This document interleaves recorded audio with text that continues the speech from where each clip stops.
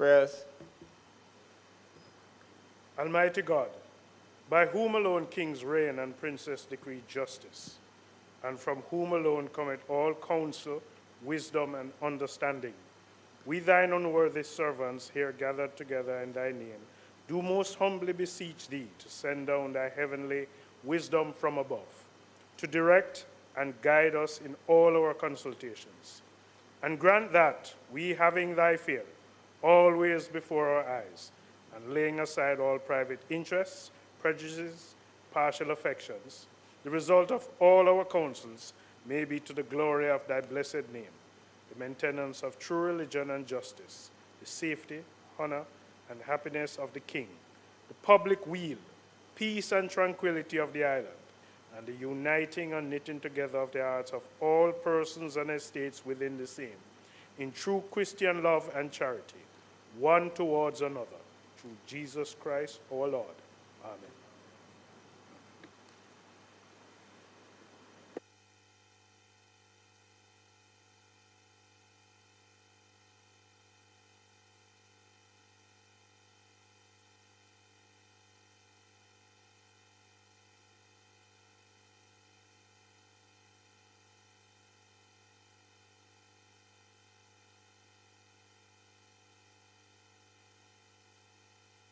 Be seated, please.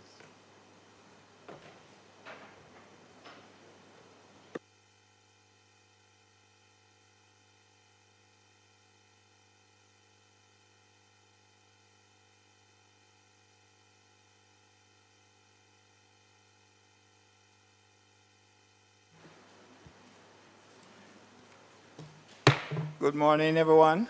I call to order the sitting of this Honorable Senate for Friday, June 5th, 2026. And before we get into the agenda for today, I wish to extend a warm welcome to persons seated in the gallery. And we have with us the Johnstown Primary from Lysons in St. Thomas. 5 members, we are those, okay. So that we make the distinction, the Johnstown Primary, can you just stand, please? We have 5 students and there is 1 teacher. And I suspect that is the teacher in the red, right? Yes. Very well, thank you very much. And we also have visiting not only the Parliament today, but Jamaica, from the University of Westminster. 18 students from the University of Westminster, and 3 teachers are with them. Can you just stand for me, please?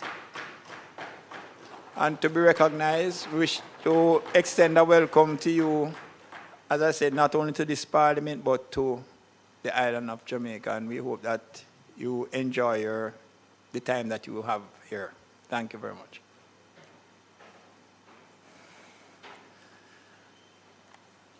And before we go further, I wish to bring to the Senate's attention and for us to recognize the passing of retired Justice Ian Xavier Fort,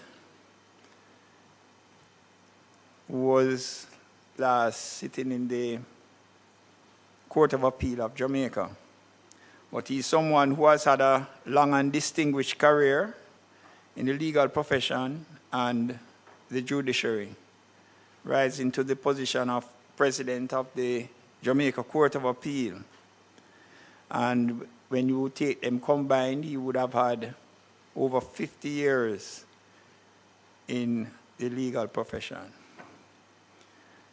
From my recollection, he would have tutored at the Norman Manley Law School at a time when I would have attended Norman Manley Law School and would have come under his tutelage, and he has also mentored many young attorneys, many persons in the legal profession. And I would want to say most importantly, and what is also near to us, is that he's the husband of the Member of Parliament for St. James, West Central, Mrs. Marlene Malahoo Fort. And from the seat where I sit and from the Jamaica Senate, we wish to extend to Mrs. Marlene Malahoo Fort, as well as to his family and dear friends, our deepest condolences on his passing, and wish for him to have God's light perpetually shine on him. Any words? Mr. President, thank you very much. I will not be long, as of course,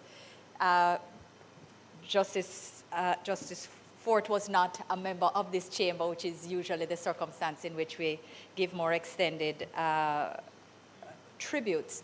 But I would rise to join you in extending sympathies to our former colleague, former Senator Marlene Malahoo Fort, who now sits in that other place on the passing of her dear husband, even as we extend to the wider family and indeed the legal and judicial fraternity our condolences on the passing of a great legal mind. We do ask that or pray rather, that his soul rest in peace and that light perpetual continue to shine, and that indeed those he has left behind are comforted by memories during their time of grief. Thank you. Senator Scott Motley. Mr. President, I also want to extend my condolences to the family of the now late Ian Ford. It struck me this morning that our greats are really passing, because just a couple of weeks ago we were acknowledging the contribution that Hugh Hart had made. One of the things that the legal fraternity has been saying about the passing of former President of the Court of Appeal, Ian Ford, is how much he mentored them, especially when he was at the DPP, giving young people all sorts of opportunities, even to make submissions, prepare submissions for the Privy Council.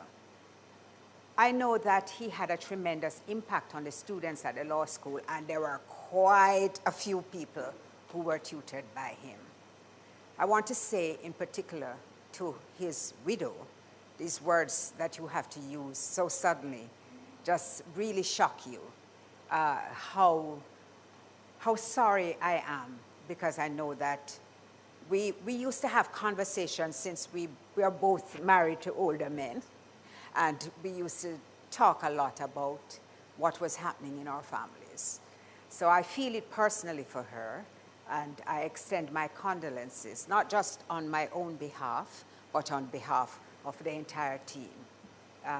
May his soul rest in peace. Thank you very much. All right, statements by ministers.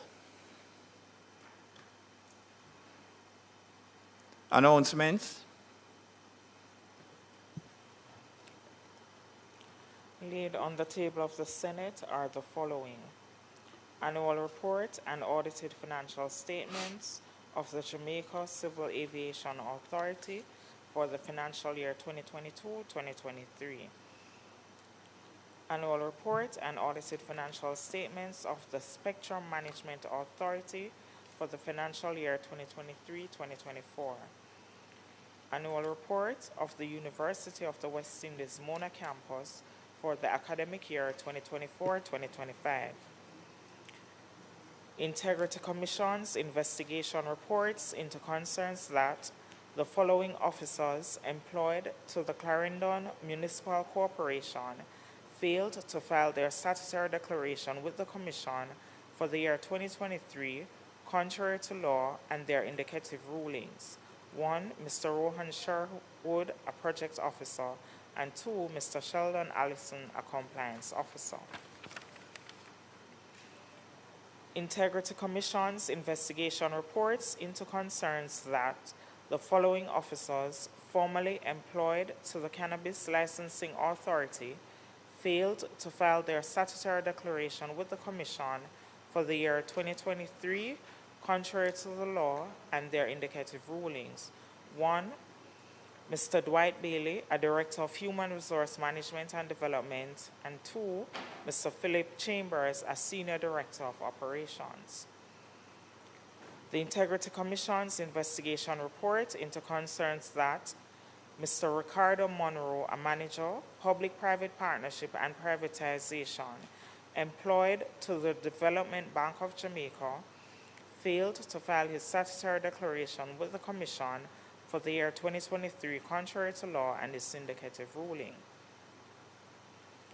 Report of investigation concerning allegations of corruption, impropriety, and irregularities in the grant, variation, and revocation of firearm licenses and storage of firearms and ammunition at the Firearm Licensing Authority. Integrity Commission's investigation reports into concerns that the following officers employed to the Forestry Department failed to file their statutory declaration with the Commission for the year 2023, contrary to law and their indicative rulings. 1. Mr. Jason Gordon, a Director of Forest Resource Assessment. 2. Mr. Jakes Plummer, a Senior Compliance and Enforcement Officer. And 3. Mr. Clovin Daniels, an Inventory and Stores Officer. Integrity Commission's investigation reports into concerns that the following officers failed to file their statutory declaration with the Commission for the year 2023, contrary to law and their indicative rulings. 1. Mr. Michael Hurst, a forklift operator, current porter employed to the Bank of Jamaica. 2. Mrs. Michelle Toyloy Carter, an Executive Director, formerly employed to the Devon House Development Limited. And 3. Ms. Tion Harvey, a temporary audit assistant, formerly employed to the Betting, Gaming and Lotteries Commission. Statement on fiscal performance for the Independent Fiscal Commission for the fiscal year 2025-2026. Bank of Jamaica Monetary Policy Statement for 6 months ended March 2026. Bank of Jamaica Quarterly Monetary Policy Report for the quarters ending February 2026 and May 2026. Auditor General's Department audited financial statements for the Parochial Revenue Fund for the financial year 2023-2024. Auditor General's Department certified appropriation accounts under head 16049 recurrent for the Management Institute for National Development 2024-2025. Annual performance report of the Minister of Local Government and Community Development for the financial year 2025-2026.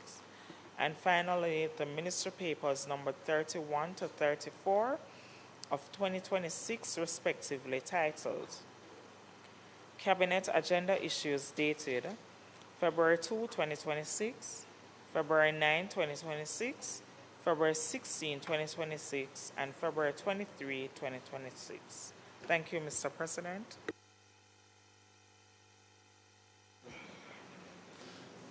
I just want to clarify whether or not the report mentioned has been tabled from the Integrity Commission. It's the same report that we were told the presiding officers would not bow and present to the Parliament.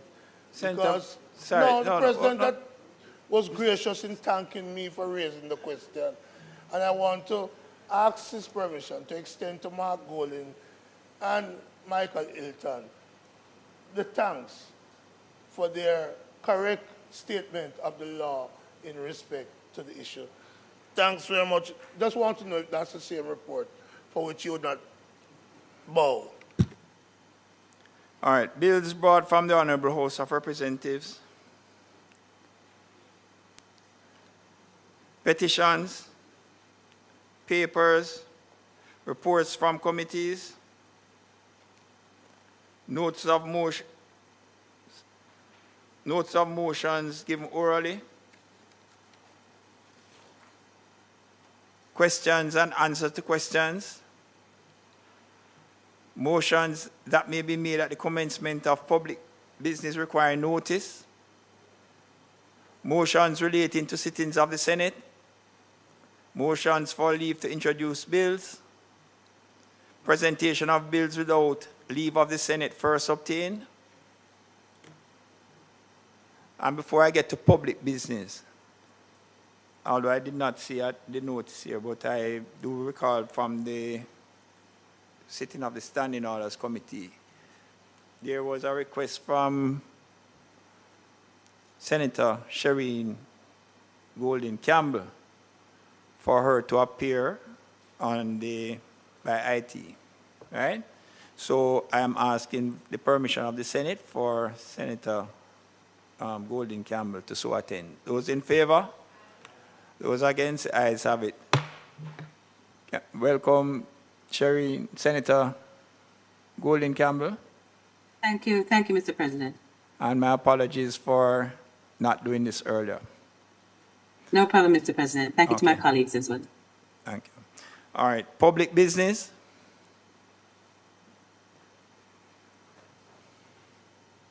Mr. President, today it is intended to take the bill shortly entitled the National Housing Trust Amendment Special Provisions Act 2026 through its second reading and its concluding stages. I want to thank Senator Hill for having taken charge of the bill in my absence, and I will take the second leg of this relay as well as the final one. Thank you, Senator Hill. Mr. President, the bill seeks to amend the National Housing Trust Act to allow for the continuation of the annual special distribution from the National Housing Trust to central government over the 5-year fiscal period starting 26-27, our current fiscal year, through to 2030, 2031.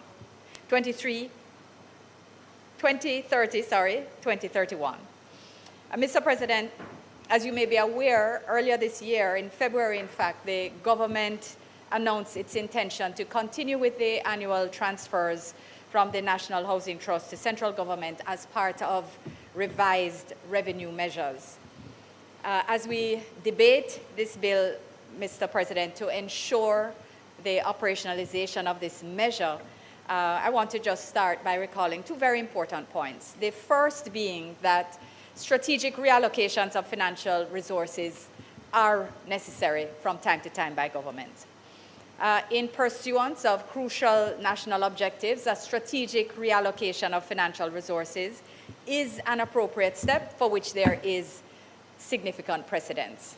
In fact, Mr. President, interesting historical fact is that the NHT itself was initially capitalized through allocations from the National Insurance Scheme through an amendment to the National Insurance Act of 1976. Mr. President, secondly, the NHT has previously been used strategically for national priorities and fiscal consolidation. Mr. President, the application of the NHT resources for other national priorities within the context of broader macroeconomic management also has precedent. In the 1990s, under former Prime Minister Patterson, the NHT provided support for an education reform initiative, and in 2013, under former Prime Minister Simpson Miller, in order to meet obligations under the extended fund facility with the International Monetary Fund, the then government took for the first time the step which is against us, again before us today, that is, they directed NHT contributions towards central government for fiscal consolidation in the amount of $11.4 billion. Mr. President, this was effected or facilitated by an amendment to the National Housing Trust Act, the provisions of which then expired in 2017. Mr. President, under the 2016 administration of Prime Minister Holness, given the need for further budgetary support for the government's economic stabilization and reform program, amendments were again made to the NHT Act in August 2017 to facilitate the continuation of annual transfers from the NHT for the fiscal years 2017-18 to 2020-21, and then again, Mr. President, in December 2020 to facilitate annual transfers through to financial year 25-26. Mr. President, in 2020, clearly we would recall the massive economic disruptions caused by the COVID-19 pandemic, and that was what required the continuation of the mechanism. Mr. President, it is therefore clearly entirely reasonable to have foreseen that the even more significant economic losses and damage caused by Hurricane Melissa in October of last year would require retention of this mechanism. Mr. President, in reaffirming the government's clear and expressed belief that the NHT funds ought to be used for their intended purpose, that is to increase and enhance Jamaica's stock of available housing, we also reaffirm with confidence that the NHT funds are in fact being put to that use to the greatest extent that they have ever been. Mr. President, this is not to say that more is not required and that more is not always needed, but it is indisputable that this administration has issued more mortgages and started and built more houses than the opposition did in their commensurate time at the wicket. The numbers tell the story. Mr. President, furthermore, in financial year 26-27, notwithstanding the continuation of the transfers, the NHT will invest approximately $50 billion in housing solutions, alongside an additional $21 billion in subsidies to support affordability. More and more money. The Trust currently manages more than 41,000 housing solutions across the country, including 10,700 under construction, nearly 6,000 at the contract stage, more than 11,500 in procurement, and 11,600 in current planning and design. I'm sure that colleagues on this side will be happy to share some more about what is being done in the housing sector, as well as some of the more impactful interventions that the NHT has already made to support its mortgage holders who were affected by Hurricane Melissa, and they are significant.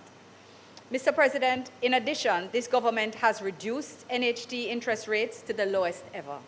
It has transformed and expanded access by contributors, including teachers, nurses, firefighters, and members of our security forces who already benefit from reduced mortgage rates. Very soon, Mr. President, there will be further announcements to be made. Mr. President, our young people, Mr. President, are also seeing increased opportunities, and as of July 1st this year, they will see more, as 20% of the NHT housing solutions will be reserved for persons under 35. Mr. President, contributors in the lowest income earning brackets can pay as low as 0%, Mr. President, under this administration. And for existing homeowners that don't fit into any of these categories, Mr. President, access to financing has also been accelerated through expanded pathways, including expansion of maintenance grants and loans, upgrades, including use of solar systems, Mr. President. And all of this has happened under the administration while undertaking the same transfers. Mr. President, proper leadership, strategic management, and effective planning and operations with the Jamaican people's interests always at the forefront of our minds and always at the heart of our policies have made all the difference. Mr. President, we are doing all that can be done for contributors while maintaining the health of the institution. Arguments that we are watering down the purpose or the mission of the NHT are, in fact, sorely misinformed.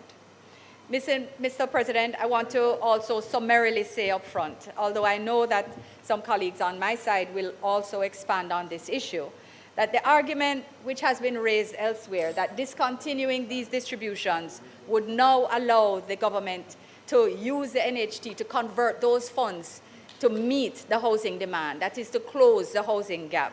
And this argument is also not grounded in Jamaica's realities, Mr. President.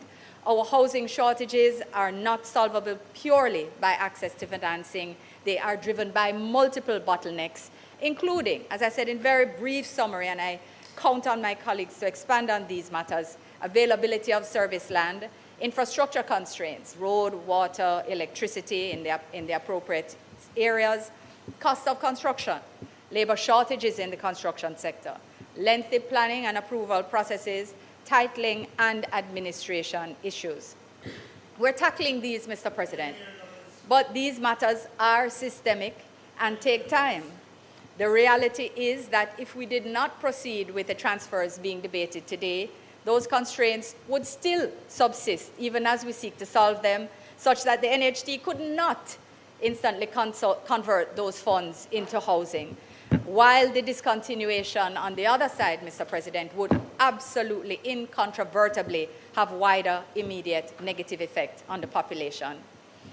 Mr. President, in response to persons who may ask about the NHT's ability to afford the distributions, I want to assure them, whether they are members of this chamber or not, that the NHT is more than able to sustain the annual $11.4 billion transfers to the government over the medium term, while maintaining adequate cash surpluses. The NHT continues to maintain a strong asset position. In fact, assets exceed liabilities by approximately 1.8 times and will continue to do so over the medium term. Therefore, based on the expected expenditure plans, a strong revenue base and robust asset position, and again, I hope to hear more about this during the debate in more detail, notwithstanding the transfers, Mr. President, it will be able to continue to operate profitably while expanding access to housing. Mr. President, given that Jamaica's fiscal environment has been significantly altered by the passage of Hurricane Melissa, the government reluctantly opted to continue this particular revenue measure. The clear reality, as alluded to earlier, is that beyond the personal experiences of dislocation, loss, and disruption caused by Hurricane Melissa, extensive destruction to critical infrastructure, productive sectors, and public assets have placed severe pressure on the public finances and increased the need for continued recovery spending. Discontinuation of this measure at this time would result in a significant fall-off in government revenues at a time when these funds are needed even more. The alternative would be to cut programs delivering wider benefits or to levy new taxes on the backs of the Jamaican people. Our ability to deliver on the government's economic program in the best and widest interests of all Jamaicans, therefore, continues to rely on these transfers from the NHT to fund expenditures already outlined in the national budget. And I look forward to presentations by colleagues which may expand on details around these realities. Mr. President, allow me to say, by way of context, that I am proud that as a member of this government, led by Dr. the Most Honorable Andrew Holness, special shout out to Senator Brown, our hallmarks have been integrity, prudence, fiscal responsibility, and care and support for the most vulnerable. It gives me special pleasure, it really does. This government has made strategic investments across all sectors that have demonstrated how good management benefits every single Jamaican. Mr. President, the results are clear. Jamaica is the safest it has been in decades. Our country has achieved the highest agricultural outputs ever. Employment has reached record highs. More hospitals and health centers have been and are being built and renovated, with more doctors and nurses serving our people. More access to potable water and more irrigation of arable land to our farmers have been and are being provided.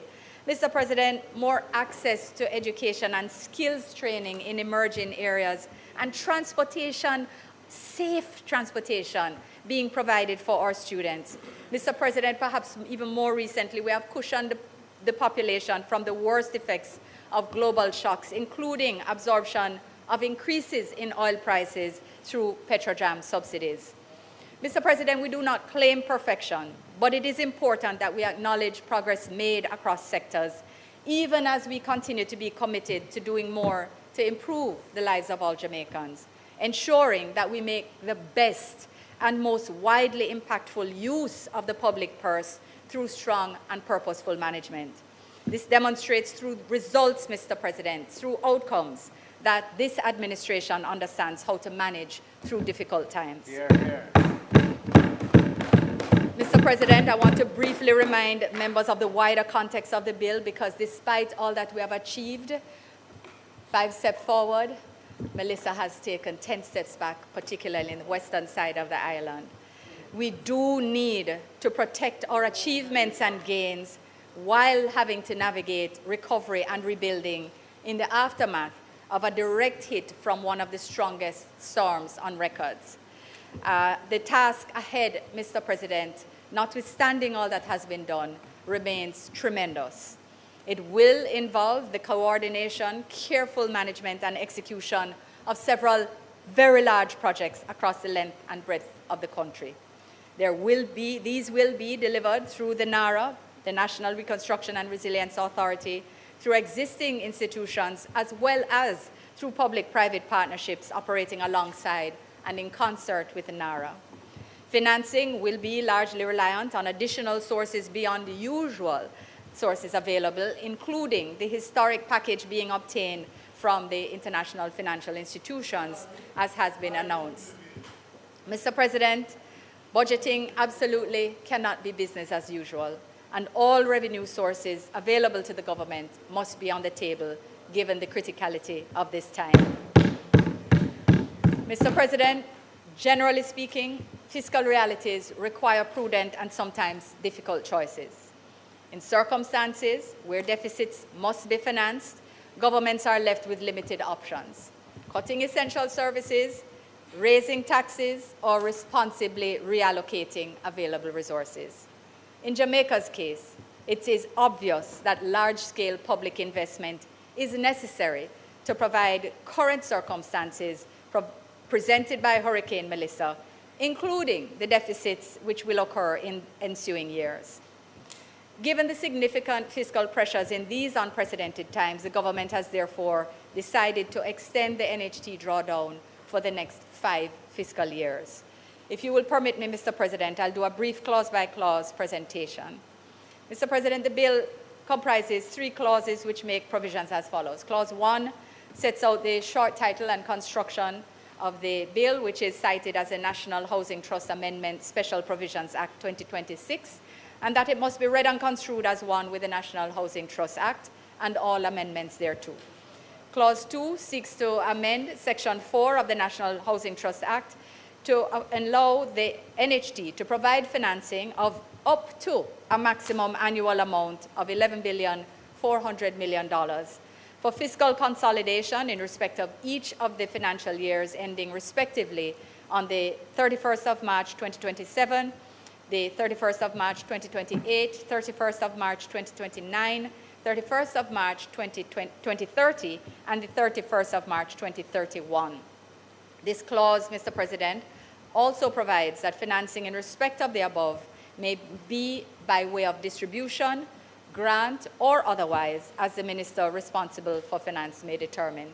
Clause 3, Mr. President, outlines the duration of the Act, providing that it will continue into force until March 31, 2031, and will then expire. Mr. President, in the circumstances which I have explained to this House, I very much look forward to the due consideration and support of this very important bill by both sides. I thank you, Mr. President. Thank you, Minister Johnson-Smith, and I recognize Senator Professor Floyd Morris.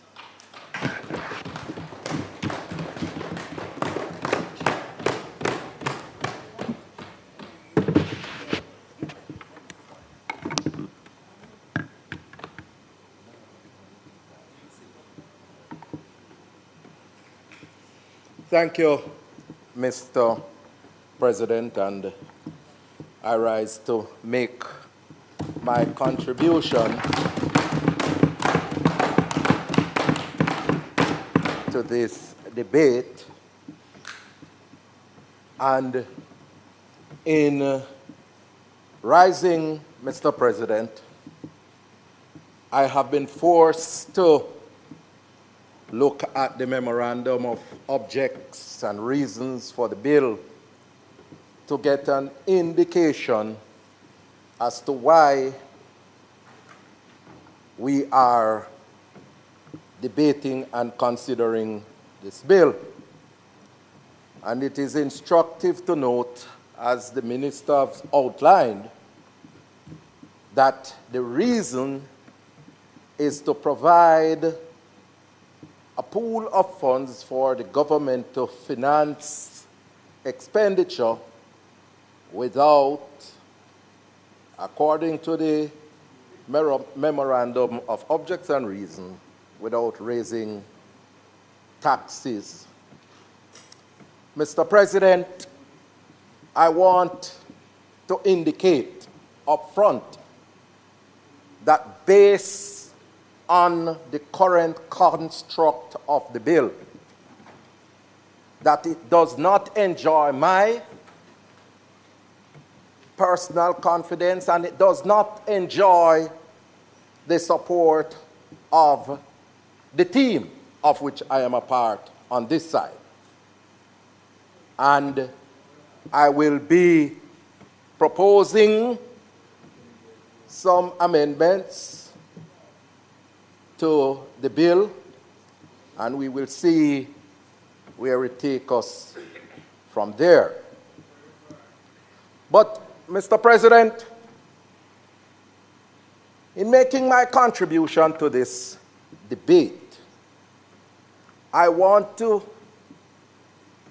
indicate that this is a continuous plundering of the resources of the NHT. Because from 2016 to now, 10 years that the government has been in power, and the government has taken out $114 billion from the NHT. $114 billion. So much? And plans to take another $57 billion over the next 5 years. That is a cumulative $171 billion that they would have taken out of the NHT. Now, I want to point and make it clear that the NHT, when it was established, the NHT is a fund that have been designed for contributors to assist in building affordable houses. That's the purpose of the NHT. It's a contribution scheme. And every 8 years, individuals get a refund of their contribution. It is not a fund that government, it is not a fund that should be consistently used to finance the budget. Because what has happened now, and I hear the government boasted last year, no new taxes.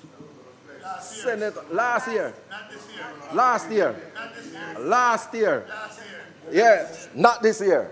They boasted no new taxes. But taking out money from the NHT for 10 consecutive years to fund the budget is a form of indirect taxation. So no matter how much you want to take to spin it, it is a form of indirect taxation because those funds belong to the people, the workers who contribute to the fund. So, Mr. President, 171 billion and another 114 and another 57, taking us to $171 billion. Mr. President, as I reflected on the amount of money that have been taken out of the NHT. I keep on hearing a statement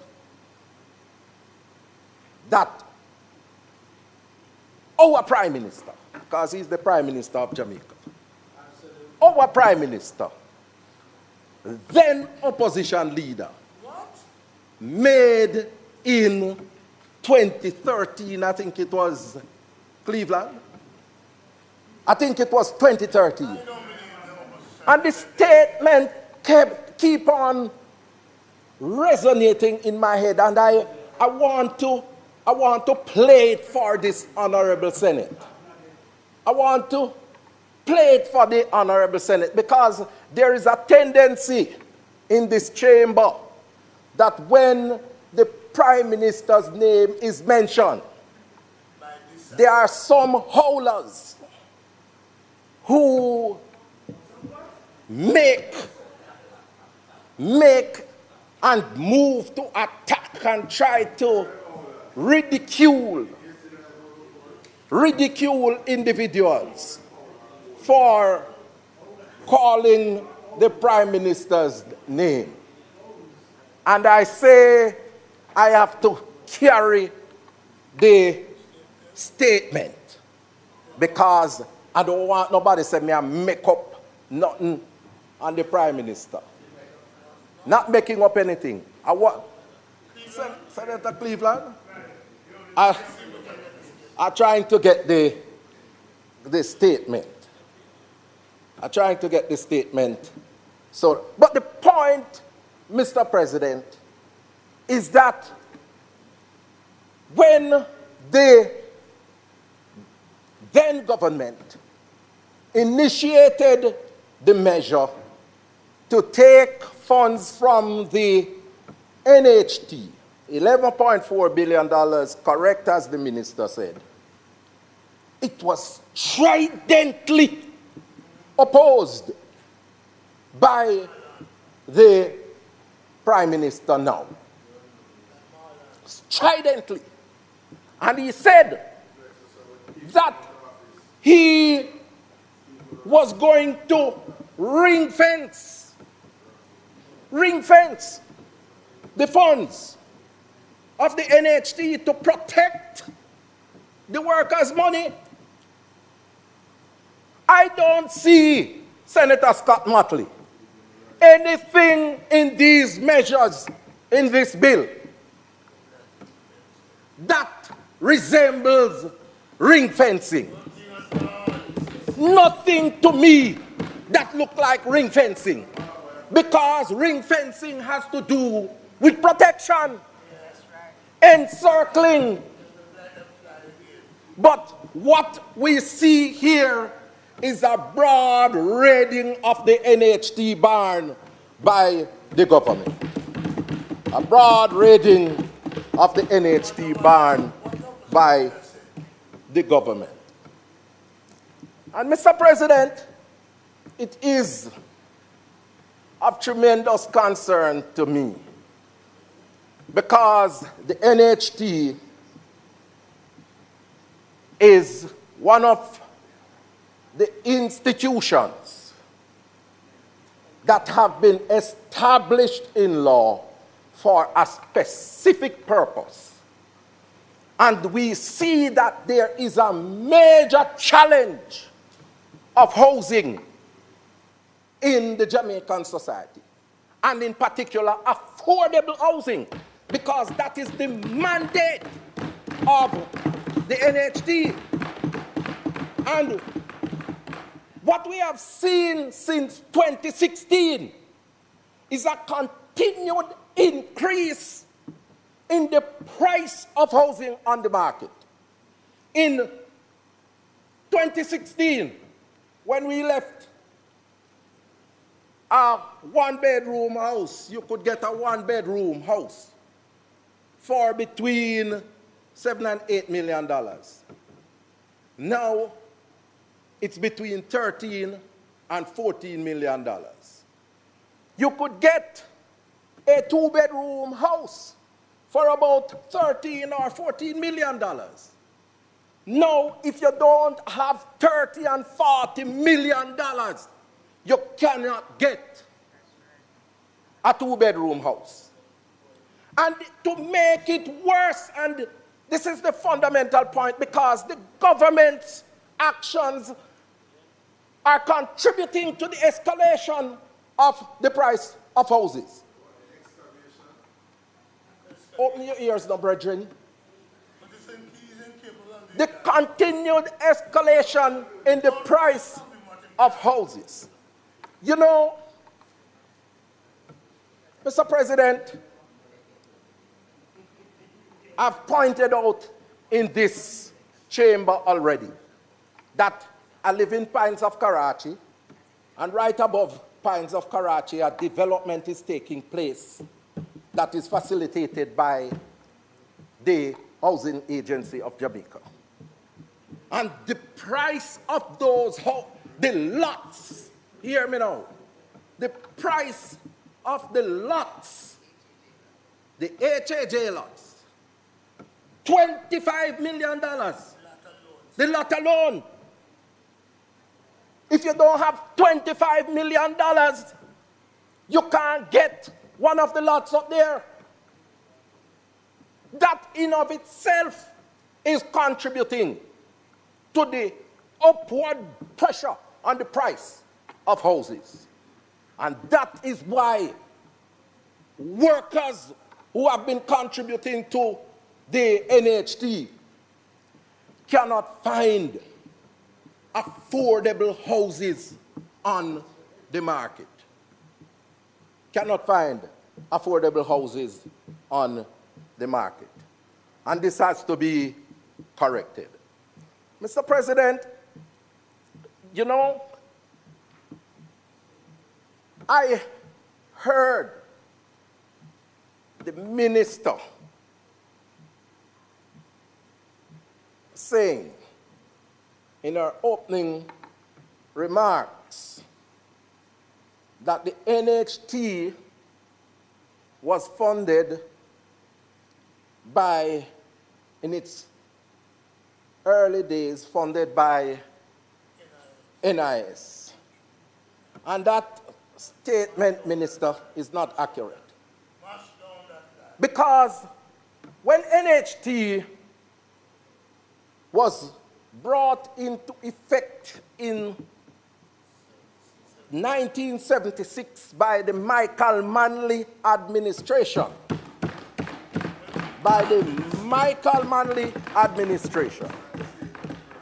the decision was taken that because we never had specific legislation at the time to use the NIS Act to collect the funds, and those funds would be repatriated to the NHT for the intended purpose.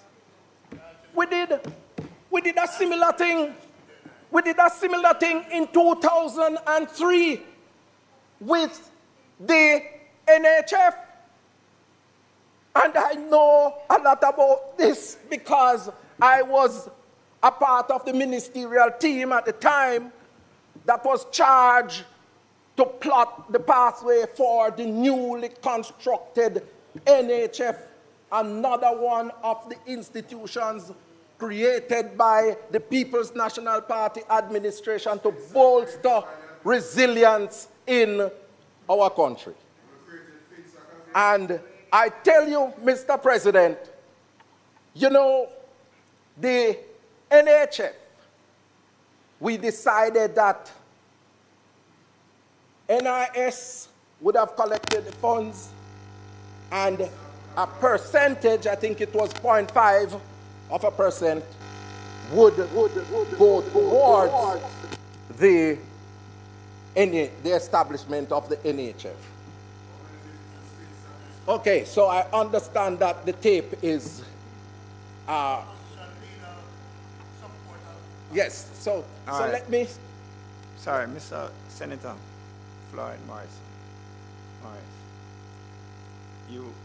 We have a standing orders that you're going to follow, right?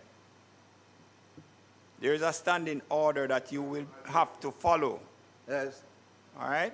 So be guided.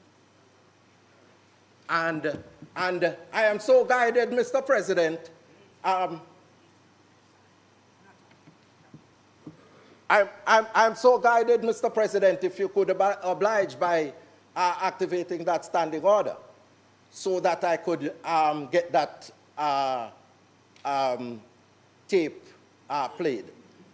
But it's not the first time, Mr. President, that such a tape would be played, because I have seen in the Senate, specifically Senator Longmore, some time ago, showing a picture or a video. So, you know, I can't understand why, yes, you know, so I can't understand why this approach now, you know. Sorry. Look here. I can't recall the Senator Longmore issue. I may not have been sitting here. I am applying the standing orders. And that is it. It's as simple as that.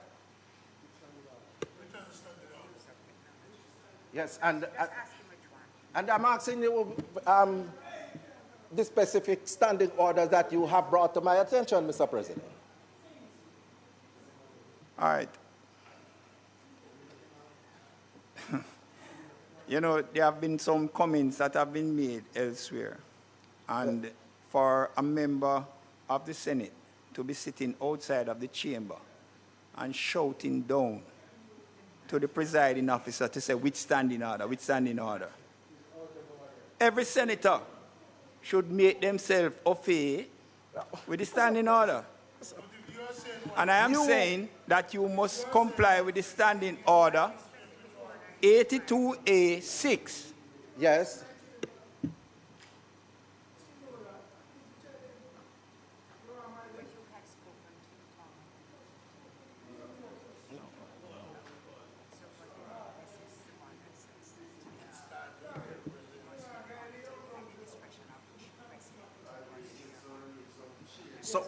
So I am asking the chairman permission to play the video or the tape subject to Standing Order 82.6.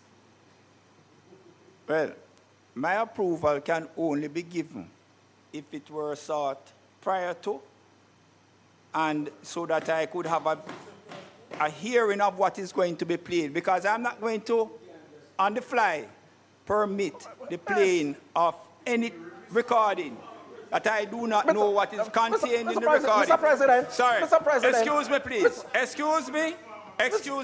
Mr. And President. so that we understand what the standing order is. And Mr. President, Senator Floyd Morris, I'm speaking at the moment. I want to move on from the point, Mr. President. Take it easy. I want to move on from the point. Take it easy for me, please. And so that everyone, because sometimes persons who are watching think that we are just making up rules on the fly. And I am wanting to read the appropriate standing order that we have all agreed. Give me back my time, is a Mr. rule. President. You will get back your time that Okay. I take in order to. It's not running. Thank you very much. All right. So, Senator Morris and members of the Senate, be guided, please.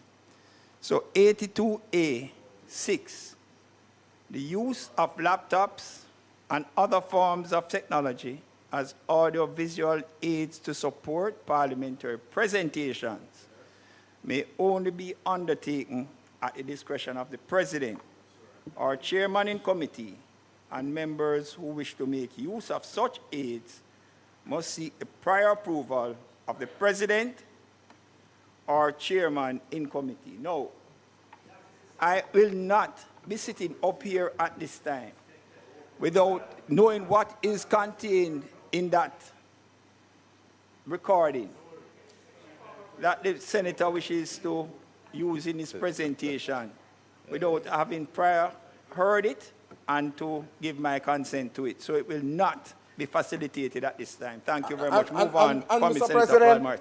and Mr. President, I accept your authority in the chair, but I want to also bring to the Honorable Chamber and to the public that I am making my presentation here from a laptop.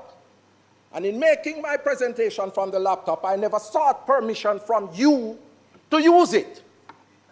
So are you going to stop me from continuing my presentation with the use of the laptop? Mr. President, the recording will not be moved. Move on from Senator Floyd-Marsh.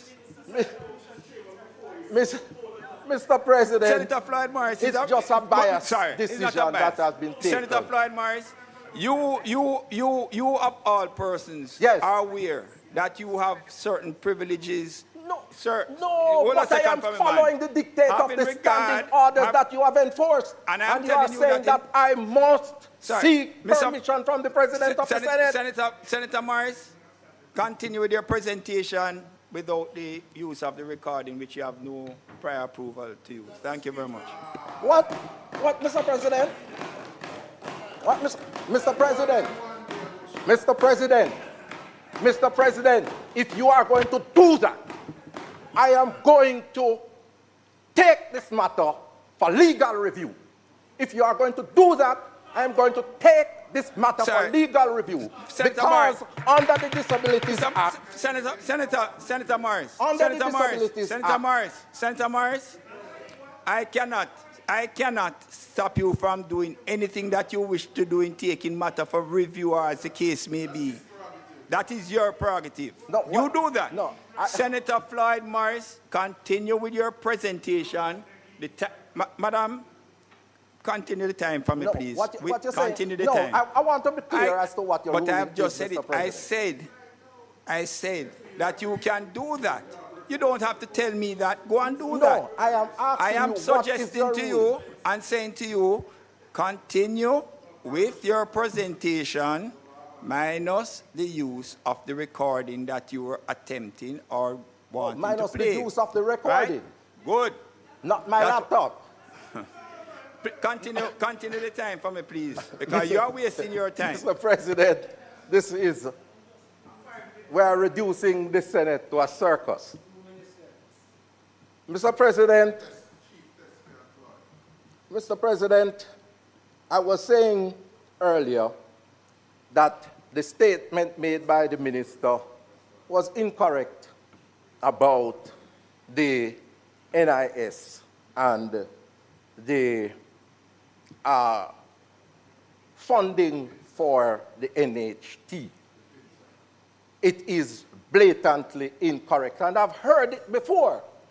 And it is a deliberate attempt to try and distort history, because NHT is undoubtedly one of the most consequential social institutions in Jamaica. NHT has built over its 50 years of existence approximately 300,000 houses. 300,000 houses.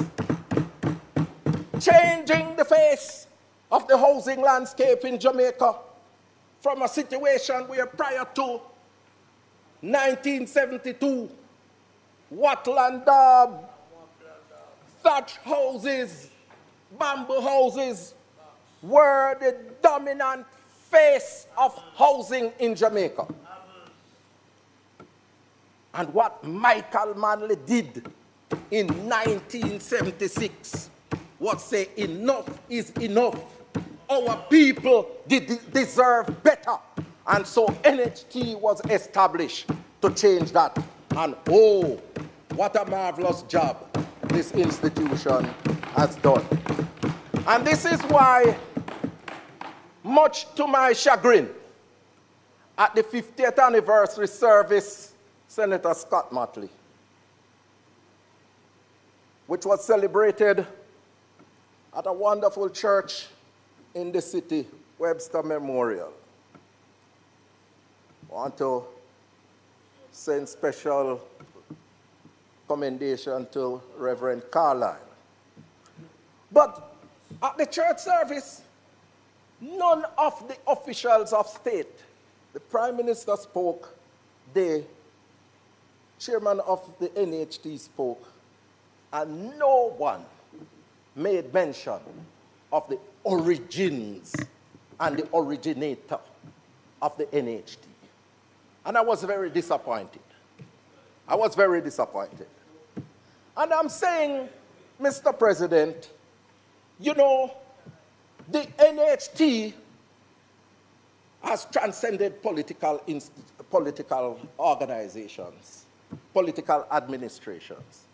It is, I mean, I give credit to Edward Seaga, former Prime Minister, for establishing HEART in the 1980s. We expanded on it. We expanded on it. But at least let us establish some decency in the politics and recognize those who have made their contribution.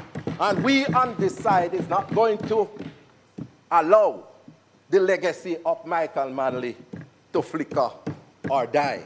The NHT is a part of the BNP saving plan for Jamaica. Mr. President, I want to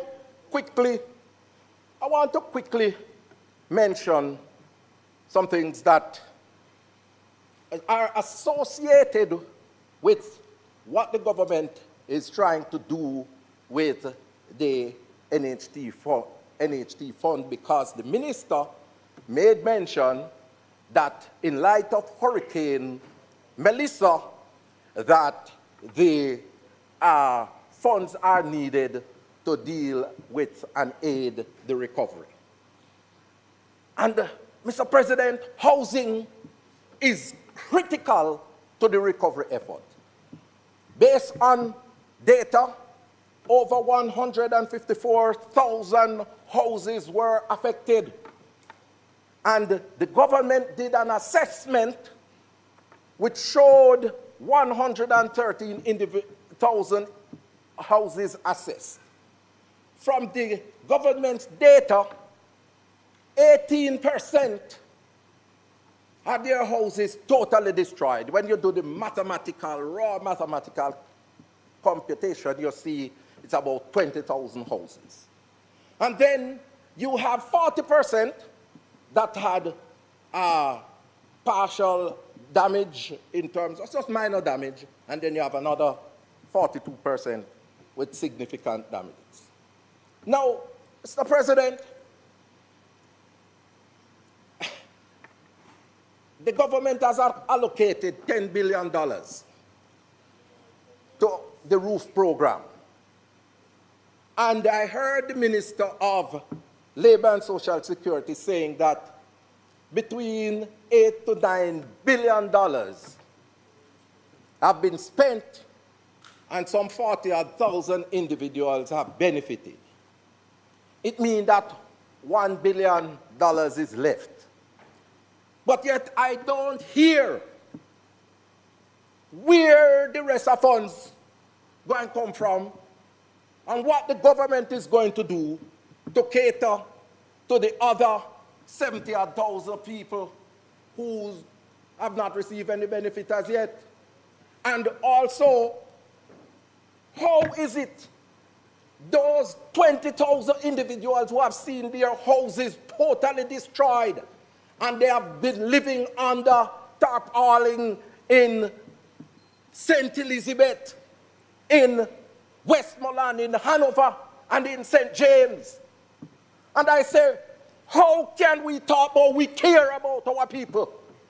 And we have so many of our Jamaican brothers living in houses where all you see when you go in St. Elizabeth and Westmoreland and Hanover is tarpaulin covering the houses. And I say that we from this side, what we are proposing is that we amend this legislation to allow for 2 years. And in those 2 years, the monies that are earmarked go specifically towards providing houses to the people in Westmoreland, in St. Elizabeth, in Hanover, and St. James who need this service, who need this support. They are our Jamaican brothers, and we make contribution to the NHT, and we are prepared to support that so that our Jamaican brothers can have a restart. And we propose to do it for 2 years. For 2 years. For 2 years. Mr. President, I'm winding down, and I want to say, Mr. President, that last year the government signaled that it was going to purchase 5,000 houses. 5,000, okay, 5,000 modular homes. And these were to come in by January 2026. January 2026. And to date, we have heard that 900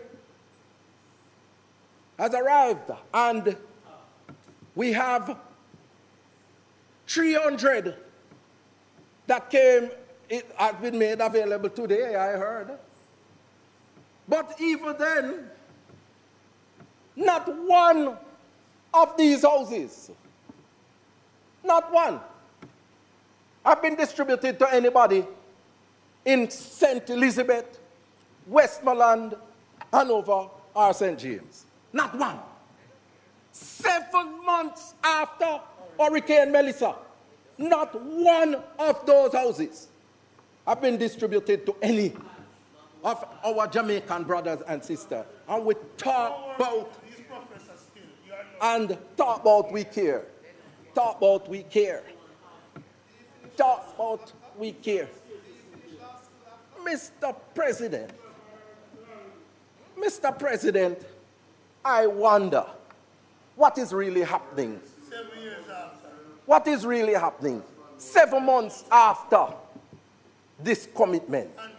And that it should have started in January of this year. And then people want to come and challenge me when I say and ask the question, where they house them there. They're still asking the question, because until the houses are in the hands of the people, I am going to ask where they house them there. Let me correct that, because I will be ruled out of order by the president. You know, where are the houses? Where are the houses? I'm complying with the standing orders. Mr. President, you know, my heart, our heart, is for the Jamaican people. And we want to make sure that the NHT, which was created to provide affordable houses for the people, to make sure that that remit, that vision, that mission, that commitment by Michael Manley, that is restored, and that is fulfilled by an institution that has done extremely well over the past 50 years, but is being brought off track by an uncaring government. May it please you, Mr. President.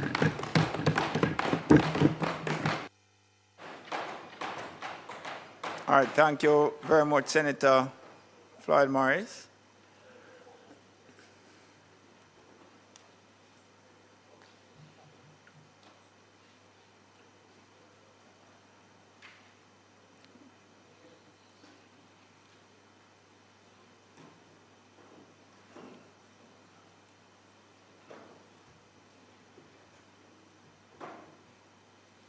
Turn on the mic for me, please.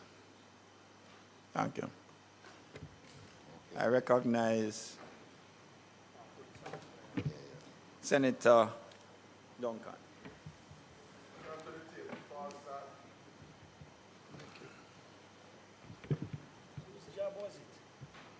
So, Senator Duncan, I recognize you. Go ahead. Thank you, sir. Thank you, Mr. President. Good morning, colleagues. Good morning. Morning to the parliamentary staff. Morning to the students and teachers who are here with us today. Welcome.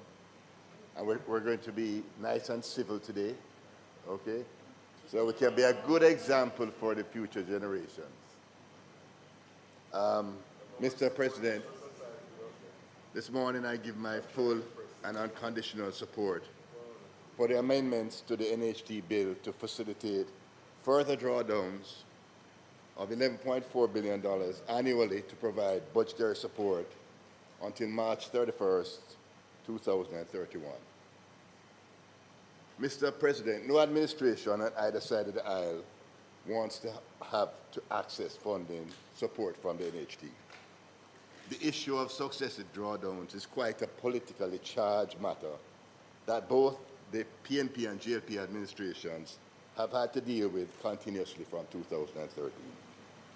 However, at the end of the day, this is a pragmatic and responsible financial decision that we must take as a country, as we must maintain our commitment to fiscal responsibility that we all have worked at across administrations over the past 15 years. In 2013, the first drawdown from the NHT occurred. It was suboptimal, as we all know, but necessary as a part of our fiscal consolidation effort to get our public finances in order to achieve macroeconomic stability and to regain credibility in the domestic and international markets. While that 2013 legislative amendment to the NHT Act marked the beginning of ongoing annual withdrawals, there is historical precedent for the NHT being tapped for funds outside of direct housing. Former Prime Minister P.J. Patterson in 2005 allocated $5 billion of the $38 billion that was held in reserves at the NHT at the time to fund a major education initiative, as my colleague has spoken to upgrade educational facilities across the island. Minister of Information at the time and Senator at the time, Burchell Whiteman, described the allocation at the time, and I quote, "It is in fact saying we are not just about building houses, we are providing for people's welfare." He also noted that the performance in the trust over the years has been above par, probably alluded to the fact that there were significant reserves built up of over $38 billion. State Minister for Education at the time, Senator Noel Monteith, also said he saw no difficulty, and he was Minister of State of it in Education at the time, with the Senate approving the bill to divert the funds to the Education Initiative.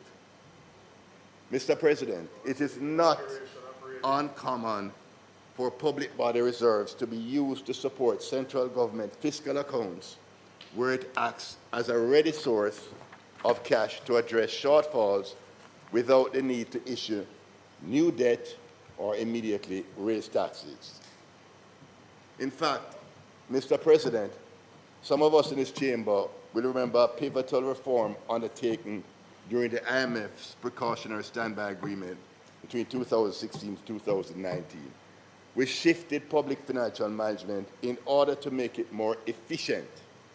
In 2017, the government de-earmarked eligible public bodies and started the process of consolidated budgeting for the public sector, that is both central government, ministries, departments, and agencies, and public bodies will be seen as a single entity. Mr. President, the idea behind consolidated budgeting is that some public bodies operate at a surplus while others operate at a deficit. and all allocations are made at different times to continue to ensure that the needs of Jamaicans are met wherever they arise, so allocative efficiency is enhanced. So we should bear this principle of consolidated budget in mind as we debate these drawdowns. Now, I'll give a little background as to where we are over the last 5-6 years, what has occurred in the global and local economic space. So, since COVID-19, the geopolitical risks have escalated and persisted, which has created significant uncertainty. After COVID, there was the Russia-Ukraine situation that ensued, that had the supply chain disruptions. We also had inflationary, we had interest rates increasing. So it has created significant uncertainty and continues, and this global uncertainty continues with recent events. Jamaica has also faced a situation where public sector compensation has substantially increased, with total wages and salaries moving from $225 billion in 21-22, financial year 21-22, to currently $522 billion for financial year 25-26. As a result, wages and salaries have moved from 30% of tax revenues to 53%, putting a significant squeeze on the fiscal space in light of all the events that are occurring around us, locally and globally. We have also had to deal with two massive hurricanes, Beryl and Melissa, and their effects, which has led to a slowdown of the Jamaican economy, with a 7.1% reduction recorded for the October to December quarter of 2025. The PIOJ has also estimated that the economy experienced a decline of 5.9% in the first quarter of 2026, with a projection for the economy to decline for the entire fiscal year by 1.7%. Mr. President, the GOJ has also recorded a fiscal deficit of $90.6 billion as at the end of March 2026, and is currently forecasted in the fiscal policy paper to record fiscal deficits for each of the next 4 fiscal years of $190 billion, $137 billion, $102 billion, and $86 billion, respectively, up to 2029-30. Jamaica is also contending with the current Middle East conflict, which has created a challenging and unpredictable global economic environment and creates great uncertainty as to the duration of the slowdown in the global and local economy. The knock-on effects could likely see a slowdown in economic activities and tax revenues. Jamaica faces a very risky global environment and without doubt will impact our local economy, and therefore it would not be prudent to discontinue budgetary support from the NHT during this cycle. Mr. President, I will now give an overview, because we have to look at the capacity of the NHT to afford this budgetary support without hampering its core mandate. And we look at first the capital expenditure and housing expenditure. Despite these drawdowns, since 2015-2016, the NHT's total capital expenditure has more than doubled, moving from $24.9 billion to a projected figure of $54.7 billion for financial year 26-27. As a result, Just a projected figure, learn what that means. and $50 billion projected, yes.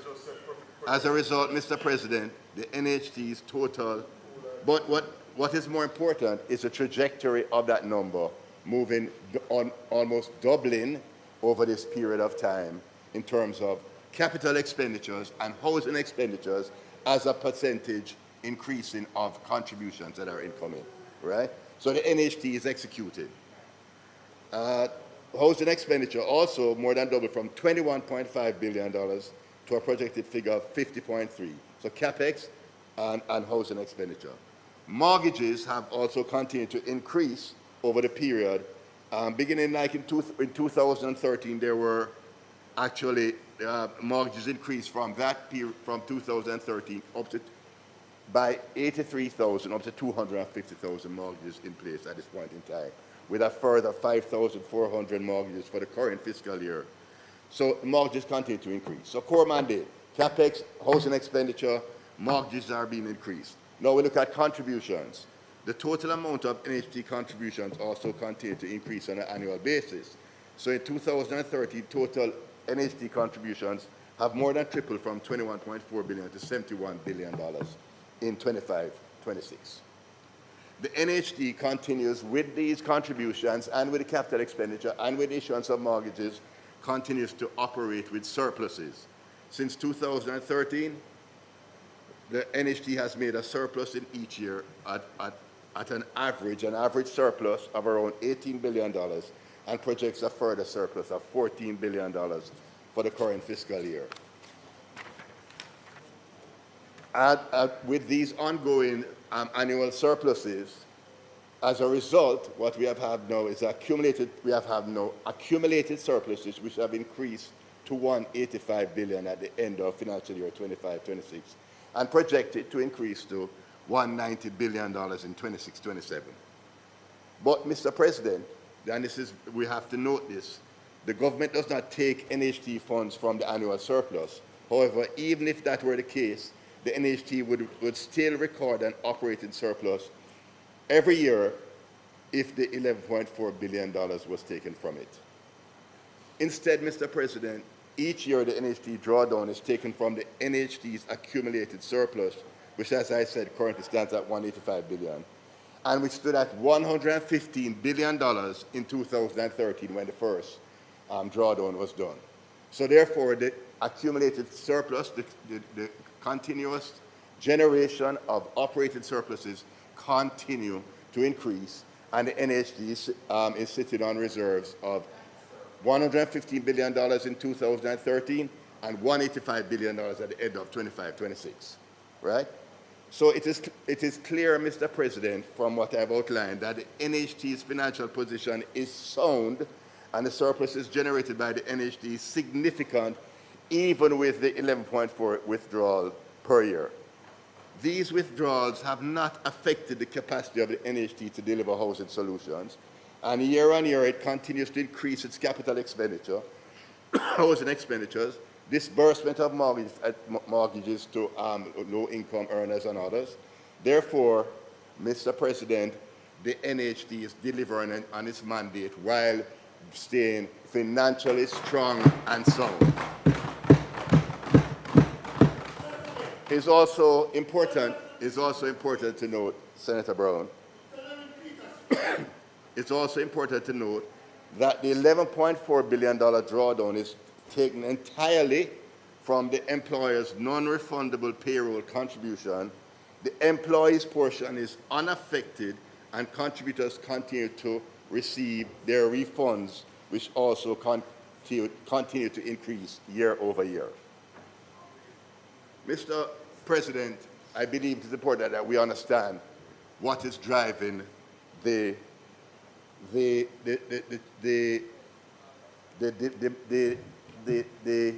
shortfall in affordable housing as a country. And there are real structural issues which we must address as a country. The financing is not the issue. It is supply where we have an issue.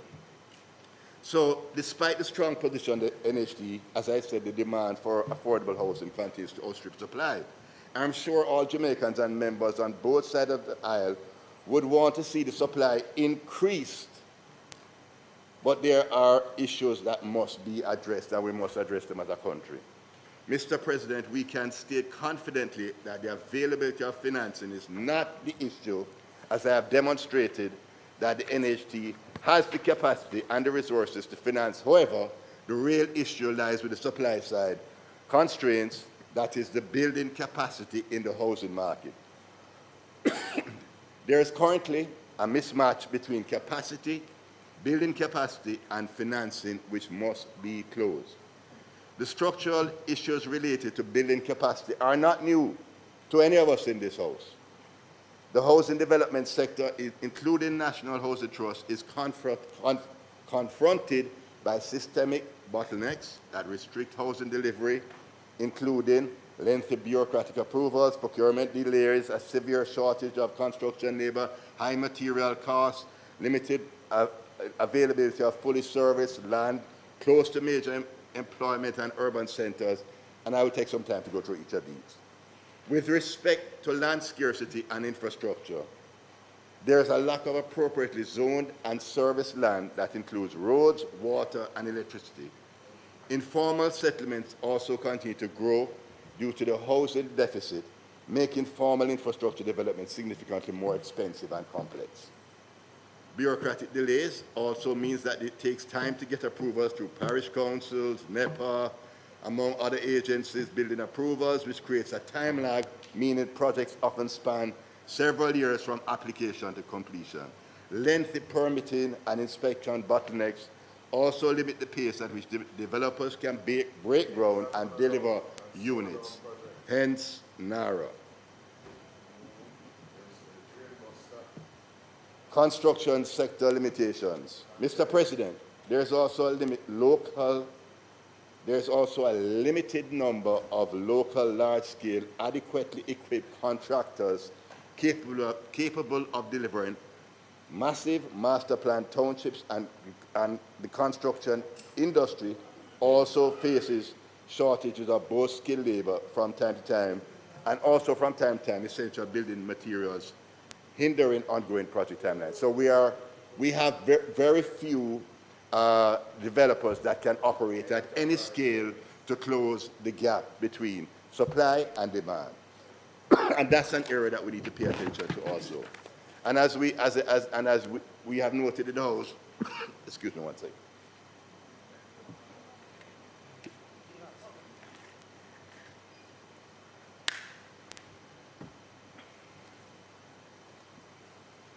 The NHD also assists buyers with low-interest loans. If housing supply doesn't increase proportionately, support on the demand side simply causes property prices to rise. High global and local costs for foundational materials like cement and steel also make development progressively more expensive, resulting in higher final unit costs. But, Mr. Speaker, the NHD is not sitting idly by. They're not, so, oh yes, sorry about that. Mr. President, sir, despite these challenges, the NHD continues to pivot its strategy and continues to look to how to address these structural constraints. So one area has been through the external financing mortgage program. This, the EFMP program, leverages the existing financial sector presence in the mortgage market, with the financial sector covering the full mortgage amounts which have been previously funded by the NHD. This is not outsourcing, but a deliberate effort to mobilize private capital while freeing up NHD funds to be deployed towards addressing the housing supply gap. After 3 years, the EFMP program has disbursed over $33 billion in NHD loans, with of course the NHD providing that interest rate subsidy, which brings down the cost of borrowing to the homeowner. Mr. President, the EFMP program, with the EFMP program, the NHD does not have to pull from its own reserves, does not have to deploy funds upfront, and will instead put to increasing the supply of low-income housing. Therefore, rather than primarily finance individual demand, the trust is now focused on the supply side now, because this is where the constraints are on the supply side, directly boosting housing supply through large-scale partnerships with developers for master plan townships such as Greater Bernard Lodge, Innswood, villages of Colbeck Castle in St. Catherine, Longwood Meadows in Clarendon, Friendship St. Elizabeth, among others, while partnering with private entities and the Heart Trust NTA to build contractor and labor capacity. The NHT will have to build on these efforts to tackle the supply side constraints in order to optimize and utilize the growing amount of contributions. Until such time, the NHT continues to run significant operating surpluses and continues to build reserves. So, Mr. President, the NHT continues to deliver on its core mandate: increasing housing expenditure, increasing mortgages, increasing partnerships with the private sector, financial sector, private developers, in order to increase supply to the market to meet the demand. Therefore, going along with that is the fact that the NHT is financially strong, sound, with significant resources, reserves, and its operations are not in the least bit hampered by these drawdowns, and these surpluses would likely have been invested in investment securities, repurchase agreements, or be sitting in cash. And as we note, the NHT sits on significant amount of liquid assets. Mr. President, at this time, there's just too much economic uncertainty, and there are real demands on the public purse post-Melissa with very little fiscal room. So the government must be prudent and continue with its arrangements for the next 5 years. These drawdowns will provide budgetary support to maintain fiscal stability. Without these funds, the government would face even worse budget deficits, to be forced to implement new taxes on the public purse or cut programs and impacting public services and disaster recovery. The NHT's robust asset position and strong revenue base allow it to sustain these transfers over the medium term without sacrificing its ability to fund housing programs and maintain cash surpluses. The NHT must, however, continue to work with, as it has been doing, the GOJ, the partnerships in the private sector, and the financial services to overcome, and the developers to overcome the supply and capacity constraints facing the housing sector, so that more affordable housing can come to the market for especially low-income earners. Mr. President, we must, however, endeavor to maintain our fiscal targets and rules, keep our economy stable in order to ensure we do not sacrifice long-term macroeconomic benefits for short-term politically charged issues. Mr. President, I unreservedly support the amended NHT Act provided for the continuation of these drawdowns, and it must be passed today, if it pleases you. Thank you very much, my colleagues.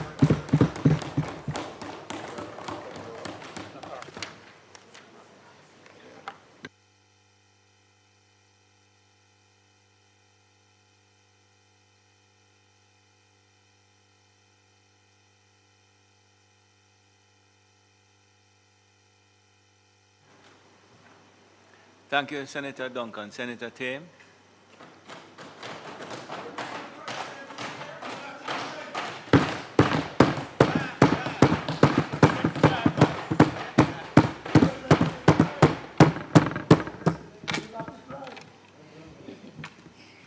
Thank you, Mr. President. Mr. President, Jamaicans have a long history of struggles to own this land. For example, Paul Bogle, who we revere, and his people understood that owning the land gave you political power. Today, the beach access struggles are a part of that bid to make Jamaica belong to the people who have lived here but were prevented from claiming this place as theirs. Home ownership is, in that vein, Mr. President, part of the dream of many, many Jamaicans to secure themselves in Jamaica. Mr. President, both sides of this House recognize the value of housing to the Jamaican population. The dream to own a home has been greatly facilitated by the establishment of a National Housing Trust in 1976, specifically to address the affordability question in a population with limited means, even when they were considered middle class. Today, too many Jamaicans live in insecure conditions. They might be packed into cramped spaces where they must go outside to have some space. They might be deemed squatting and therefore subject to removals. They are living in places by the permission of others and therefore have precarious tenure. They might have unsafe dwellings, especially after Hurricane Melissa. They might, Mr. President, have inadequate access to transportation, must travel far distances to work and school, live in places where street lighting is poor, therefore giving opportunity for predatory behaviors.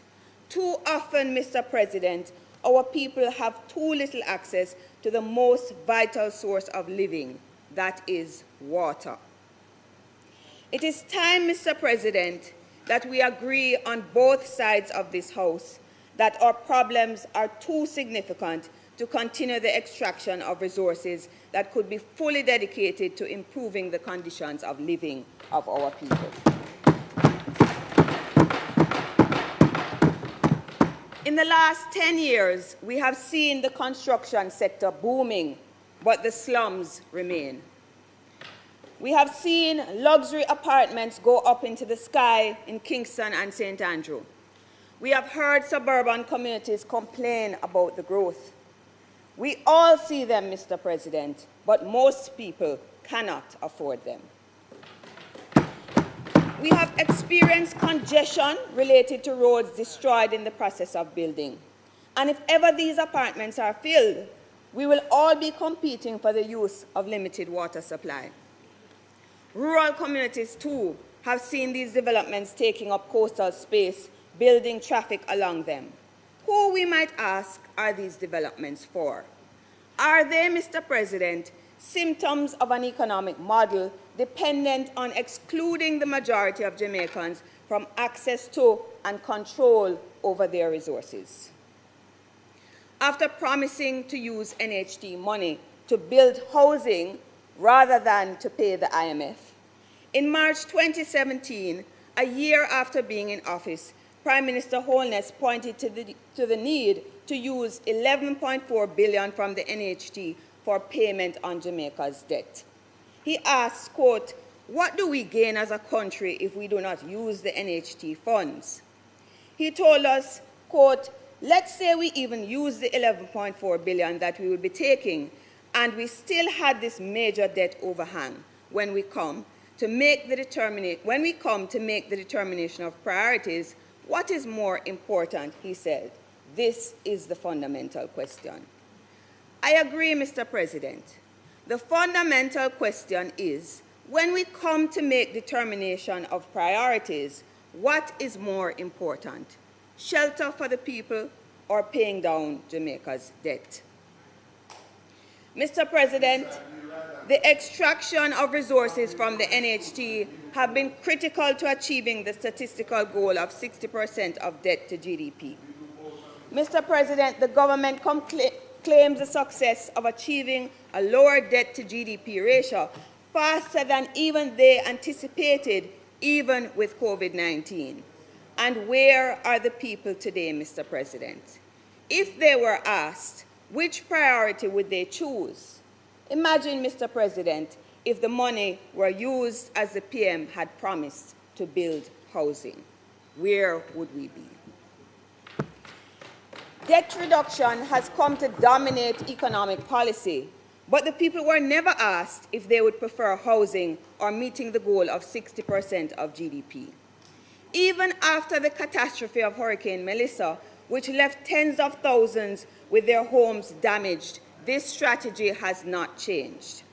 Mr. President, you would have noted, as did the Independent Fiscal Commission, that even though we all agreed to suspend the national fiscal rules, the current public debt to GDP ratio is 65.6% and lower than the post-hurricane projection of 68.9%. All hail debt repayment while the people live under tarpaulins. Mr. President, the redirection of NHT resources is indicative of the fact that Jamaica's public investment is extremely low while its debt repayment is high.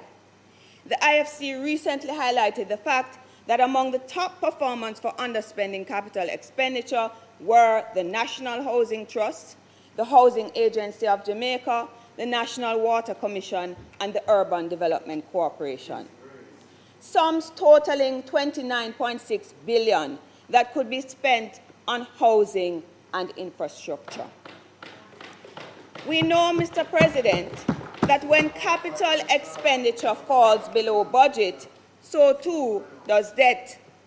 As the Acting Permanent Secretary in the Ministry of Labour and Social Security recently told the PAAC, in the case of the government solidarity program, unspent money is returned to the consolidated fund at the end of the financial year for debt reduction.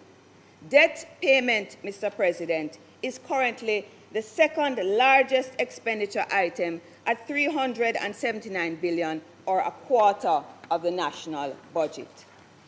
How, Mr. President, do these together impact our prospects for advancement? How can an economy grow, justice be promoted, and social peace be maintained when expenditure on physical and social infrastructure is neglected to meet debt repayment? Instead of using the NHT to finance affordable housing, as was ostensibly the intention, or investing in urban renewal, slum upgrading, to promote social justice, we are hooked on lowering debt. And why, Mr. President, does the government need to rely on raiding entities like the NHT, and we are now told also the Financial Services Commission, or forward selling the Sangster International Airport, when the macroeconomics were said to be great before Melissa? That's what securitization is. 1 minute, Senator T. You have a point of order? Yes, the point of order is the senator stated that the Sangster International Airport was sold. The receivables were discounted. So that was not correct. She's misleading the Senate. Thank you. Continue, Senator Tim. That's not a point of order. Yeah. No. The revenues then. Senator Bernard, whether it's a point of order or not, it's my call. You hear?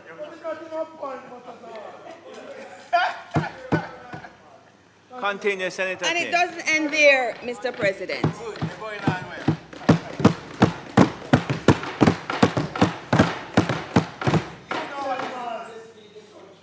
Financial institutions have also benefited under the government's innovation of the external financing mortgage program, whereby the public funds of the highly solvent NHT have been taken and given to private banks and building societies at heavily discounted rates for onward lending to mortgagors.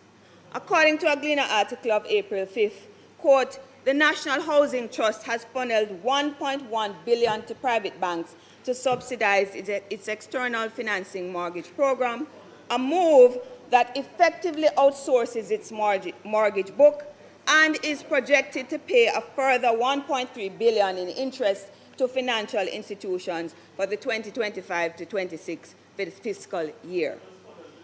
Is this, Mr. President, an upward redistribution of income from poor to rich? Meanwhile, in the world of the people, mortgages have become more expensive for borrowers, and overcrowding in households remains a problem. The just published 2020-30 Survey of Living Conditions tells us that in real terms, mean monthly mortgage payments jumped by 57% relative to 2021. It also tells us that the proportion of households living in overcrowded conditions was 51.3% in the poorest quintile, 41% in quintile 2, 32% in quintile 3, 21.8% in quintile 4, and only among the richest was it low at 7.1%. Internationally, conventions to which Jamaica is a party recognizes the right to decent housing. Our Charter of Rights recognizes the right to a healthy environment. Don't the people deserve decent, affordable housing with the appropriate infrastructure built in? Mr. President, what do you think the priority of Jamaicans would be if they had a say in the decision to withdraw $11.4 billion annually from the NHT? May it please you.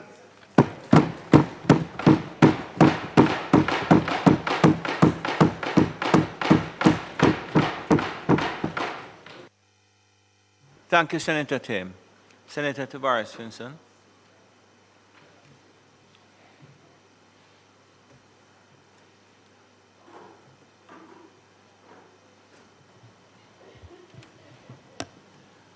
Do I need permission to speak from a seat other than my own? You have permission to speak from a seat other than your own.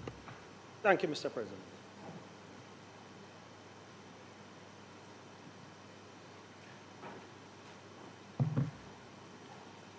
Mr. President, I rise to address this issue, which is of considerable national importance. The drawdown of funds from the National Housing Trust. The National Housing Trust occupies a unique place in Jamaica's social and economic landscape. It is more than a financial institution. It is a vehicle through which working Jamaicans contribute towards the realization of one of life's most fundamental aspirations, the dream of home ownership. Every month, thousands of Jamaican workers make mandatory contributions to the NHT with expectation that these funds will be managed prudently and utilized primarily to expand housing opportunities, improve housing affordability, and strengthen communities across our nation. It is therefore, Mr. President, understandable that any discussion regarding the drawdown of NHT resources attracts significant public attention and concern. Mr. President, I must take a moment to recognize and to place on the record a historical perspective that is often overlooked in our national discourse. There is a tendency in some quarters to suggest that organized government intervention in housing began with the establishment of the National Housing Trust. While no one can deny the significant role that the NHT has played in expanding home ownership and opportunities in Jamaica, it is important that we acknowledge that the foundations of a national housing policy were laid years before the NHT came into existence.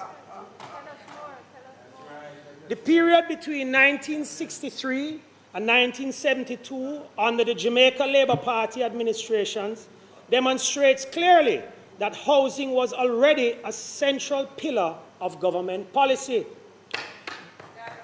The objectives were straightforward: to improve living conditions, expand access to land, facilitate home ownership, and provide planned housing solutions for working Jamaicans.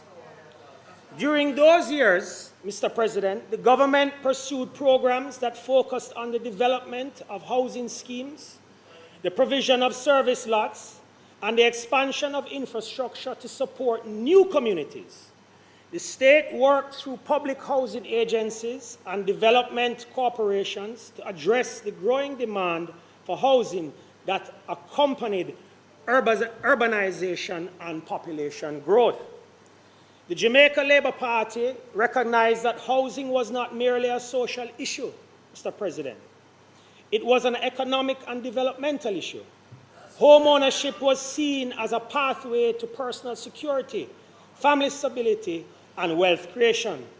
Consequently, policies were designed to encourage the construction of homes and the development of new residential communities across the island. Mr. President, these include, but not limited to, Hope Pastures, Harborview, Mount Salem, Tivoli Gardens, Wilton Gardens, Payne Avenue, Tavares Gardens, Duane Park, Elliston Flats, and every phase of Arnett Gardens were all built or initiated by the Jamaica Labour Party. You hear that now? Mr. President, it is important to remember that Jamaica had already established institutions dedicated to housing long before the NHT was conceived. Government involvement in housing development, mortgage assistance, land settlement, and urban planning was already an established feature of public policy. These initiatives reflected a deliberate commitment to improving the quality of life of ordinary Jamaicans. Mr. President, the historical record shows that the concept of affordable housing, government-supported housing development, and expanded access to home ownership did not originate with the NHT. Rather, the NHT emerged as an additional financing mechanism within the housing policy framework that had been evolved for many years. The establishment of the NHT in 1976 represented an important innovation to housing finance, but it did not create Jamaica's housing policy from scratch. It built upon foundations that had already been established by previous governments, including the Jamaica Labour Party administrations of the 1960s and the early 1970s.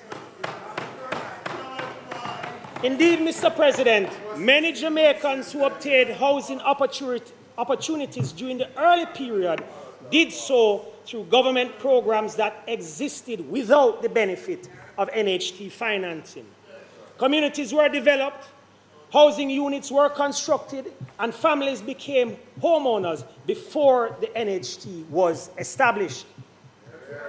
As legislators, Mr. President, we have a responsibility to present a balanced and accurate account of our nation's history. Housing development in Jamaica has been the product of contributions from successive governments, public institutions, private developers, and the Jamaican people themselves. Therefore, Mr. President, it is accurate to say that the Jamaica Labour Party governments between 1963 and 1972 pursued housing initiatives that reflected a clear philosophy of expanding opportunities for home ownership and improved living conditions for Jamaican families. Mr. President, history is best served when we acknowledge continually as well as innovation. The NHT was an important chapter in Jamaica's housing story, there's no doubt. But it was not the first chapter. The housing policies and programs implemented before its establishment demonstrates that successive governments had already recognized housing as a national priority. Let us therefore give credit where credit is due, Mr. President, and ensure that the historical record reflects the full story of Jamaica's housing development. Mr. President, we must approach this issue with honesty and realism. Governments do not operate in ideal circumstances. They govern in the context of competing priorities, fiscal constraints, economic shock, infrastructure needs, public health demands, education requirements, and the PNP will know about that, national security obligations, and many responsibilities associated with managing a developing nation. There are occasions, Mr. President, when the government must make difficult financial decisions to maintain economic stability and support critical national programs. The reality before us today, Mr. President, is that the government has demonstrated that a drawdown from the National Housing Trust is necessary at this particular moment. Whether one agrees fully with that decision or not, we must acknowledge the broader fiscal context in which it has been made. Responsible governance requires balancing immediate national needs with long-term institutional objectives. As legislators, we must be prepared to recognize that extraordinary circumstances sometimes require extraordinary measures. However, Mr. President, acknowledging necessity does not mean abandoning principle.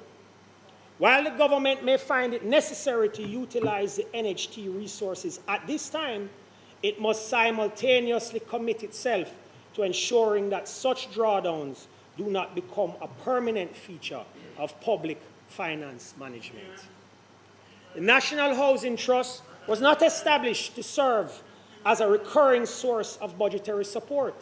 Its principal purpose is housing. Its mandate is housing. Its contributors expect it to focus on housing. When contributors make their payments each month, they do so with the understanding that their contributions will ultimately strengthen their prospects of owning, improving, or financing a home. Any diversion of those resources must therefore be viewed as exceptional rather than routine. Mr. President, the question before us, however, is not whether the NHT is important. We understand that. The question is whether in extraordinary circumstances, a reasonable government should be allowed to deploy a portion of national resources to protect the economic stability of the country and advance the welfare of all Jamaicans. I submit, Mr. President, that the answer is yes. Government is not an isolated collection of institutions operating independently of one another. The NHT exists within the wider framework of national development. Housing cannot flourish in an economy that is unstable, Mr. President. Housing cannot flourish where inflation is uncontrolled. Housing cannot flourish where government finances are weakened and where essential public services are threatened.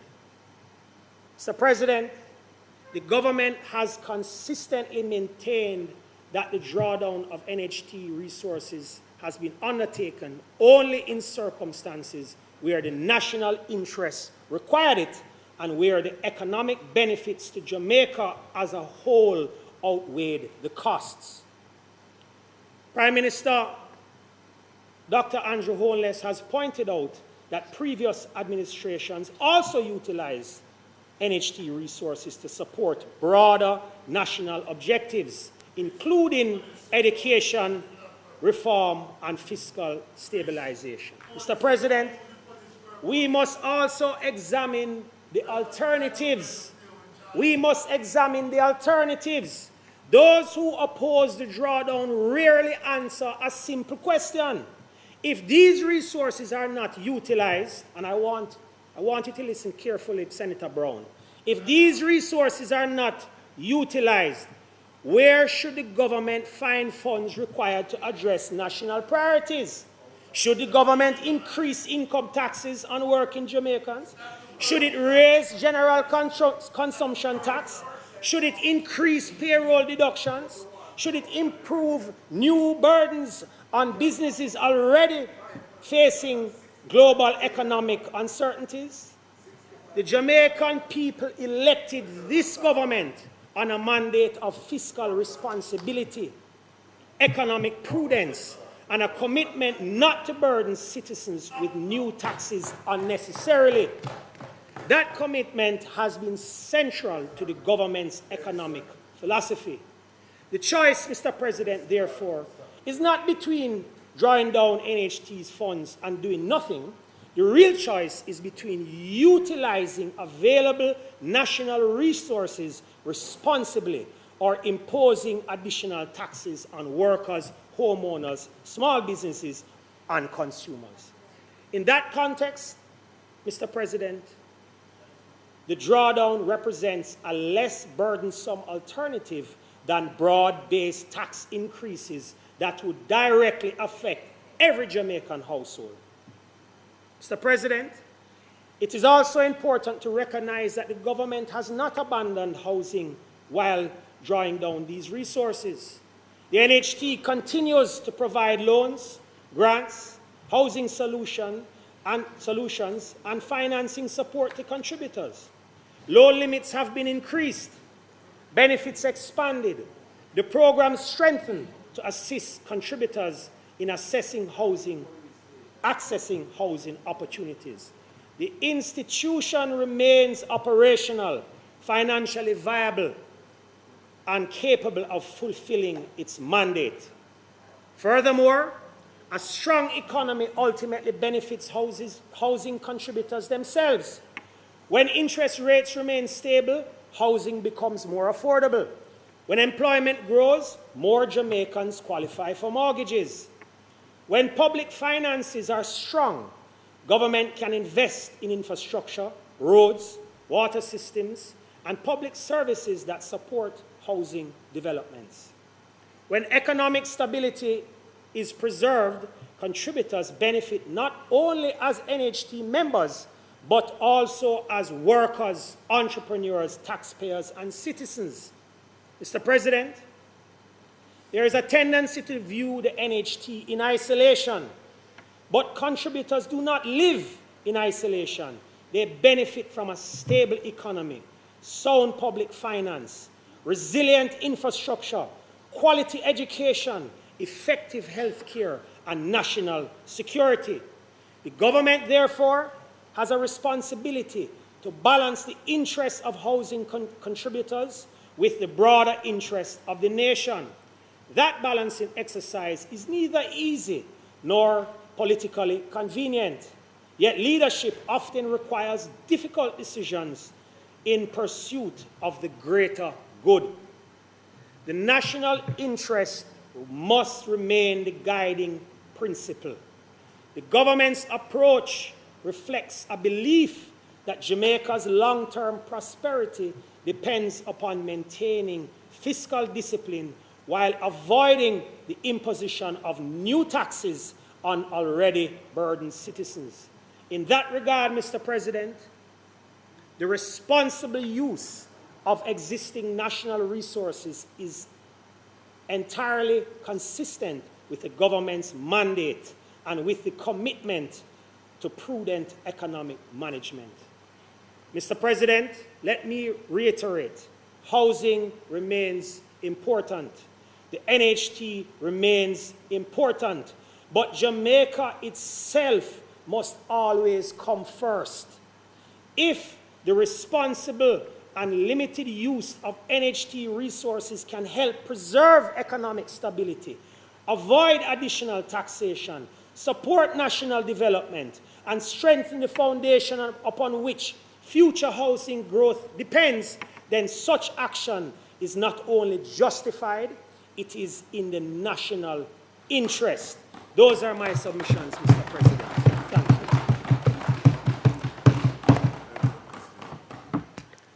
Thank you, Senator Tavares Vincent. Mr. Thank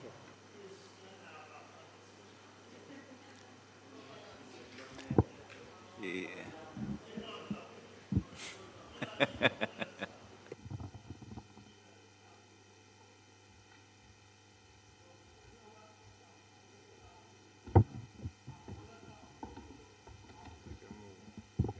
Thank you, Senator Tavares Vincent. Senator Small Ferguson.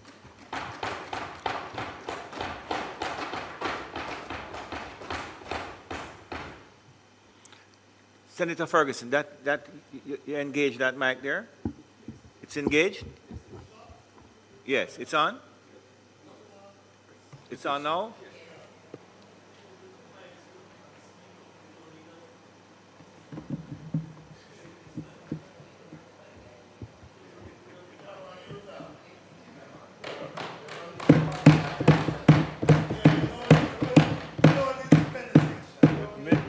President, No, man, you can look down. I rise to make my contribution to this very important debate, which seeks to extend the withdrawal of $1.4 billion per annum from the National Housing Trust for a further 5 years. Over the period, the bill will facilitate the transfer of approximately $57 billion from the NHT to the consolidated fund. And Mr. President, I think a lot has been said, but I want to say clearly that behind all of these numbers are people. The minister mentioned the teacher, the nurse, the police officer, the firefighter, the young professional, the public sector worker, the private sector employee who contributes every month while wondering whether home ownership will ever be within reach. For many Jamaicans, the NHT represents a sacrifice. It's a deduction from their salary. And Mr. President, underlining all of that is a representation of hope. The aspiration to own a home remains one of the most powerful aspirations in our society. There's an affinity to it. It speaks to stability. It speaks to dignity. It speaks to the desire to build something lasting for one's family and children. Across the world, home ownership remains one of the principal means through which ordinary families build wealth and achieve financial security. The Organization for Economic Cooperation and Development, the OECD, notes that owner-occupied homes represent the main store of household wealth in most countries. For Jamaicans, therefore, a home is not simply a place to live. It is the asset around which financial security and intergenerational wealth is built. It's a transformational asset. That's why this debate has attracted so much attention, as Senator Tavares Vincent said before me. And that's why it's generated such strong views, right, on both sides. And the concerns raised on both sides, it's strange when I can resonate with arguments made on both sides of this House, right? I don't think it's a matter of political convenience in the main. Right? I think they arise because of the deep connection between the NHT and home ownership and our people. Right? I mean, I think at the end of this debate, we're going to have to commission a paternity test because everybody is claiming paternity for this thing, right? Yeah, I believe it arises because contributors view the trust as their institution. It's built with their contributions. It's intended to advance a purpose that touches their lives in a very direct way. The debate, therefore, I think requires us to look beyond the numbers, as I mentioned before, and consider the purpose, why the NHT exists as the main core of the discussion, and the circumstances under which withdrawals from the trust were first permitted, and the standards that should guide us when resources collected for one objective are being redirected to another objective.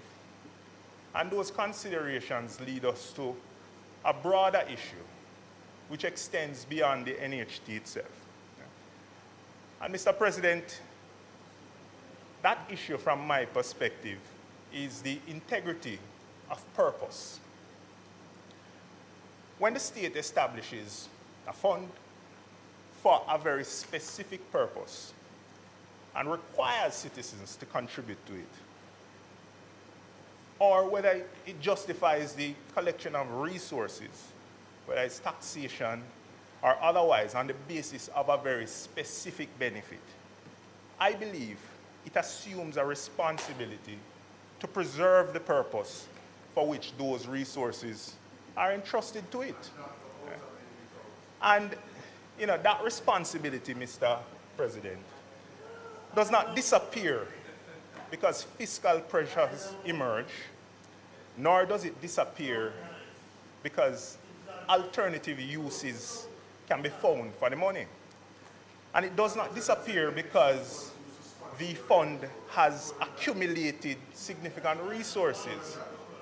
Instead, I believe the internal purpose, or the purpose rather, the stated purpose, requires that the objective for which the resources were collected remains central to how those resources are ultimately used. As I've said in this chamber before, that principle is important because it goes to the heart of public trust. Mr. President, citizens are often willing to bear costs, make sacrifices, contribute resources, because they understand the purpose for which those resources are being collected and the benefit that will arise from the resources. And indeed, our citizens have made many sacrifices. The NHT was established with a defined purpose to assist Jamaican workers to access one of the most important assets that any family can possess. It's against that backdrop, Mr. President, that we must consider the history of withdrawals from the fund. And I've heard many different versions of history today. And it has been said before, and it should be acknowledged again, that the precedent for withdrawing funds from the NHT did not originate with the current administration. The previous administration did access the fund, but it was for a specific purpose in each instance. And, you know, the circumstances surrounding the most recent decision to access the fund, driven by the previous administration, were extraordinary, as Senator Duncan said. Jamaica was emerging, or well, in the midst of one of the most severe fiscal crises in modern history. What he didn't say, however, is that at that time, the country was seeking to restore credibility following the collapse of the previous IMF arrangement under the JLP administration prior. The People's National Party government of the day was engaged in a comprehensive program of fiscal reform aimed to stabilize the economy and restore confidence. The same program we enjoy the benefits of today. Difficult decisions were required, and within that context, withdrawals from the NHT were advanced as an exceptional and time-bound measure to help bridge a fiscal gap during a period of national adjustment. And the measure was limited to 4 years at that time. It was not presented as a permanent feature of the fiscal framework or as a standing claim on the resources of the NHT. It was presented as an emergency response to exceptional circumstances. And as we know, the proposal was met with strong opposition at the time. I do have a video. For my purposes, it's sufficient just to note the concerns. Right? And it has been said over and over who said what way. But, you know, the concerns that were held even then, some of the principles still resonate today. But the difference, Mr. President, is that the 4-year period contemplated at that time expired long ago. Administrations changed, economic circumstances changed, yet the withdrawals continued. And today, after 10 years in office, the government is seeking authority to continue the withdrawals for a further 5 years. So that's going to be 15 years in total, right? What began as an exceptional measure has now become embedded within the framework. Right? In my contribution to the appropriations bill debate in March, I argued that the fiscal pressures facing Jamaica did not begin with Hurricane Melissa. It pointed to a reliance on temporary measures, redirected revenue, non-recurring sources of support to maintain the fiscal balance. And I mean, the arguments I'm hearing on the other side seem to confirm that. the continued withdrawals from the NHT was just a part of that pattern, and it remains true today. The legislation before us doesn't even present in form as a response to Hurricane Melissa. It does not identify the extraordinary event that is referenced adjacent to it for the temporary drawdown on the NHT. Indeed, the Memorandum of Objects states the government's economic program relies on these transfers to fund some expenditures in the national budget, without which expenditures would rather require reduction or a tax package tabled to cover the shortfall. And the rationale advance is clear. It's budgetary support. It's now been entrenched. Right? That's materially different from the position that it is driven by the events caused by Hurricane Melissa. The issue before us, frankly, is that a measure that was introduced as temporary and extraordinary has now become a permanent component of the government's financing model. And that's an evolution that raises concerns regarding the integrity of purpose. Because the further the measure moves from the circumstances that gave rise to it in the first place, the more difficult it becomes to reconcile its continuation with the reasons that the NHT exists. Mr. President, in my contribution to the appropriations debate, I also raised concerns regarding a very similar issue, the continued collection of revenues associated with the special consumption tax on fuel, which was initially designated to fund a hedging program which the government has since discontinued. In response to those comments, my colleague, Senator the Honorable Keith Duncan, referenced observations previously made by former Minister of Finance, Dr. Nigel Clark. He said that hedging is expensive, unpredictable, and can lead to losses if poorly timed. Subsequently, during another debate in this honorable chamber, Senator Marlon Morgan sought to equate hedging with gambling. Yes, very creatively so, I must say. Mr. President, these comments, I think, provide an opportunity to clarify an issue that may not be familiar to many Jamaicans. Yeah, Mr. President, there's a distinction between hedging and speculation, or gambling, as it has been coined. And it's not a matter of political opinion. It's one of the foundational concepts that is well understood throughout modern risk management and finance. Permit me, therefore, to explain as simply as possible the difference between the two. A party who enters a hedge, Mr. President, is somebody who already has a risk and uses a financial instrument to reduce that risk. It's very much like insurance, which resonates with everyone. While somebody who chooses to speculate or gamble is somebody who deliberately assumes a risk in the pursuit of profit. Very much like the gambling that Senator Morgan would have spoken about, right? Before entering the transaction, somebody who is looking to do a hedge already has an exposure, while after the transaction, the hedger has less exposure. Before entering into the transaction, a person who is looking to gamble has no exposure. And after the transaction, the gambler gets more exposure.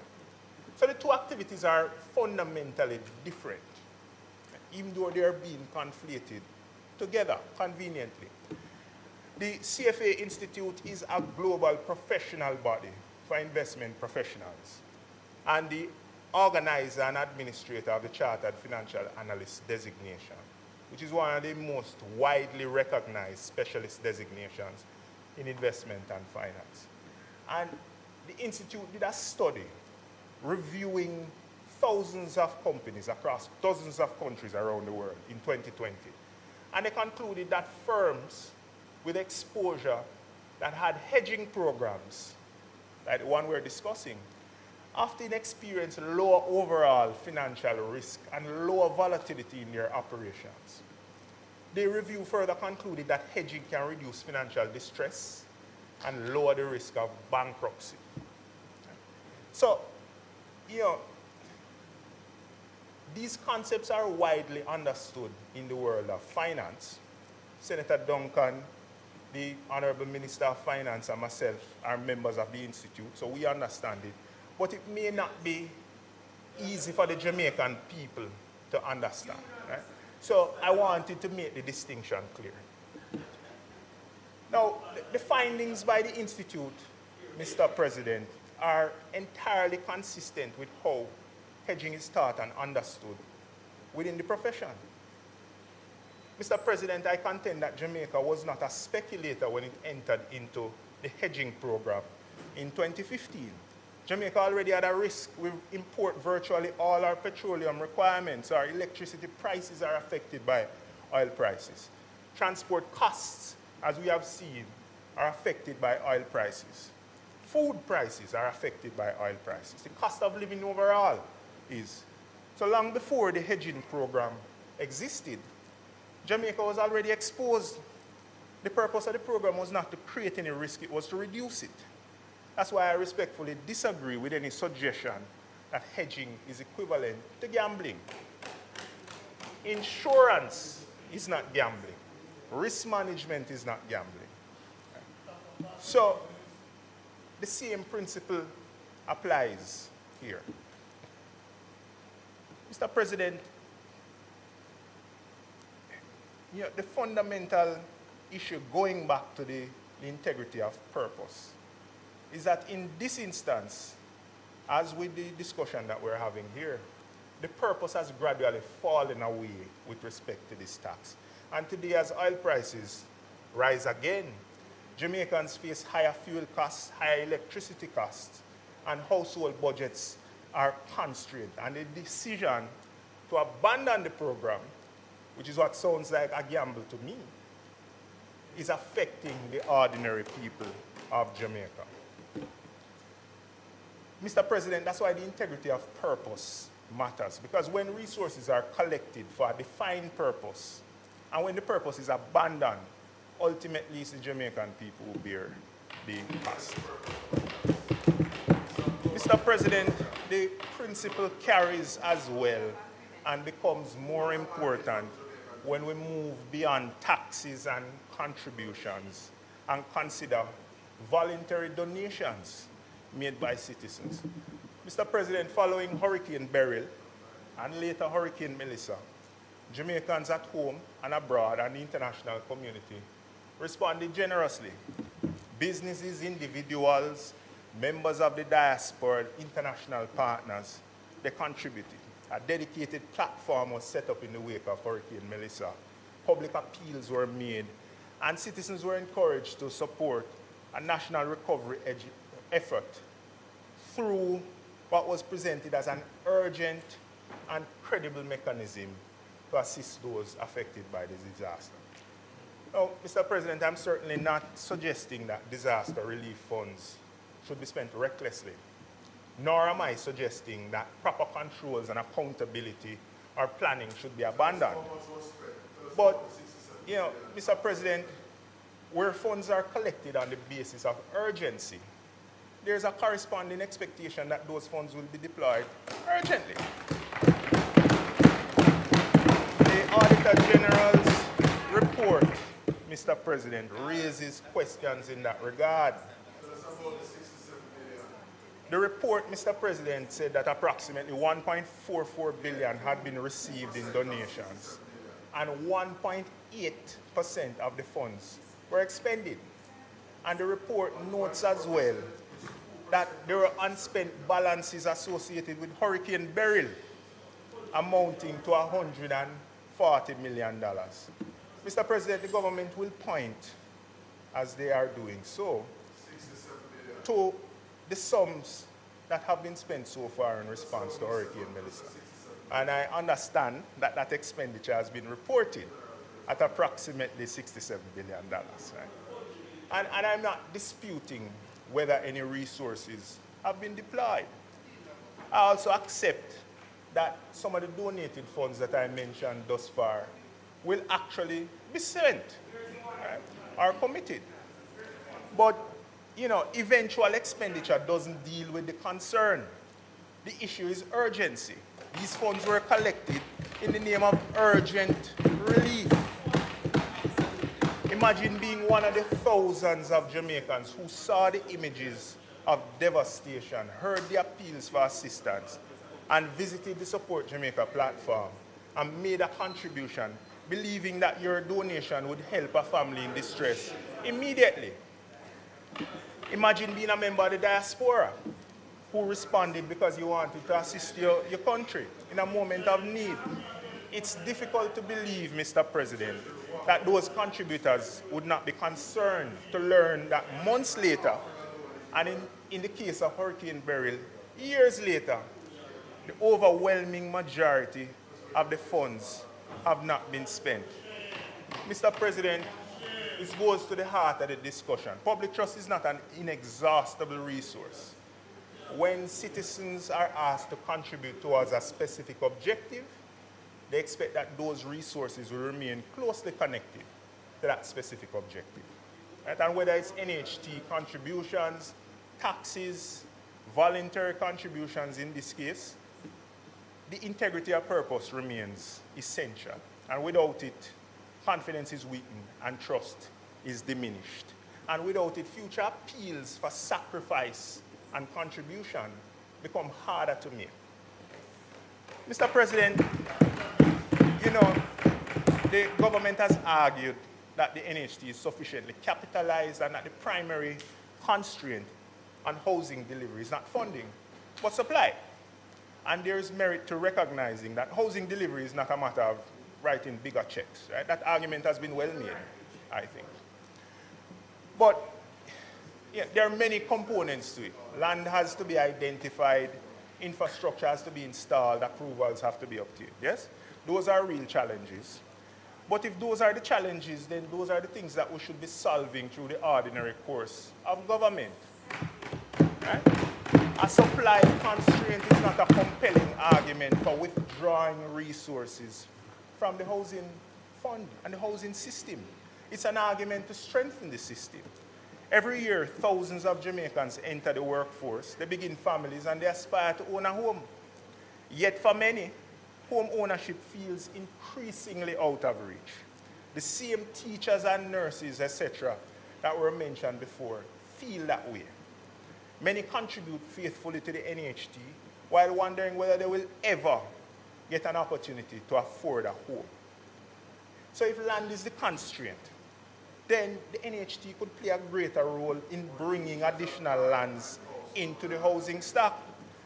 The government controls significant land resources across the island. Some lands may be suitable for large-scale housing developments. Others may be suitable in particular for affordable housing developments, starter home programs targeted to young Jamaicans who have an aspiration to get that kind of beginning in life.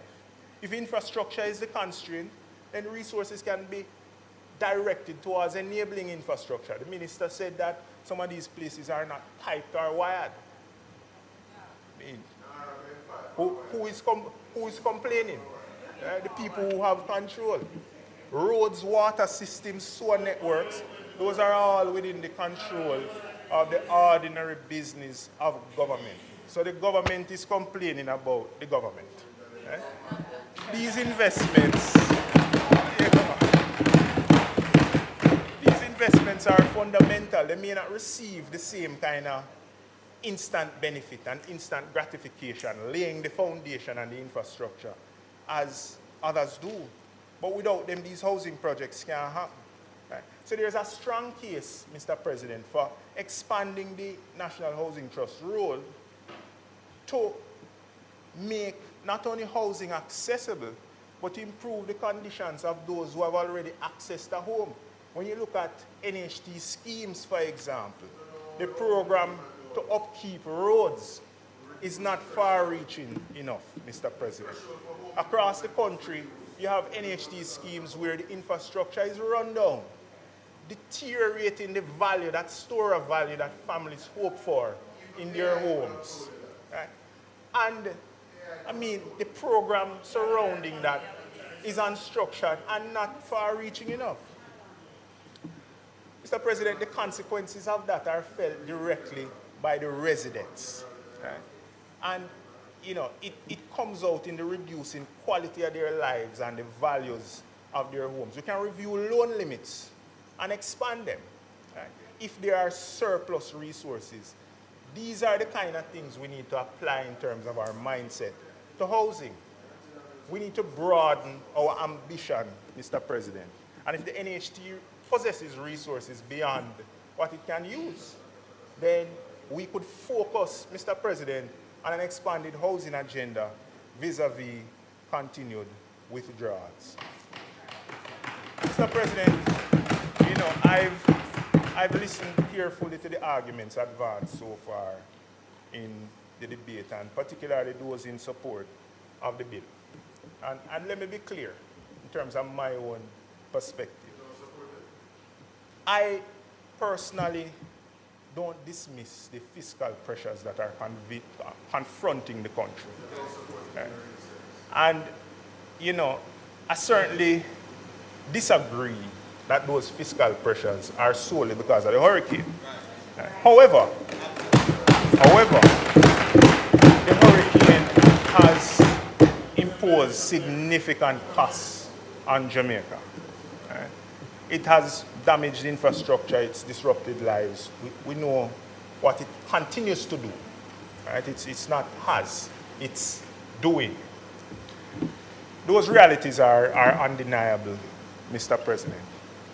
But what is less clear to me is why Parliament is being asked to approve a further 5-year withdrawal from the fund in almost automatic way, right? In a way where it's stylized as being embedded in the economic program without any off-ramp. There's no communicated off-ramp. You know, everybody is happy to acknowledge that this is an undesirable measure, a particularly undesirable measure. Then why is there no focused effort around its discontinuation? Mr. President, one of the lessons that you see play out in public policy is that exceptional measures have a tendency of becoming permanent out of convenience. You don't want to do the hard, coordinated work, so you go along with the easy road. And as we've seen, this particular measure has started to fall into that bucket. That's 10 years, 15 years, 20 years, and so on. Right? It's become embedded in the ordinary machinery of the government. This is precisely why we need to look at these kind of measures with care, Mr. President. And you know, it was said before, and I'll choose this way to say it because it was said on the other side. The NHT was not created to be a recurring source of budgetary support. But I couldn't tell that from reading the bill. The memorandum of objects says that the government is relying on it, and without it, it needs to take other measures. What are those other measures? Where is the guidance towards, or at least an intentional focus on building those other measures? This thing was created to help Jamaicans achieve home ownership and help contributors build a future.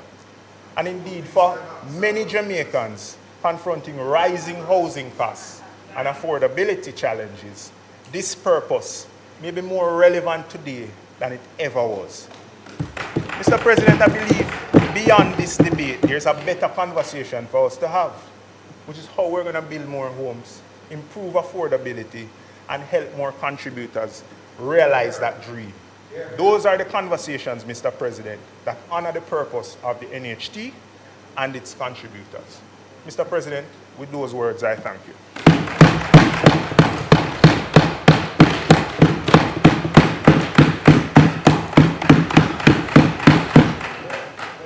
Thank you, Senator Small Ferguson. And I noticed that, Senator Ferguson, I noticed that you have been re-elected as the President, Chairman of the Jamaica Security Dealers Association. Congratulations.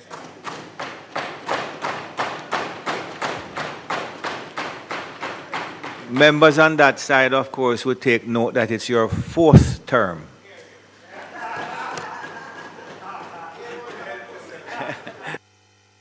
Let all who have ears hear. Thank you very much, Senator Small Ferguson, and you went right down to the wire. I appreciate it. President General, Senator Cavan Gale. Thank you, President. Senator Gale, engage your other mic for me, please. Is that your usual seat, Senator Gale? No, I'm asking you, appealing to you that I can speak from a... Yeah, go ahead. Thank you. This time. You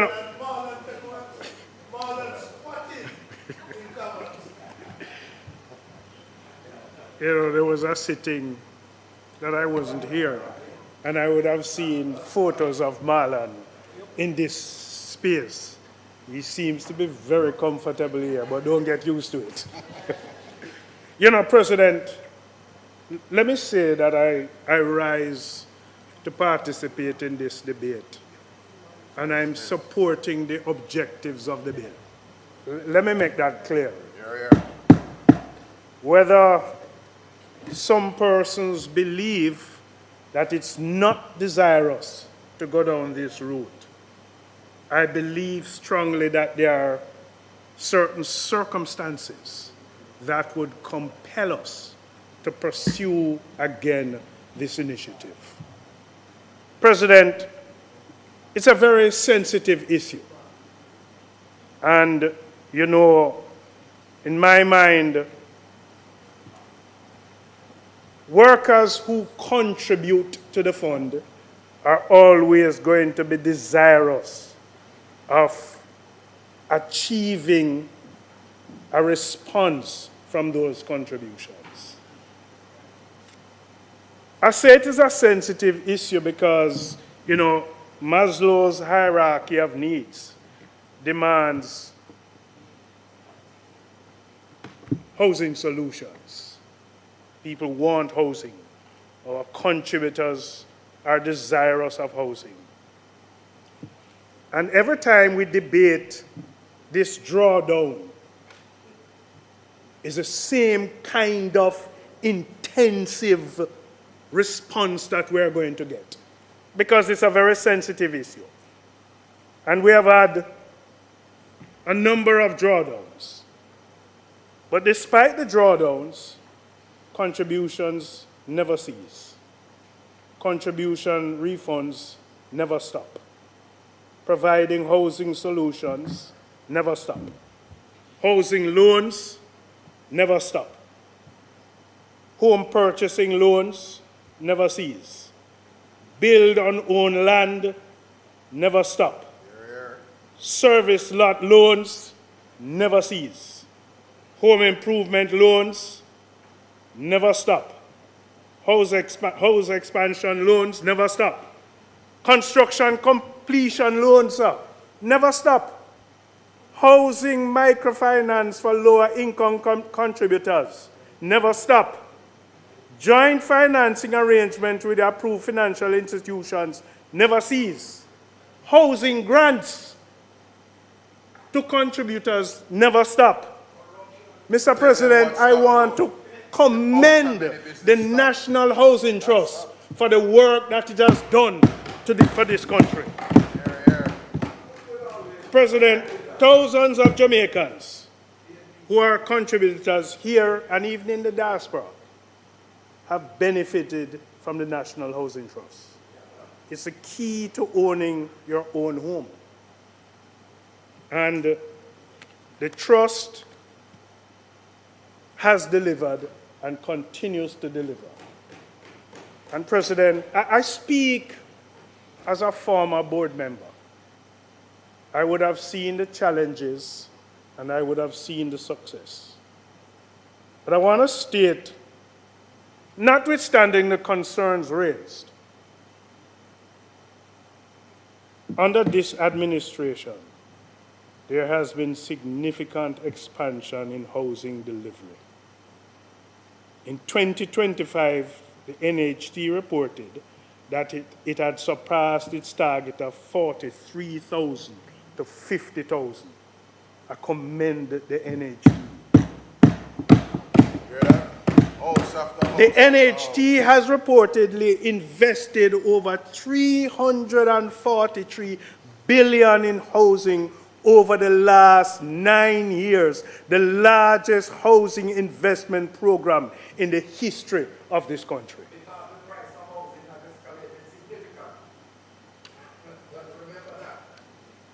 You know, you had your say, you know, and you had your say where you even had to cease. There has been increased access to affordable housing financing. There has been a higher loan limit for individuals and joint borrowers. Mr. President, there has been increased finance support for the lower-priced homeowners. Major housing development across Jamaica, Longville Meadows, Friendship, Mount Nelson, Chantilly. There has been increased construction activity. Mr. President, further to that, you have had enhanced benefits for contributions, smart energy grants, construction scholarships. There has been investment in even the improvement in the service delivery to the contributors by the NHT. All of this has taken place with the drawdown. Mr. President, we are progressing as a trust.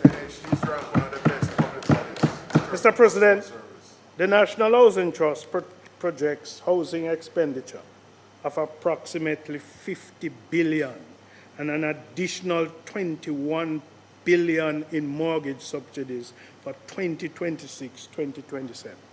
So notwithstanding the intent of this drawdown, the National Housing Trust as an institution with its board and its management and this government is approaching the pursuance of its targeted approach with a level of flexibility and high confidence. Mr. President, you know,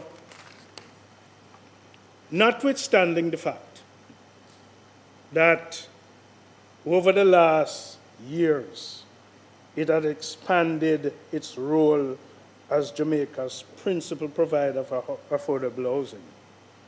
It has undertaken some very ambitious programs in the country's history. And these achievements represent a significant improvement compared to previous decades.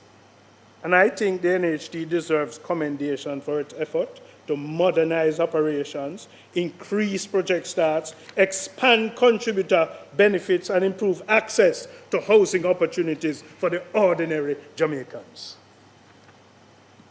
But, you know, whilst housing delivery remains a pursuance, the trust is constrained by some structural challenges.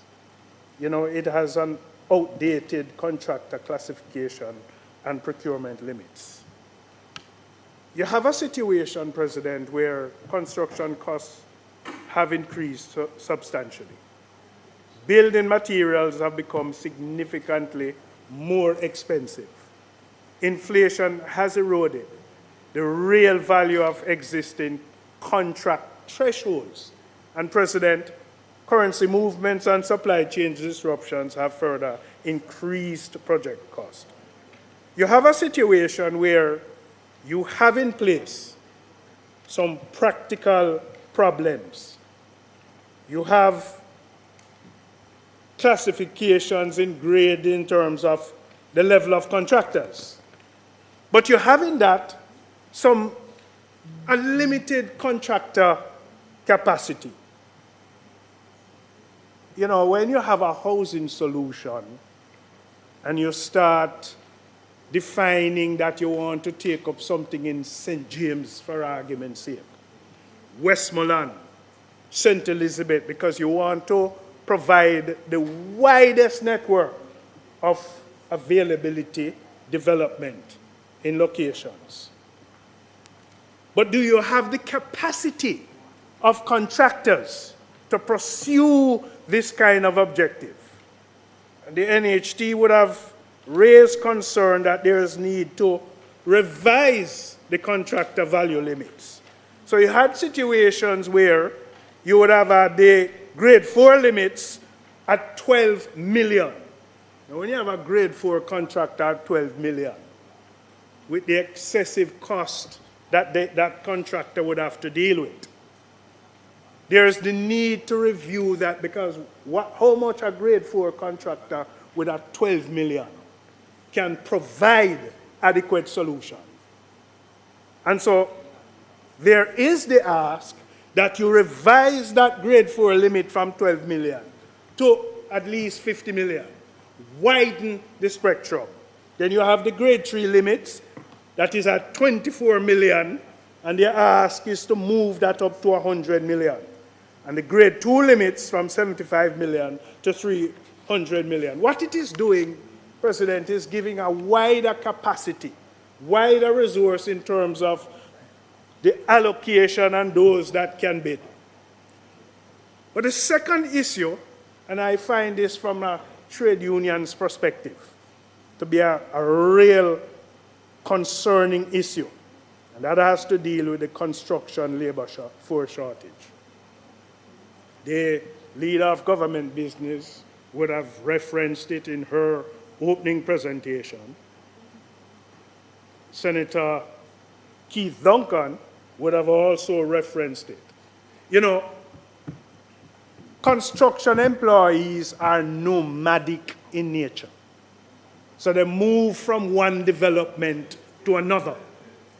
And you create a development, and they would move to that development, but then you have others. And so the shortage is driven by several factors. The migration of skilled workers overseas, because if these workers have an opportunity and they are skilled workers, they're going to move to a space to where we cannot really compete. You also have the situation where insufficient graduation rates from the vocational institutions. And I want to delve into that a little bit because I have a particular concern. There are some developers who are employers who want what I consider ready-made. They don't want to take those graduates coming from institutions. They want the experience. But the experience comes with a particular price. And there are often times when the experience, because of that level of experience, they are valuable elsewhere. We also have to deal with a significant concern that we have an aging construction workforce. So not everybody wants to come into construction. Not everybody wants to ply their roads into construction. And you have this increased competition for labor from reconstruction to infrastructure projects with the same players.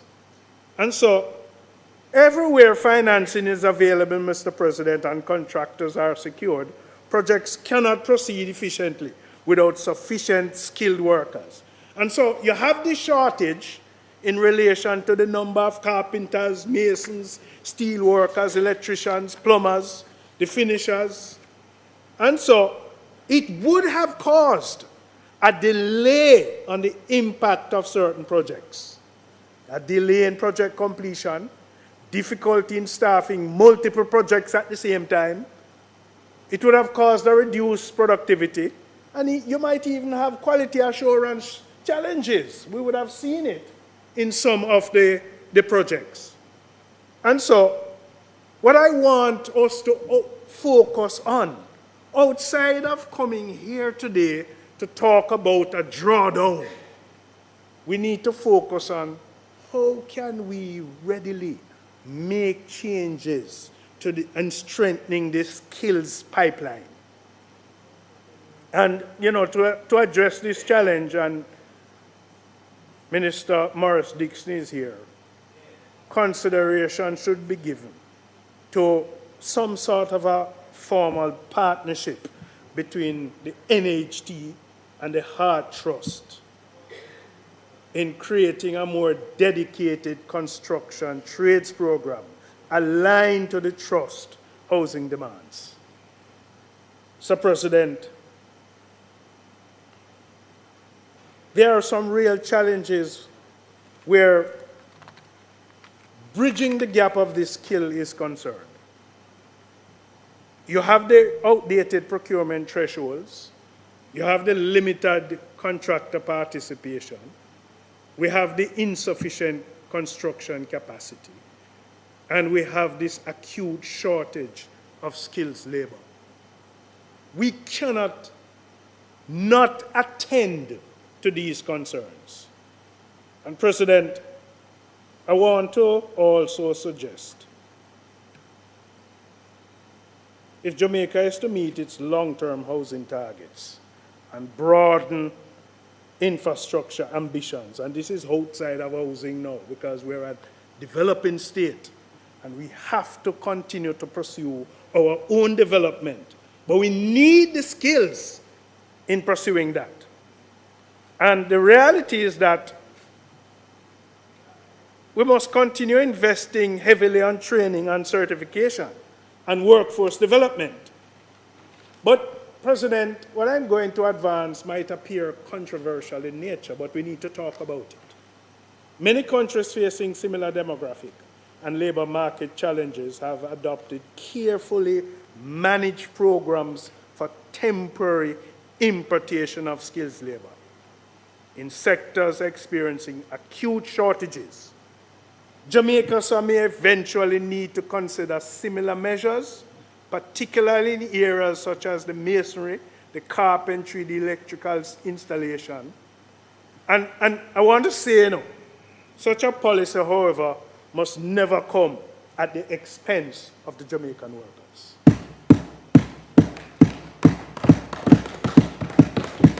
So any such framework should be built upon several fundamental safeguards. The importation of labor should only occur where there's a clear evidence of a genuine shortage of local workers. So I believe that in the interest of pursuing this, we need to arrive by the utilization of the empirical data to make this determination. So it has to be evidence-based. An employer should first demonstrate that reasonable efforts have been made to recruit qualified Jamaicans. That is part of the evidence. And so foreign workers should be employed under the same labor standards, occupational safety requirements, and wage protections that apply to Jamaican workers. Any imported labor should complement rather than replace the domestic workforce. And, President, employers who attempt to utilize foreign labor should be required to participate in knowledge transfer and apprenticeship programs that develop the Jamaican workers. When the free flow of foreign nationals legislation was enacted, it instructed the transfer of knowledge. And we have not divorced ourselves from that.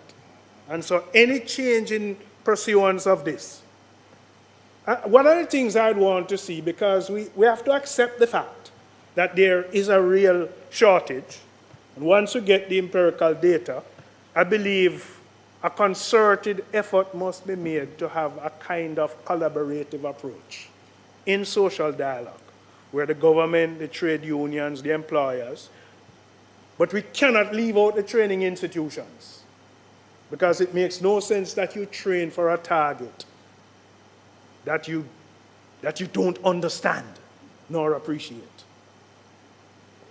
And importantly, any temporary labor importation strategy should be linked to a broader national workforce development plan.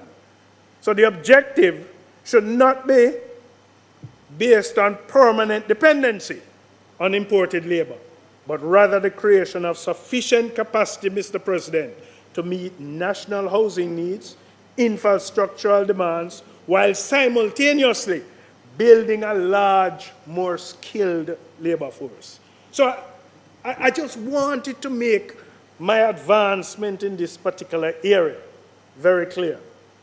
And so, President, as we seek to address the housing deficit and accelerate national development, we must be prepared to examine all practical options.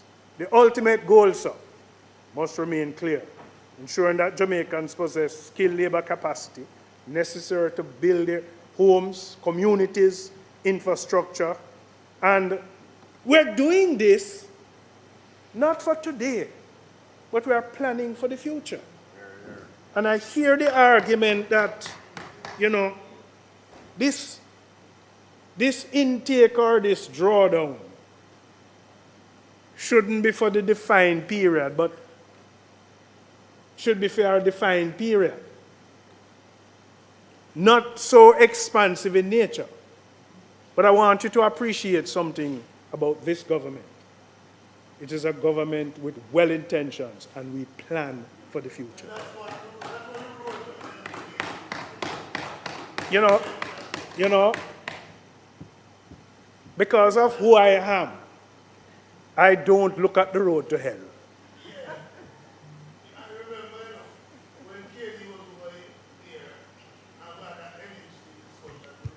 Senator Gale, would you move on? I'm moving on, you know.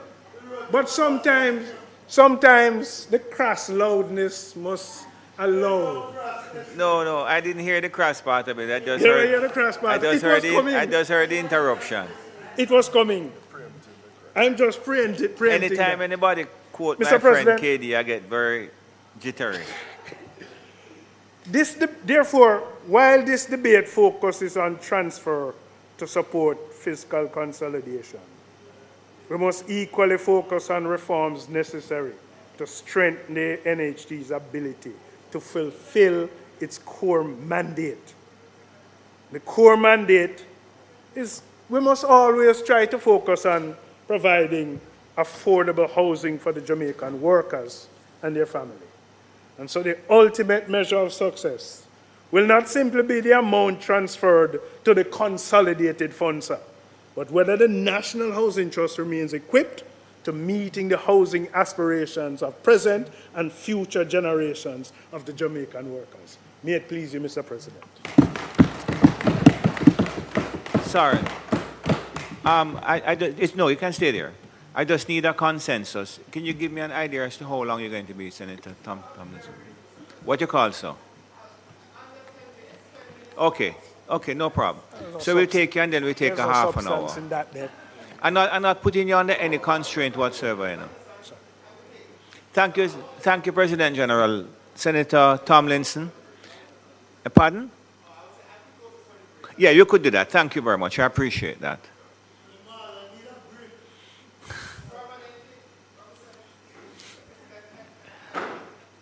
Thank you, Senator Gale. Senator Tomlinson. You know, I must tell you, I was at an event last night with Senator Tomlinson. Listen to me now. And I was walking around. The thing that said reserve on the chair was stuck onto my back. And I was walking around with it all night. And I heard the snickering behind me and I couldn't figure out. And Tomlinson wouldn't even say to me, President, you have on the reserve on the back of your shirt, you know. Senator Tomlinson, go ahead. Thank you, Mr. President. Mr. President, I've sat and I've listened keenly to the contributions from my colleagues on that side, and I've realized a pattern on the part of this administration. And, Mr. President, this is a very whiny government. It complains a lot, and it sends the impression as if it is in opposition. Because what it does is that it identifies the problem, and it complains about the problem as if it doesn't have state power and the authority to resolve the challenges. It is a very whiny government, and the people of Jamaica did not elect you to complain. They elected you to resolve the issues so that their lives can be better. Much has been said about the capacity of the NHT, its financial capacity. In fact, much has been said about its liquidity and its ability to undertake the necessary projects needed to deliver housing solutions to the people, notwithstanding the annual extraction of the $11.4 billion. Mr. President, in fact, I heard a comment in the presentation on that side that the NHT sits on significant liquid assets. So I pulled the financial statements from the NHT from the last available annual report. And the last available annual report would have been 2024, 2023. And I examined the balance sheet, Mr. President, published. And I'm just going to pull, for example, 2024. And the audited financials show that the NHT had total assets of $378 billion. But of that total asset amount was only $9.6 billion in liquid asset. The actual cash, the actual assets that NHT could pull on in terms of those that are liquid, cash, and those that can be converted to cash quickly. That's really just $36 billion in 2024. If you look at 2023, it's really $18 billion in liquid assets. That was just 5.4% of the total asset base of the NHT. Let's take the higher of the two figures. Let's take the $36 billion. To construct a housing scheme with at minimum 100 housing solutions, and you have irrigation, you have to prepare the land for that, it will exceed $40 billion to properly construct a housing scheme, water, and provide all the amenities that are necessary for that housing scheme to be appropriate and ready to accommodate persons living there. So when I look at the liquidity that is available to the NHT, I'm not sure that it is so significant. And when you actually drill down and look at the financials, it says taxation recoverable in 2024 was almost $8 billion. And in 2023, it was $7.5 billion. What this means is that this is money owed to NHT by central government. Taxation recoverable. So what we're identifying here, Mr. President, is not only is the central government extracting $11.4 billion from the NHT for central budgetary support, it also owes the NHT $7.8 billion in 2024, and in 2023, $7.5 billion. And this looks like a figure that has just been sitting there on the balance sheet, Mr. President. We have to take into account the costs that the NHT has to face. The NHT has an outsourcing program, Mr. President, where it outsources the mortgages through the external financing mortgage program. Mr. President, what that means is that persons who earn $30,000, more than $30,000, or $30,000 and above weekly don't have a choice. They have to pursue the NHT loan arrangement through private commercial partners. Mr. President, the NHT pays those private commercial partners a subsidy to provide that financing to borrowers at the NHT interest rate, which would be lower than market rate. So that's an additional cost to the NHT. In 2024, it was around $1.6 billion. But what I think is not highlighted enough is that when you pursue the NHT mortgage through the external financing partners, that borrower loses access to some subsidies that ordinarily would have been provided had they accessed the loan through the NHT. So the subsidy for the life insurance, they don't get that. The subsidy for the peril insurance, they don't get that. So what you're finding here is that the people's money taken from their salaries to support a fund, a trust, where they can access financing for housing solutions at lower costs, is being diverted to central government.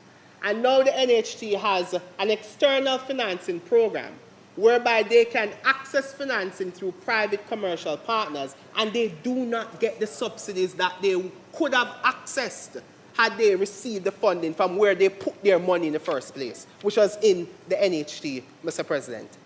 Not only that, when they pursue the mortgage financing through private commercial partners, the loan processing fees are higher, significantly higher than what it would be or what it would have been had they accessed the loan directly through the National Housing Trust.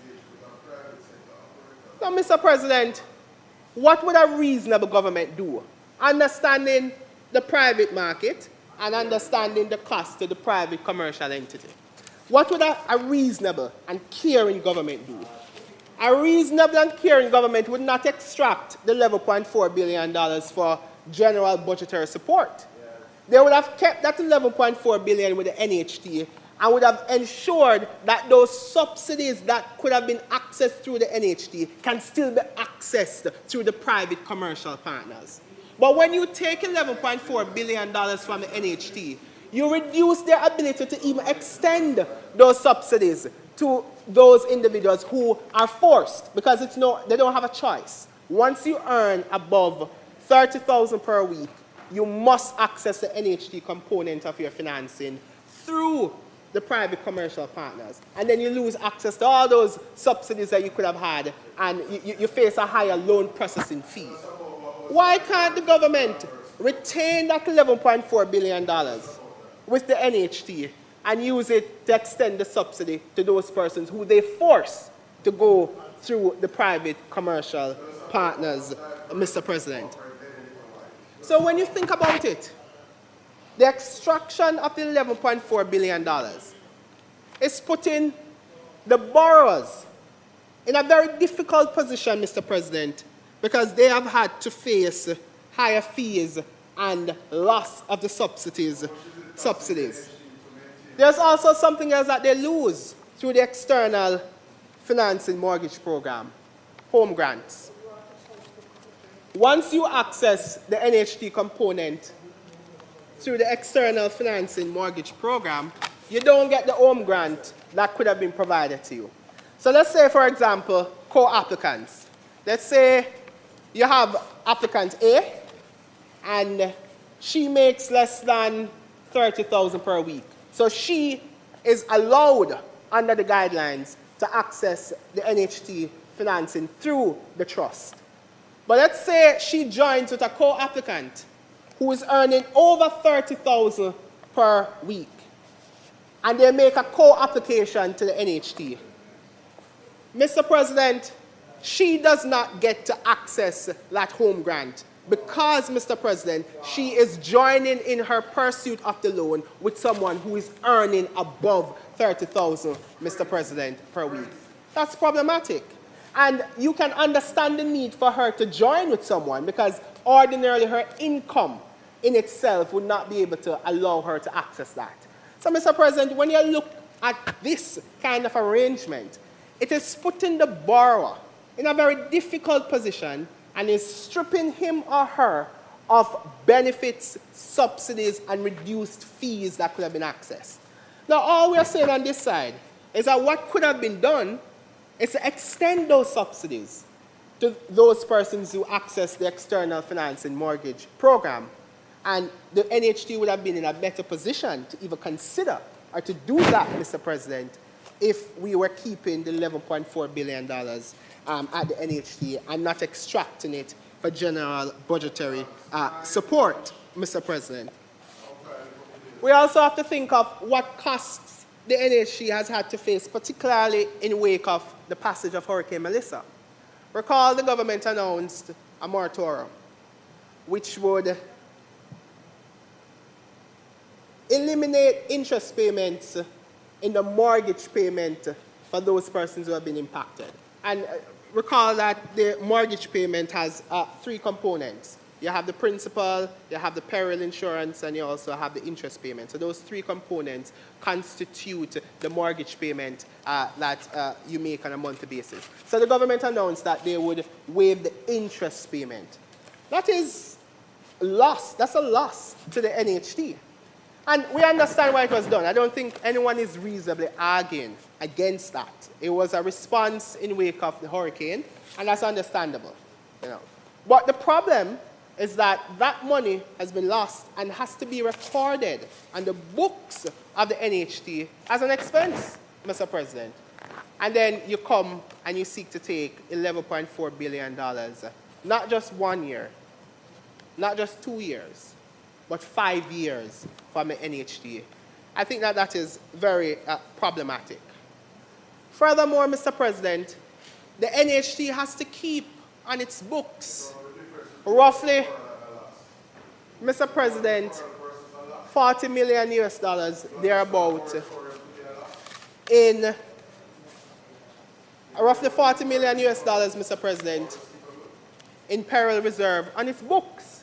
That has to be there every single year.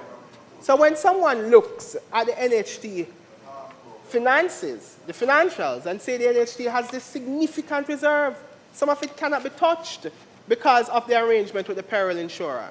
It has to be on the books. It has to be there, Mr. President. So we are saying that it is unreasonable to extend over a 5-year period the continued extraction of the $11.4 billion. And any attempt to create an equivalence between the crisis during 2013 and 2016 to what is happening now is a false equivalence, Mr. President. At the time, we understood the severity of the economic collapse that we faced on account of the poor management of the economy under their administration between 2007 and 2011. I understand that you're in the Ministry of Finance at the time and contributed to policy making there. No wonder why the economy was on the brink of collapse. Mr. President, we had to do it at the time, Mr. President. So the false equivalence that they want to make on their side with respect to the crisis that we faced then and what we're looking at now, Mr. President, must be highlighted. And that is an hypocrisy on their side. Mr. President, I said I won't be long, but I had to highlight just the cost, the increased cost, the strain that you place on a borrower because of the lack of liquidity. The significant liquidity that you pointed to is not there, and the financials don't support that. But you rob the NHT of the amount that could have been available to provide subsidies and reduce fees, Mr. President, and put, Mr. President, the borrower in a very difficult position. We don't support it on this side, and we will vote no, Mr. President. Thank you. Thank you. Thank you. Thank you, Senator Tomlinson. This Honorable Senate will now rise until 2:30. Thank you. No one wrote a speech for me, like you.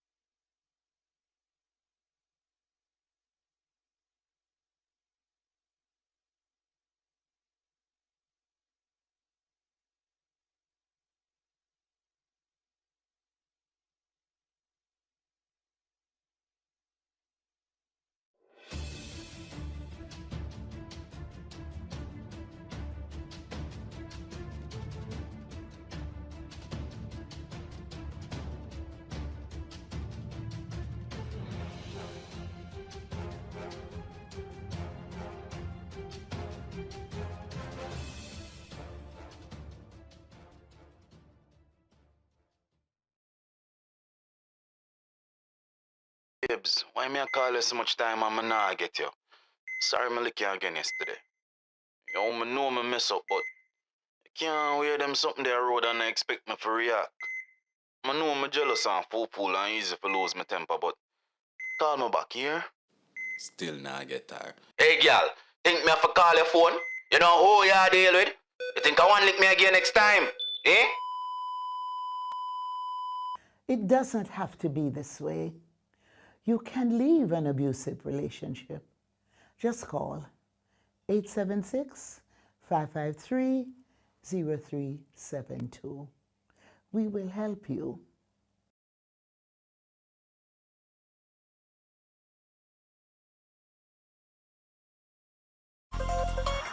Motorists, as Minister of Justice, I appeal to you, obey the road code, pay your ticket on time, and only go to court if the ticket is being contested.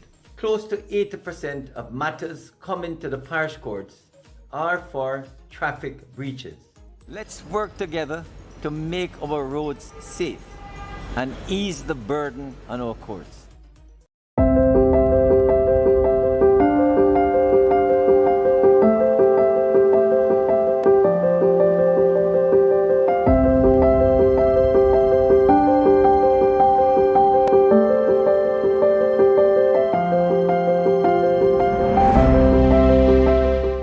Out of the ashes, Jamaica will rise.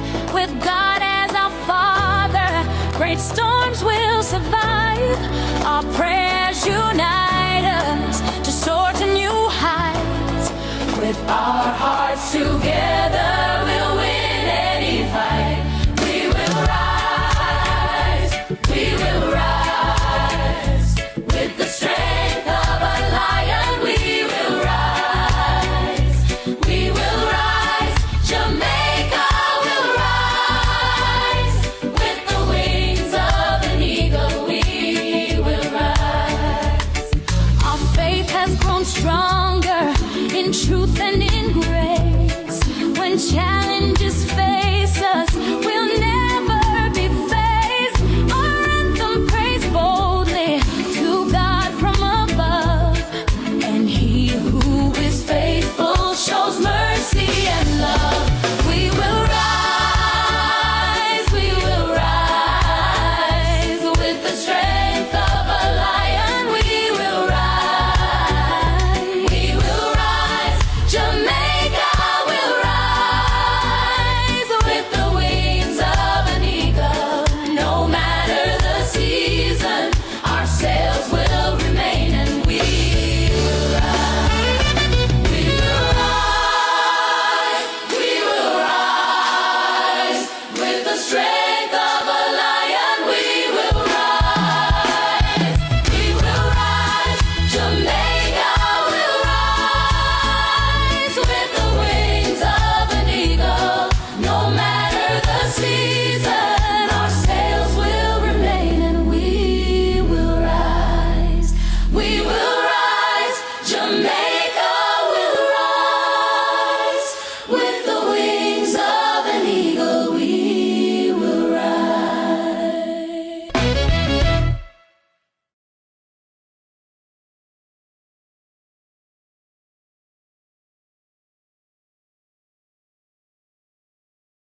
Hi everyone, here are 5 benefits of being a beneficiary of the Students' Loan Bureau. 1. Benefit from our 99% approval rate. 2. Benefit from our low interest rate, so less burden when you need to repay. 3. Benefit from the fact that we require no collateral when applying. 4. We're giving you more time to focus on your studies while we focus on the financing. No need to worry about repaying while in school. Number 5. Receive a 14 months grace period after your graduation date before you enter repayment. Don't forget to follow us on all SLB platforms for more SLB info. We are the youths united against corruption, changing the world and the way we function. The youths united against corruption, changing the world and the way we function. You remember the youth them are with you future leaders, policy creators, decision makers. As in them are not just the cornerstone, but a crucial part to a better tomorrow. United against corruption, changing the world and the way we function. The youth united against corruption. A message from the Integrity Commission.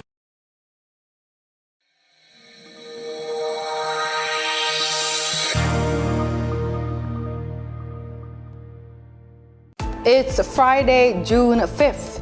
In the headlines, Jamaica and Ghana reignite ties with new cooperation agreements.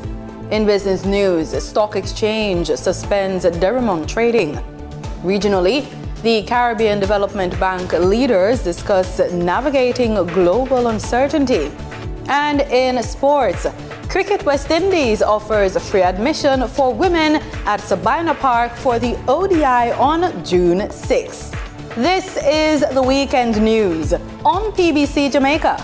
I'm Simone Absalom Gale.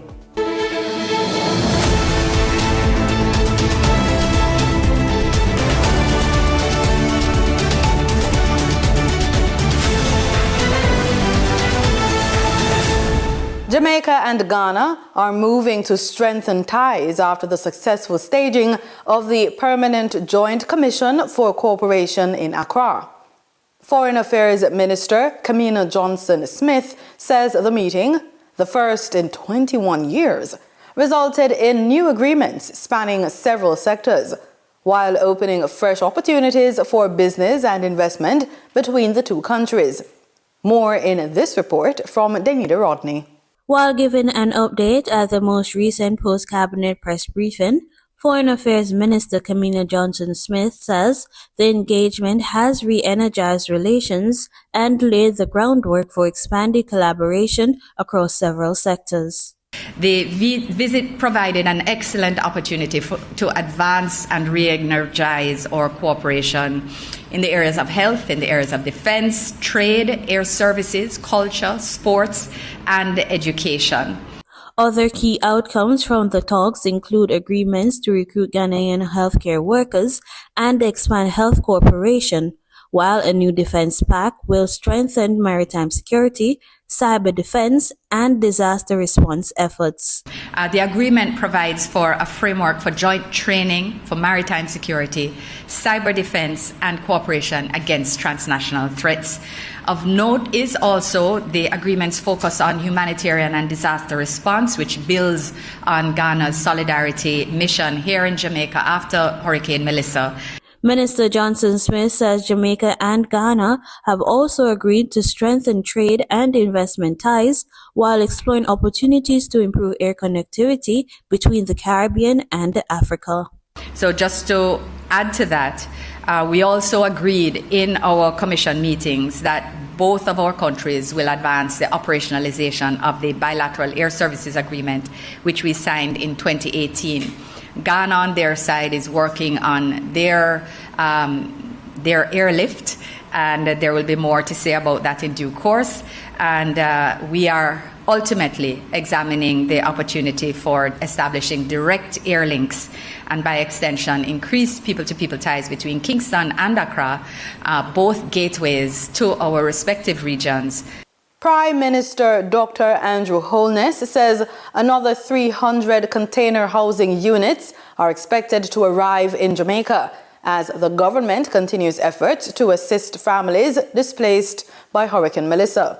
Speaking during the handover of 27 service lots by the National Housing Trust in Malvern on Thursday, Dr. Holness said 1,200 housing units are already in the island, with the remaining 1,000 expected by July.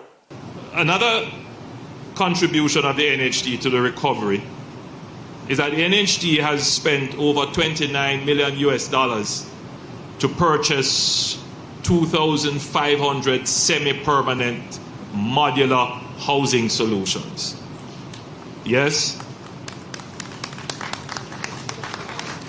1,200 of these housing solutions are already on the island. 300 will be here by Friday, and the remaining 1,000 we expect to be here by July. The Prime Minister said the modular housing solutions will support persons whose homes were destroyed or who must be relocated from heavily damaged areas, including residents of Parity. Dr. Holness noted that the relocation process would involve consultations with residents and would aim to preserve livelihoods, property value, and dignity.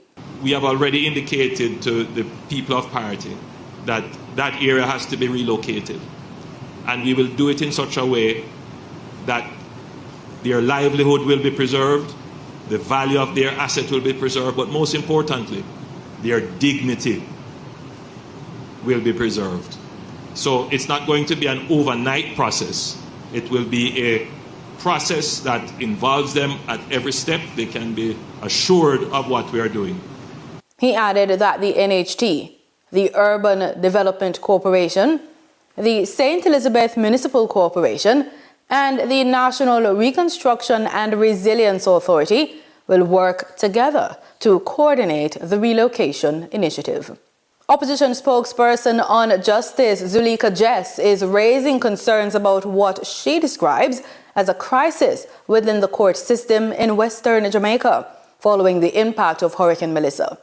Making her contribution to the sectoral debate this week, Jess accused Justice Minister Delroy Chuck of failing to adequately address conditions affecting courts in St. Elizabeth and Westmoreland. How can this administration boast of a modern justice system when our court workers cannot even wash their hands? Under this government, Madam Speaker, the wheels of justice aren't just turning slowly. They are grinding to a dirty halt. She also raised concerns about court security. The security infrastructure under this administration has completely collapsed. Just months ago in Santa Cruz, it was reported in the news that a member of the public barged straight into the court office and grabbed a box of legal files.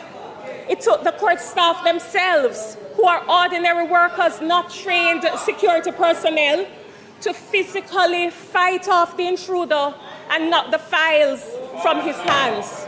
The opposition MP further argued that the closure of the Westmoreland Parish Court has forced residents to travel to Lucy to access circuit court services, creating added financial hardships for jurors, litigants, and attorneys. Prime Minister Dr. Andrew Holness had addressed the issue of access to public services like courthouses during his Labor Day speech at Lewistown Early Childhood Institution in Brompton, St. Elizabeth. What is of great concern is I want to go and conduct my business, but the tax office is down, or some other public service that you would get, it's not available. Courts, for example, you have to travel distances now to address these matters. And so we're in that phase of the recovery to get these things done. And we are working on them. Stress can be detrimental to your health. And as such, it is of importance that we find coping mechanisms. Chanel Matthews took to the streets to find out how people handle their stress.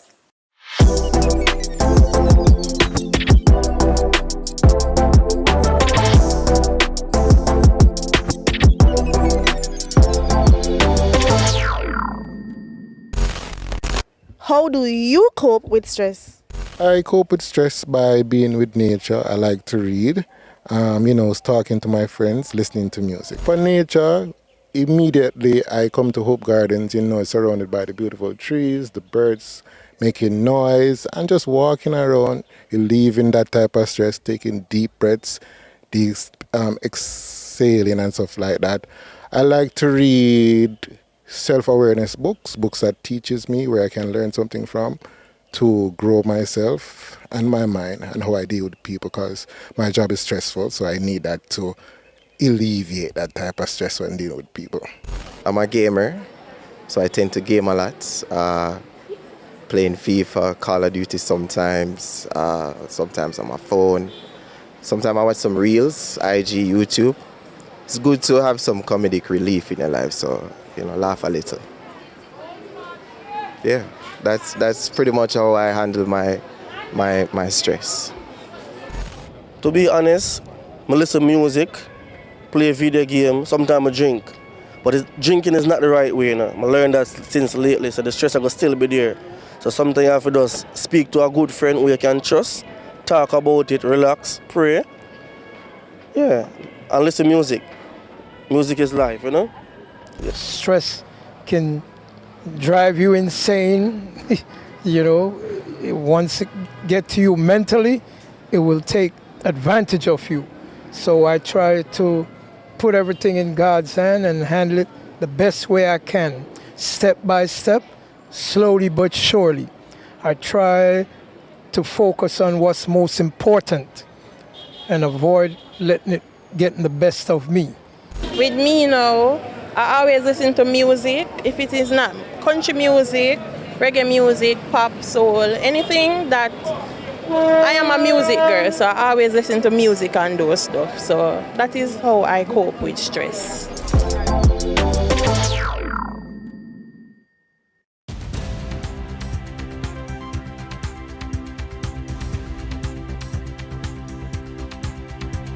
In the business report, trading in the shares of a junior market company, Derimon Trading Limited, has been suspended by the Jamaica Stock Exchange after the company failed to submit its 2025 audited financial statements on time. The JSE says the suspension follows junior market rules as the financial statements became 92 days overdue on June 2. Derimon says issues identified during the audit require further review and validation before the financial statements can be finalized. The company's board says it is committed to ensuring shareholders receive complete, reliable, and properly assessed financial information before the audited results are released. Fosrich founder and CEO Cecil Foster has outlined a 5-point turnaround strategy after the company reported a first quarter net loss of $178.8 million for the period ended March 31, 2026, up 170% from $68.6 million a year earlier. Loss per share widened to 4 cents from 1 cent. The recovery plan includes sale and lease back of real estate assets to repay loans and boost cash flow for inventory purchases. Opening of the Malines Superstore by the end of the third quarter to drive revenue and cash generation. Inventory rationalization to reduce stock levels, cut costs and focus on high-performing products. Tighter control of administrative expenses through continued scrutiny of spending. Vertical integration partnerships with property developers to increase demand for Fosrich products and services and drive sales growth.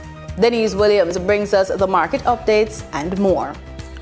For the trading period of June 4, 2026, the most actively traded securities were Kentire Holdings Jamaica Limited with 22,064,566 units, representing 53.13% of market sales activities. Trans Jamaica Highway Limited with 5,810,982 units, representing 13.99% of market sales activities. Wigton Energy Limited with 2,333,339 units, representing 5.62% of market sales activities. Investor activity remained concentrated in transportation, distribution, and solar energy plays, signaling continued interest in dividend-producing and strategic assets. Turning to the foreign exchange market based on Bank of Jamaica data for June 4, 2026. Forex traders recorded significant activity with strong demand across major currencies. For the US dollar, trading margins reflected steady liquidity, with the US selling at $156.97 and buying at $158.38. Moderate gains supported the Canadian dollar, which had $6.73 transaction spreads. The Canadian dollar sold for $116.77 and was bought for $110.04. The British pound had continued volatility, which offered short-term trading opportunities of 65 cents in profits for the banks. The British pound sold for $212.30 and was bought for $211.65. These movements underscore the importance of cash flow timing and currency awareness for businesses managing import costs, debt servicing, or overseas exposure. For our credit report tip of the day, we recommend that over the next 90 days, every small business owner should embark on a deliberate credit roadshow, a structured effort to build a personal financial ecosystem that can support growth, expansion, innovation, and resilience. So what is a financial ecosystem? Well, it is a network of funding relationships that provides access to different forms of capital throughout the life of a business. Rather than relying on a single bank, entrepreneurs should build connections with commercial banks, credit unions, microfinance institutions, development finance agency, government funding program, angel investors, venture capital firms, private investors, equipment financing companies, trade and supplier credit providers. Each serves a different purpose, and together they create a strong foundation for financial growth. The objective is not to secure a loan tomorrow. The objective is to become known, credible, and finance ready.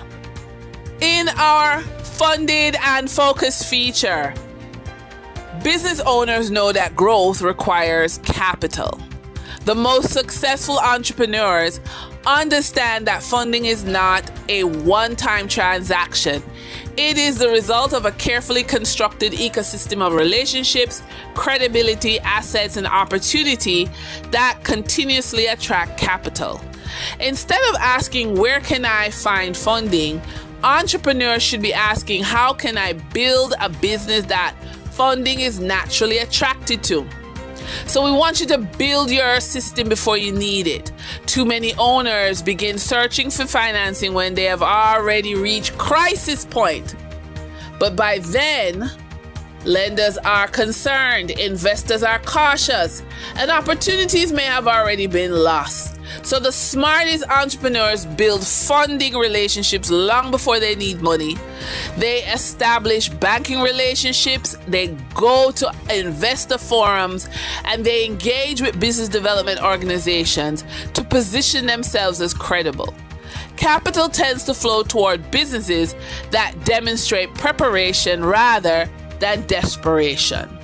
And that's today's business report. I'm Denise Williams. Until next time, stay informed, stay intentional, and keep building forward. See you soon.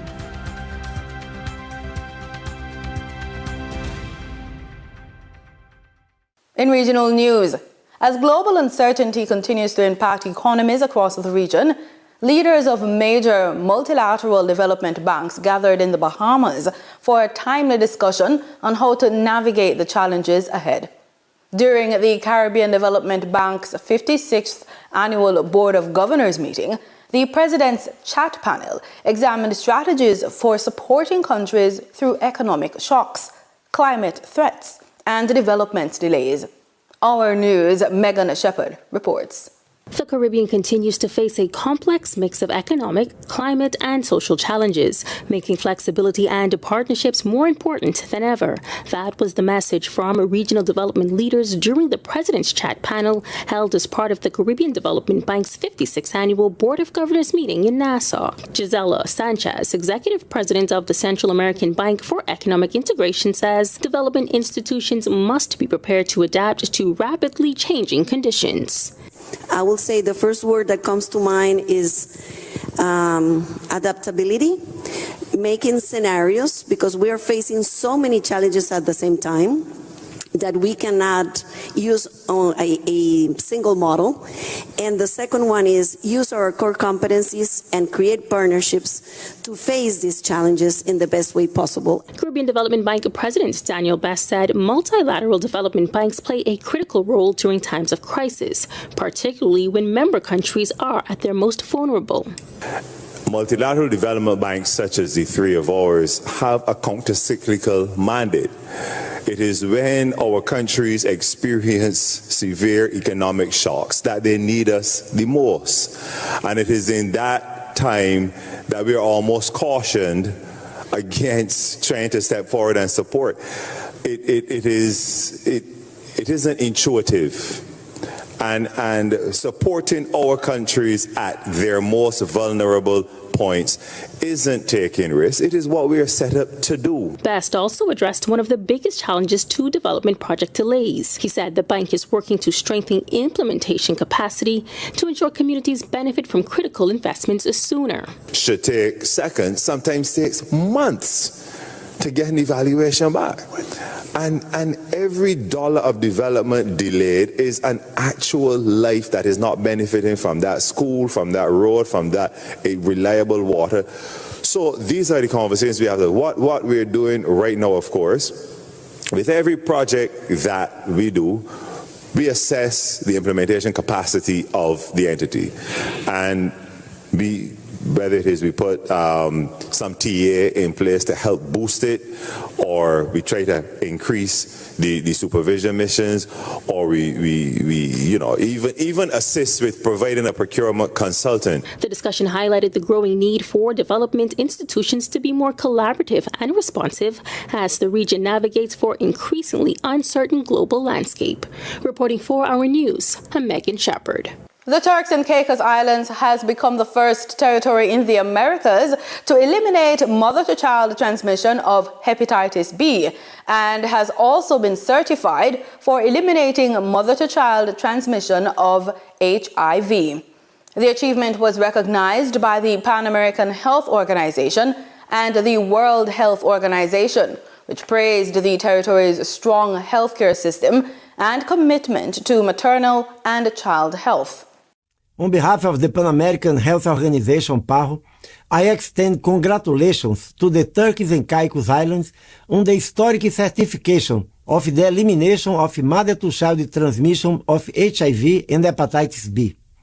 This is a major public health achievement and a testament to what can be accomplished through focused leadership, science-driven policy, and strong community solidarity. Today, we celebrate not only the elimination of HIV infections in infants, but also an extraordinary milestone. Turks and Caicos Islands is the first country in the Americas to receive official certification from the World Health Organization, WHO, for the elimination of mother-to-child transmission of hepatitis B. This achievement marks a defining moment for the region and reflects what investment, commitment, and strong partnerships can achieve. It also sets a powerful example for continued progress toward triple elimination, including congenital syphilis, a very important public health challenge nowadays. To the healthcare professionals, including doctors, nurses, midwives, laboratory staff, vaccination teams, community health workers, program managers, and support staff, as well as outreach workers, civil society, organizations, and national partners. Your dedication, skill, and compassion made this achievement possible. You ensured mothers received testing, counseling, and treatment, and infants received timely vaccination and follow-up care, delivered with quality, respect, and equity. Through your collective efforts, you strengthened health services, protected families, and helped turn policy into action. This achievement reflects strategic leadership by the Ministry of Health and Human Services, supported by a strong public-private partnership across the health sector and civil society. As we look ahead, this milestone should inspire continued investment in maternal, newborn, and child health, stronger health systems, and progress toward eliminating other communicable and neglected diseases.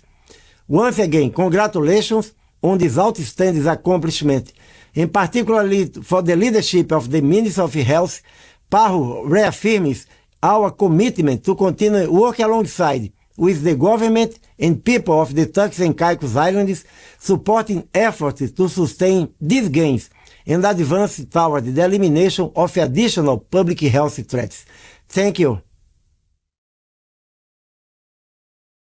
Health officials say more than 95% of pregnant women receive antenatal care and infection screening, while over 90% of newborns receive timely hepatitis B vaccinations. The milestone follows years of investment in accessible healthcare, strong surveillance systems, and targeted outreach programs, including services for migrant communities. Officials say efforts will now focus on maintaining achievement through continued monitoring and equitable access to care. The Turks and Caicos Islands join a growing number of countries and territories in the Americas that have achieved this important public health milestone, contributing to the regional goal of ending mother-to-child transmission of HIV, syphilis, and hepatitis B. Barbados and Canada are looking to deepen economic and diplomatic ties following a series of high-level meetings in Toronto led by Prime Minister Mia Mottley. The visit included discussions with Canadian Prime Minister Mark Carney, private sector leaders, and academic institutions, focusing on new opportunities in logistics, quantum computing, maritime research, insurance, and energy security. Prime Minister Carney welcomed Prime Minister Mottley to Canada and spoke warmly of her leadership and the depth of the relationship between the two countries. We have a deep relationship between our two countries, but I want to say above and beyond that Prime Minister Mottley is an absolute leader globally, a leader in this hemisphere, a leader globally, and not just a leader for today, but a leader for tomorrow. And you think about the areas where we're cooperating, and part of today will be about how we further that cooperation. Of course, on all aspects related to climate change, adaptability, resilience, both in terms of physical building, but the financing mechanisms for that, a number of things we're moving forward, but also in mitigation. I salute again your commitment to 100% clean energy, and of course anything we can do, getting methane down, all these aspects. Prime Minister Mottley emphasized the importance of maintaining strong relationships with Canadian businesses domiciled in Barbados and identifying areas where the partnership is working well and where it can be strengthened. Barbados and Canada have had a long relationship, long before we were even thought of. But we've learned that where we have leaders who have a strong relationship, much happens. At the time of our independence, our then Prime Minister Alvaro was very close to your Prime Minister, Pierre Trudeau, and a lot has happened in the bilateral relationship, not only multilaterally. So today is about refocusing where we are with our bilateral relationship, how we can make it easier and better for Barbadians and Canadians to continue to work together. A lot of our business in Barbados is dependent on Canadians. A lot of our tourists in Barbados come from Canada. A lot of Barbadians have family and relationships in Canada and have added value. The chairman and CEO of the Toronto International Film Festival is of Barbadian roots. In sports, we're at the creases with cricket. Cricket West Indies is rolling out the red carpet for women across Jamaica with the Ladies' Night at Sabina Park on Saturday, June 6, offering free admission to the second one-day international between the West Indies and Sri Lanka. The special promotion forms part of CWI's We Outside International Home Series campaign, which is focused on bringing fans back to the game. Women can collect complimentary tickets for admission to the general stands from the Sabina Park box office ahead of the match. With the first ball scheduled for 2:30 p.m., patrons are encouraged to arrive early and enjoy a full day of action before the atmosphere shifts into party mode with DJ entertainment, special drinks, and opportunities to win tickets to the upcoming T20 International Series. CWI's Chief Executive Officer, Chris Dering says the initiative reflects the organization's commitment to making cricket more accessible while creating a dynamic entertainment experience for fans.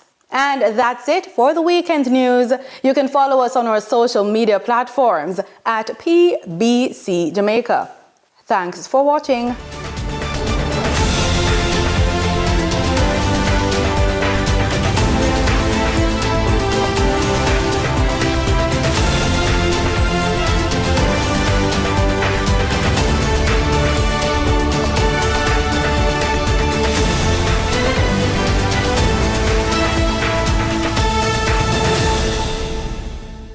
Peace begins with us.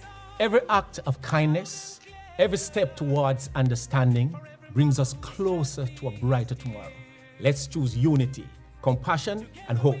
Together, we can build a future where peace reigns. Brighter tomorrow starting today.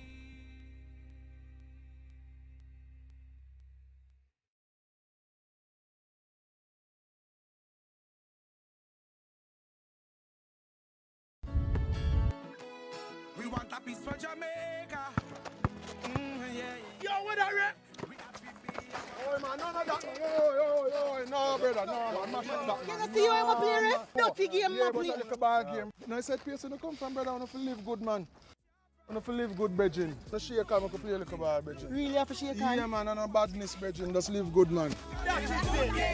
Come together and make the violence done. Jamaica, let's spread the word around to let the world know that we are proud to be one republic. We on the road to republic. Well then, let's propel we nation moving forward in a new direction. True independence, that's the projection. No more dependency, it's the best plan. Yes, we know what's best for us, cause we want we country prosperous. So make we just pull together as the general public while on the road to republic. Jamaica, let's spread the word around to let the world know that we are proud to be one republic.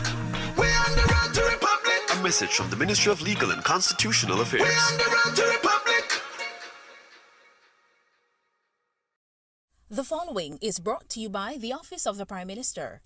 Your government is empowering youth through education, training, and development. That is why we have removed all fees for every Jamaican accessing training through the Heart NSTA Trust. So, whatever you desire training in, food and hospitality, beauty and cosmetology, housekeeping and hotel management, welding, carpentry, masonry, or any of the dozens of programs Heart offers, you can enroll completely free and change your life.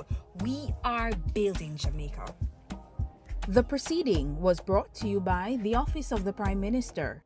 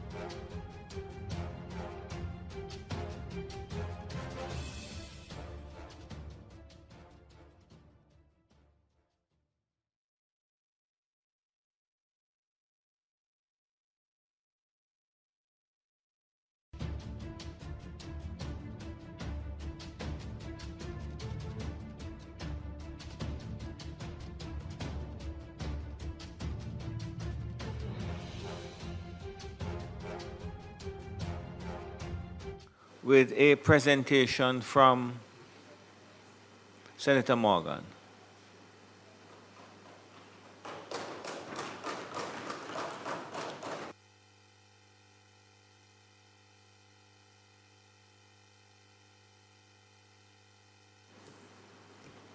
Thank you, Mr. President. I trust I have your permission, sir, to speak from a seat other than my own. Yes, you do. Mr. President, I rise this afternoon in support of the proposed amendment to the National Housing Trust Act to facilitate the drawdown of funds over the next few years in support of the national budget and the fiscal interest of the Jamaican people. For me and right-thinking Jamaicans, Mr. President, this debate is not to be framed as one of deprivation, depriving the NHD of funds, but rather it is one that is to be framed insofar as facilitation and practical fiscal navigation, literally helping Jamaica and Jamaicans recover from the ravages and displacement wrought by the passage of Hurricane Melissa back in October, while at the same time, Mr. President, moderating the burden on the Jamaican people by not extracting more from them in terms of new taxes beyond that which is reasonable and necessary. Mr. President, my support for the bill before us is predicated on three fundamental prongs. The first, the understanding that actuaries advise that the NHD budget support will in no way imperil the overall financial health of the trust. Two, the recognition that imposing taxes on the backs of already burdened Jamaicans working assiduously to recover from Hurricane Melissa-related challenges beyond what was levied would not only be unreasonable and ill-advised, but downright unconscionable. And the third, Mr. President, the appreciation that extending NHD budget support in the prevailing circumstances is not only good economic policy, but is prudent at this point in time. All this aside, Mr. President, it is the matter of demand-side measures versus supply-side measures that interest me most.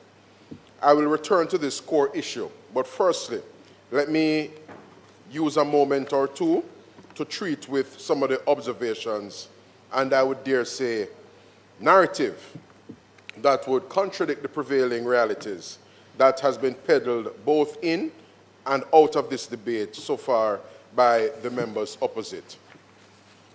To be clear-eyed about a basic fact, replacing the budgetary support provided through the NHD drawdown and saddling Jamaicans with either more taxes or more debt by way of increased government borrowing, or worse, slashing vital government services and capital expenditure on critical national investments at this historically challenging time is straight up not an option, not feasible, Mr. President. The question to the members opposite, if not this, what? Certainly not the electronic invoicing proposed by the opposition spokesman on finance during the budget debate. More taxes, Mr. President, more debt, and significantly reduced capital expenditure are not only extremely undesirable. Replacing the NHD budget support drawdown with any or all of them would be very poor economic decision. I therefore offer, for thoughtful consideration of the Jamaican people, the following facts, or as I prefer to think of them, some basic truths. First, it is imperative that we situate matters within the double context of Melissa-related inflationary pressures and the most recent challenge on our doorstep, that having to do with the geopolitical pressures per the US-Israel conflict with Iran, the resolution to which remains uncertain even at this time. Mr. President, there is absolutely no doubt that replacing the budgetary support provided through the $11.4 billion NHD drawdown with additional taxes would have an adverse impact on the disposable income of the vast majority of Jamaicans, all of whom would be forced to reduce consumption and or resort to additional borrowing. Beyond this obvious hardship that would be imposed, Mr. President, it is simply poor economic policy. As we all know, that a reduction in private consumption, indeed the consumption of consumers and households alike, would be quite contractionary and as such have the effect of lowering GDP. In the most basic terms, Mr. President, reduced aggregate demand and less spending on the part of Jamaican consumers and households would mean less tax revenue in turn to the government of Jamaica. And who would that ultimately hurt? The very citizens whose interests we should seek to advance, particularly the poor and vulnerable in our country. What is more, Mr. President, just as a lowering of private consumption would be a poor economic decision, reducing government spending would have painful, deleterious, and counterproductive impact. One being the contraction of a range of government provisions, such as infrastructure maintenance, healthcare, and education, as well as vital social programs. And here we can think of such important social safety net initiatives as the Roofs program, the social pension, and the raft of path benefits to approximately 350,000 Jamaicans in acute need at this time. I therefore ask, Mr. President, is this either practical or reasonable? Is it good economic policy? Another negative impact that cannot be glossed over is the inevitable contraction in GDP that would ensue.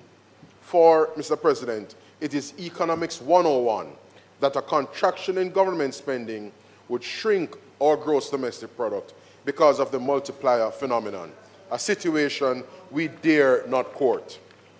Likewise, the kind of reflexive borrowing that characterized the 1990s is not an option to be entertained, as it would certainly compromise our country's fiscal position, thereby reducing the country's ability to spend in vital areas like healthcare, education, crime management, and infrastructure development. Just as critically, Mr. President, such a move would burden us with higher interest costs, particularly if funds are raised externally, and the members opposite should be quite apprised of this. The cost of servicing debt, particularly debt raised on the international capital market. And here, Mr. President, I need hardly remind us of the virtual debt vortex Jamaica was sucked into for the better part of 3 decades. I'm sure I'm not alone when I say it gives me the chills to mentally revisit that period, for we remember all too well the massive work and extreme sacrifice, individually and collectively, of the Jamaican people that was required to extricate ourselves from the quagmire of the debt that we got to unsustainable levels throughout the 1990s on account of policy error and policy failure. We are at a point where our fiscal affairs are in order. Let us not fritter away the gains made or trivialize the lessons learned. Enough said on that score, Mr. President. On the matter of prudent economic decision making, I put forward 2 important considerations. First, the issue of the 5-year extension has been raised by the parliamentary opposition. Given the devastation wrought by Hurricane Melissa, the devastation that has impacted our economy, it is not a stretch to appreciate that a realistic recovery time has been put by economists at between 3 and 5 years. So for those who will ask why the 5-year period, that is neither arbitrary nor pulled willy-nilly. Secondly, even if we were to take the most optimistic outlook on recovery time, it is bad economic policy to leave ourselves without any wiggle room in the event of emergencies, and that is emergencies plural, because we all can appreciate that we are subject continuously to the vagaries of exogenous shocks, hurricane, seismic events, you name it. Mr. President, 3 recent economic body blows serve as salient reminders of the importance of sound economic planning and the making of adequate provision for external shocks. I speak here of the COVID-19 pandemic, Hurricane Beryl, more recently, Hurricane Melissa itself, and I dare say the current geopolitical deterioration and instability in the Middle East caused by the US-Israel conflict with Iran. This situation in the Middle East, Mr. President, is having adverse impact on our energy bill, roughly 30% of Jamaica's total import expenditure. Let me pose another rhetorical question, therefore. Do we honestly want to leave ourselves vulnerable to external shocks without a buffer? Let me answer for every Jamaican who is, as we speak, translating the practical meaning of a catastrophic weather event into the everyday lives and living conditions. The answer, Mr. President, is a resounding no. The days of profligacy and capricious economic stewardship through hero circle decision-making are over. So the opposition has really missed us with the time tunnel trip to where it all began, the profligate 1990s, Mr. President. And we are certainly not going back there, not on the watch of the Holness-led Jamaica Labour Party government. And lastly, let us be realistic about how the economic planning process unavoidably intersects with our electoral timeline or timetable in terms of electoral dynamics. Returning to the issue of vulnerability, it is sensible economic policy to give an incoming administration the flexibility afforded by a stable revenue source coming in a 5-year tranche. And an incoming administration doesn't mean, of course, because we're not in the business of that on this side, change of government. Obviously, it makes for easier planning, to say nothing of providing options in the face of unforeseen external shocks. Let us also not lose sight of an obvious but more important point. If economic circumstances improve ahead of forecast, the 5-year period could in fact be reduced. Let me wrap up this segment, Mr. President, with another important fact. Where sound economic arrangements are concerned, it is far tidier, it is far more appropriate not to remove a steady source of revenue, such as the budgetary support provided by way of the $11.4 billion NHD drawdown, in one fell swoop. Experts agree, and I dare say, common sense dictates that it is better economic policy to phase out such a substantial sum. This would give technocrats time to model and do sector consultations as to new measures which would absorb the shock in a more manageable and sustainable way. Needless to say, therefore, we can all think of examples where unrealistic taxes were not only disruptive, but were distortionary and unfairly lumped onto the backs of a particular sector or group in the society, leading to missed revenue targets or other counterproductive effects. Again, Mr. President, this is Economics 101.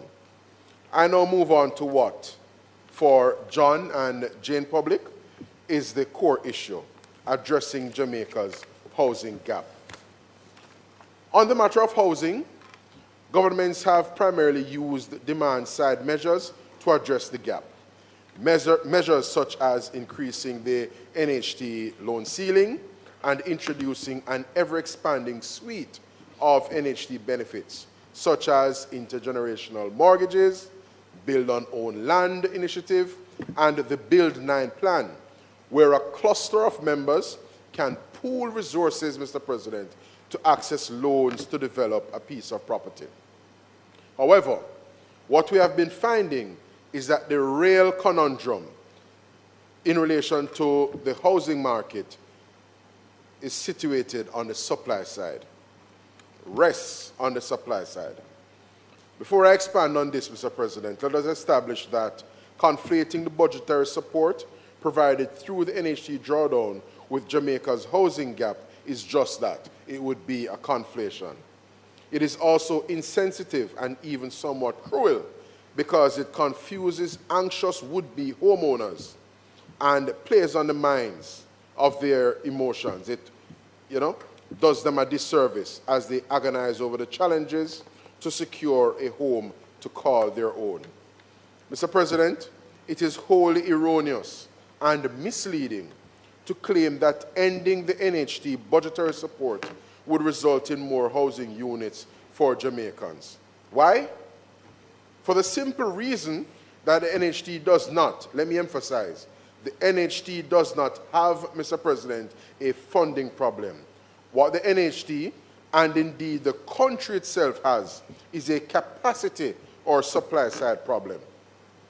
This was recently explained by no less a person than the Prime Minister himself in the debate in the lower house. However, it is very much in need of repetition as the conflation and creative myths persist. What do I mean by this, Mr. President?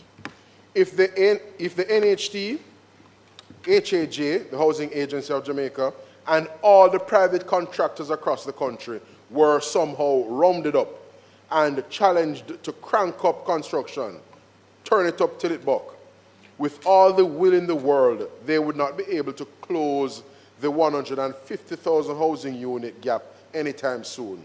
Indeed, we know this because this administration, Mr. President, is on record as producing the highest number of NHD housing starts in any period in our history.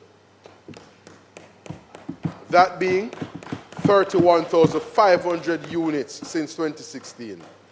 Mind you, this is just for NHD alone. It does not include the HAJ schemes and of course, the solutions delivered under the social housing program. Impressive as this is, it falls short of the demand for housing. With such an unmatched record of achievement on one hand, but a remaining gap on the other, what does this tell us, Mr. President?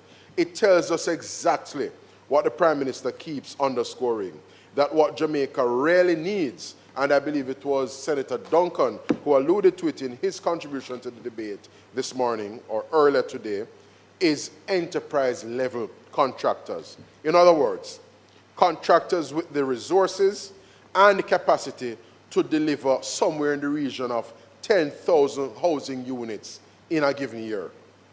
Note, Mr. President, this is not meant to disparage the work of our existing and esteemed contractors over the years.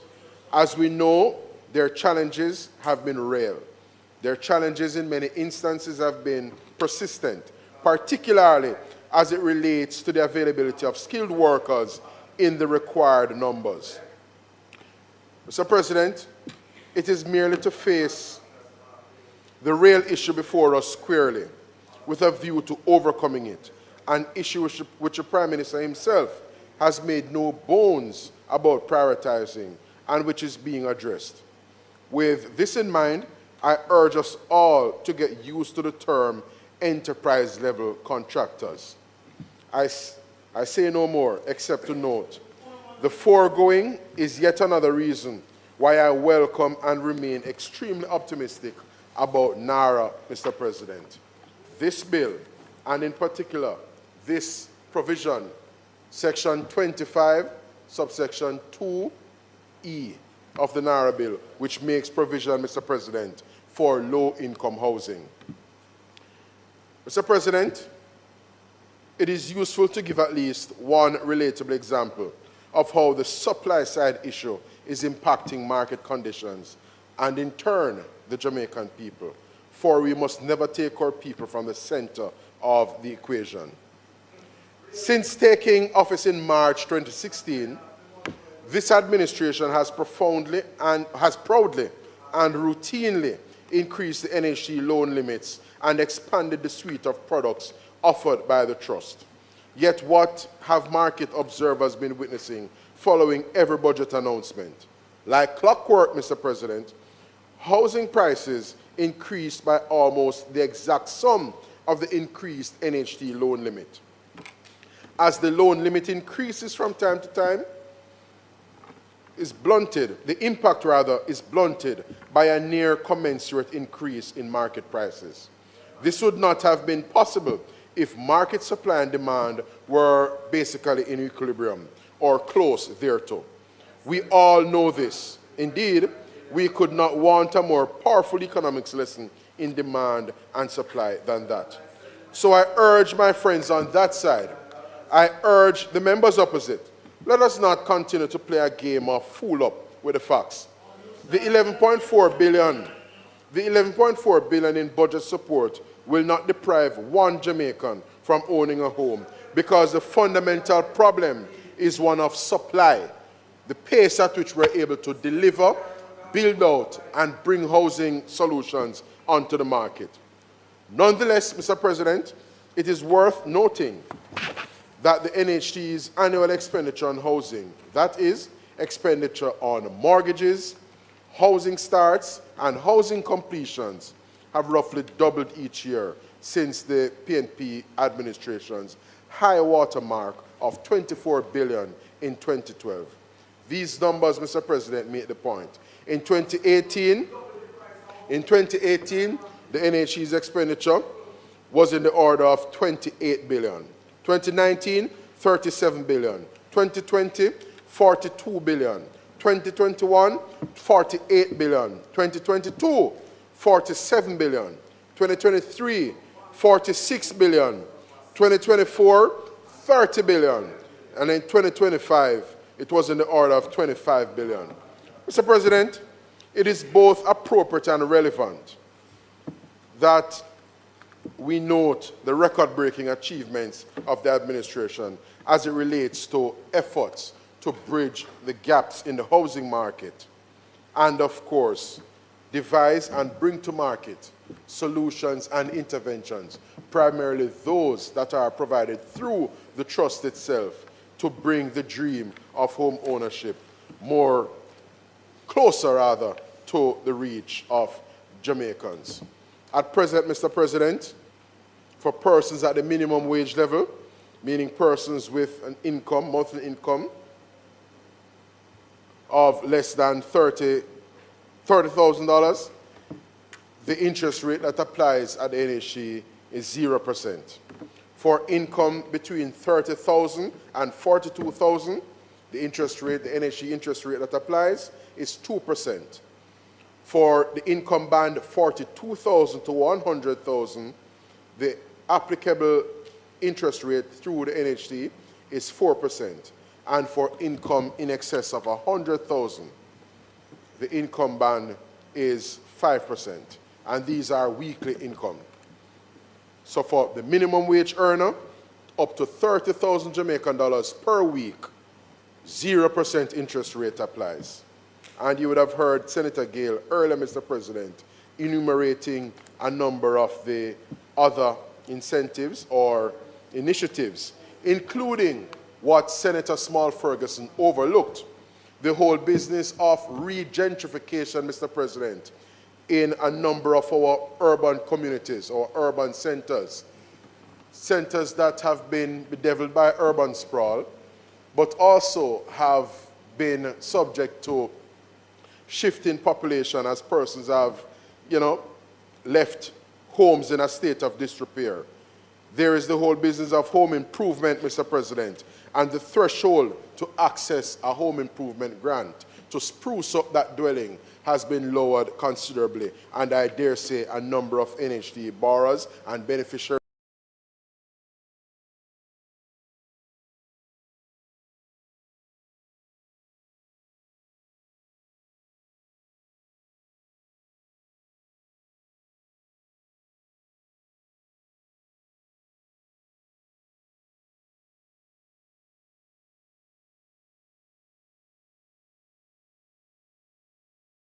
public sector. Noted, Mr. President, where these categories of workers welcome the concession. They welcome the concession, Mr. President.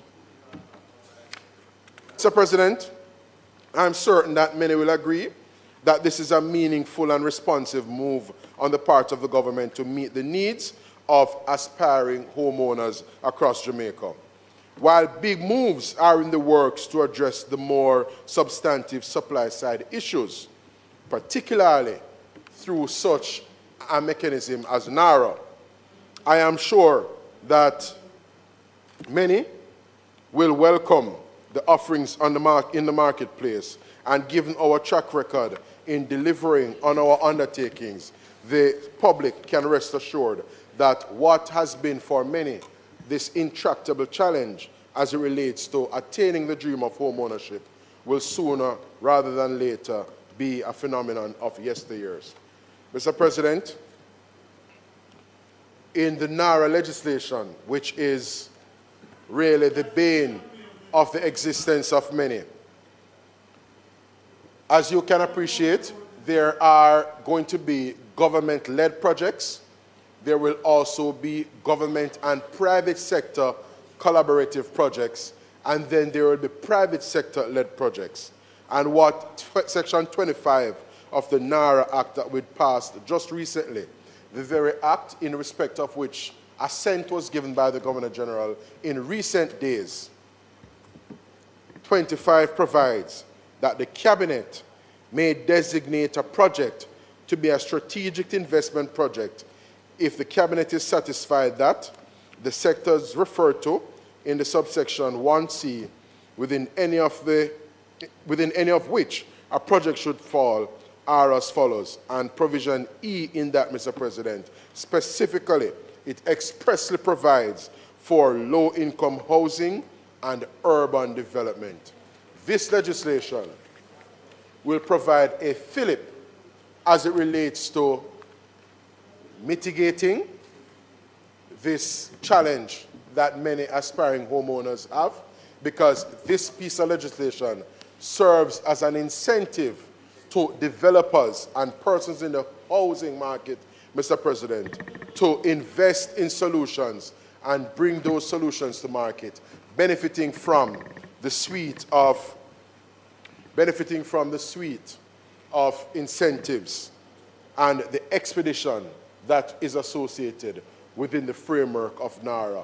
We know that there are those who do not necessarily welcome the vistas that NARA holds. They do not welcome the kind of expeditious project implementation that will be associated with the National Reconstruction and Resilience Authority, NARA. But for many aspiring homeowners, because the people who are shouting it down are the people who actually have their homes already, like Lambert, Brown, and others, who are detractors to NARA. For the others, I have mine, which is why I'm supporting this, so that others like me can attain the dream of home ownership. Mr. President, my intervention has been very brief. I commend, Mr. President, I commend this act to draw down the 11.4 billion from the NHD and trust that all our efforts will inure to bringing the dream of home ownership closer to the reach of more Jamaicans, Mr. President. May it please you, sir.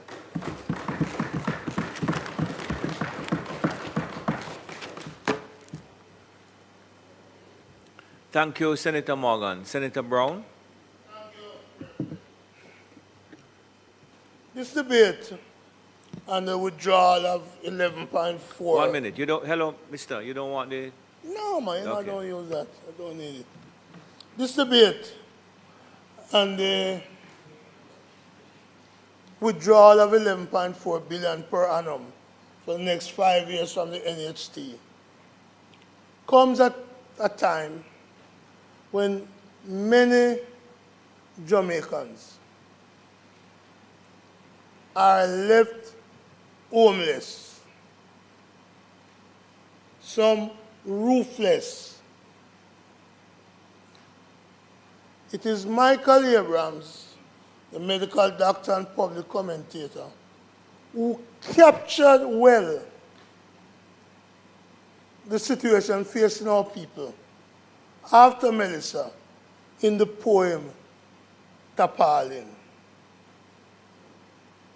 Yesterday, I was elsewhere, and I was talking with a lawyer who goes to Westmoreland. She's from Westmoreland. She was literally in tears because another lawyer in the room had made a joke about Melissa. And she made the point that while you are making this joke about Melissa, the conditions of the people in the parish of her birth, Westmoreland, and I dare say St. Elizabeth, Hanover, It's real. And you don't have to go, my friend, Senator Tavares Vincent Jr. You don't have to go to Westmoreland to see it. Every night on television, they show you people under the blue tarpaulin. Nowhere to live. Nowhere to live. Nowhere to live.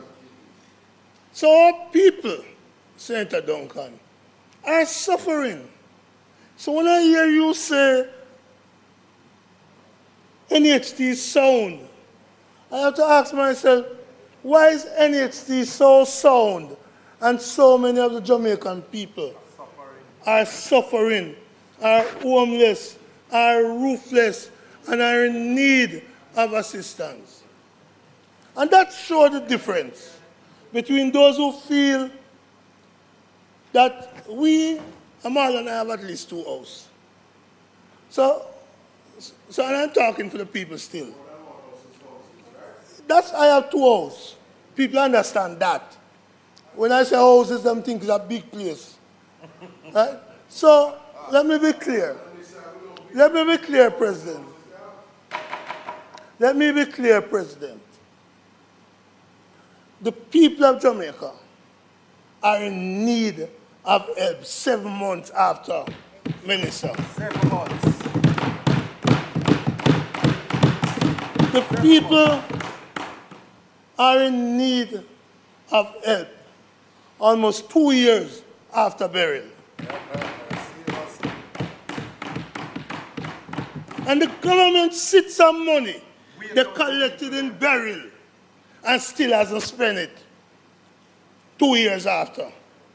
That is a shame. That is uncaring. Our people need the help. They are suffering. And we are sitting down on money. And we say, oh, the economy is sound, stabilize. NHC is sound. Us is starving while the grass is growing. And we need to stop playing politics and look about helping the people, because that's what government is about. So, Mr. President, my plea today is for the government to do much, much more for the people who are suffering in the western part of the country after Melissa. I'm going to go further to say that people like Andre Stevens and others like him have done more for housing the victims of the hurricane than the government of Jamaica with all the taxpayers' money. And them are threatening him?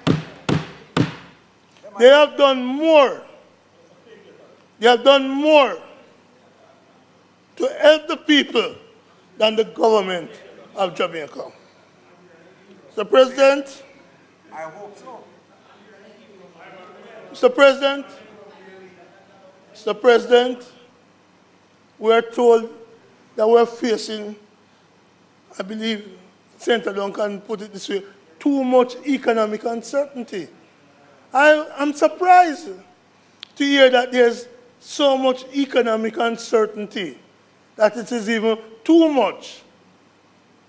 After this government claimed great fiscal prudence, great economic stability,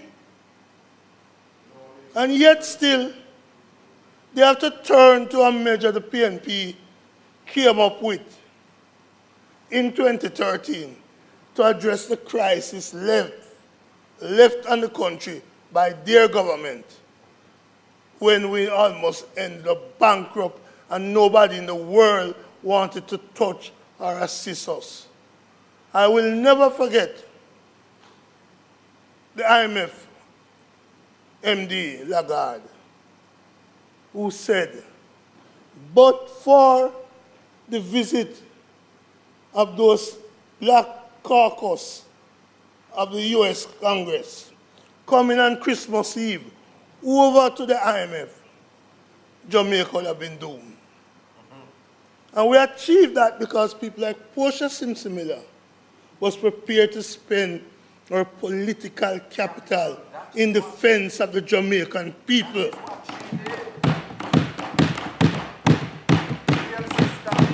So we know that this economic uncertainty, Senator Duncan, is the result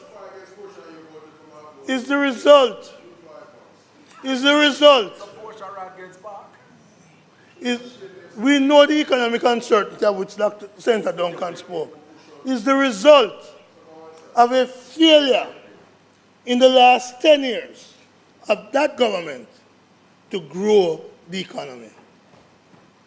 You came in with a bounce, with an economic matrix in place. You came in when we stabilized the economy. And in doing so, we had to take this 11.4 per year. And let us not forget that Andrew Holness opposed the pulling of the 11.4 billion. He opposed it. And they went further. They had proxy group, headed then by a former senator of the JLP who has since seen the light and crossover to take the government and the NHT to court over the withdrawal. Andrew Holness, we don't have to play the clip, you know. Andrew Holness is on record as saying, Andy and Jackson Miller's program, he would never use the money for this purpose. He said that Andy and Jackson Miller program. You can play the tape from Cleveland. Anyway, we don't have to play the tape. We don't have to play the tape. But I just want to remind you, The real president that we have the tape. is in the chair. We have the and Cleveland is not just one tape we have. Several tapes of Andrew Holness saying he would never use the money for these purposes. He was going to ring fence it. And that's the hypocrisy of the politics. That's the hypocrisy of the politics that all of us need to move away from. If your government was able to grow the economy as promised, 5 in 4, we would need to be withdrawing money from the NHT now. It is a failure. It is a failure to have grown the economy while you still have to be raiding the barn. And Mr. President, they're raiding a barn in which they didn't plant a single seed. Let us be clear. It is the PNP, it is Michael Manley who accepted, Senator Gale, a proposal from the trade. I want to use you and the BITU in this history. It is the Michael Manley who accepted a proposal from the trade unions to establish the NHT. It's a time, Mr. President, and it is. Let me teach, because I was there. Whose proposal did you accept without It is, I tell you, Bruce Golding, Ed Bartlett, and I have letters from them. Right? So, we're going to release the letter there. So, let me make it clear, President. In 1976-77, the IMF was imposing wage guidelines, wage freeze. Eli Taylor, General Secretary of JALGO, Lascelles Beckford of the BITU, Carlisle Dunkley of the NWO, Shearer, Upton Cavan of the TUC, said to Michael Manley, if you're not giving the workers a salary increase, take some money from the employers, and we will contribute as workers to it, and we will use that to build housing fund and to assist the people in lieu of these wage freeze. So that is how the NHT came about. And to implement it before the law was passed, we used the mechanism of the NIS to collect the money. So, Minister, please tell the Prime Minister, get his facts right.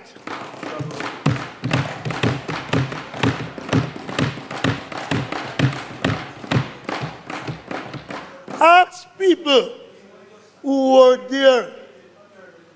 Ask people who were there how it came about. Ask people who were there how it came about, rather than trying to revise history, to put yourself in a more positive way. So, Mr. President,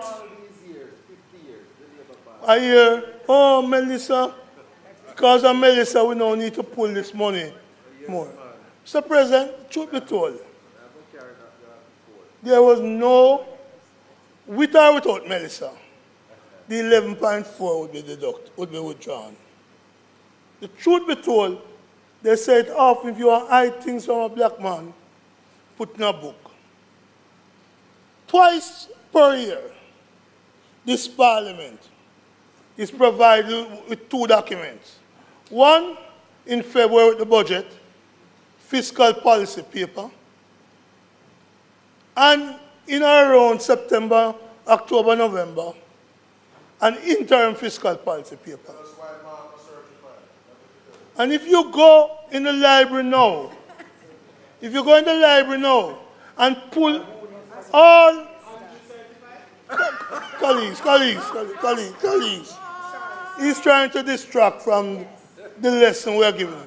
If you pull those fiscal policy paper, you will see in each of them, as my friend Senator Gale well knows, you will see expected revenue and grants going all the way now to 2030-31. You will see it. You will see the amount expected for revenue and grants. You will see the expenditure, including salary, etc., and program. You know, if you just shut your mouth, you'll learn. Because if you check, you will find that those figures have come out almost exactly. Ask Keith. Ask Keith. He does it. Each does it. You don't know. President, so let me make it clear. So these numbers are already budgeted for. And I go further, President, that in 2013, when this NHT deduction was to be made for the first time, Dr. Peter Phillips had projected all the way, along with the IMF, all the way, Keith, you know this, all the way to 2025, the debt trajectory, salary payments, spend for programs. So this has nothing to do with Melissa. It's already, it was in last year's budget before Melissa. It was in the year before that budget, before Beryl, and it has remained there since. It's in the books. I wish the camera would show you, Keith, nodding in approval of what I'm saying. Because you know it. I am seeing. And as head of EPAC, you know it even better. So I want to make it very clear. This has nothing to do with Melissa. As you said earlier, President, I'm going to get you and I in trouble. I remember a debate about this when the first time the government of the JLP was going to extend this, the withdrawal. And Keith Desmond Knight, St. Albans KD night name too. Yeah, man. I had to talk about people on that side going on the road to Damascus. Because that which they had opposed vigorously, they were now embracing. Mr. President, you know, there's a TV program that reflects very much a sentiment in the country. I see Christophe Tan talking about it. You know the concept of jacket? Concept of jacket? Well, you know, the government is, I've never seen a government hug up someone. No? Andrew Wallace is saying, this is in the national interest. All of a sudden, he's mugging up this jacket of 11.4 billion. He is the best baby father for other people's baby. And so, it's clear to me. Mr. President, I started by talking about the people in Westmoreland, in Hanover, in St. Elizabeth, and throughout the country who have suffered from Melissa. If this government cares about them, they would learn a lesson from something that Senator Gale and I did when we were on the NHT board together. We started a program called the First Step. The First Step program. Go to Tilston, beside Bounty Hall in Trelawney, where we build houses, a studio unit, bathroom, toilets, kitchen.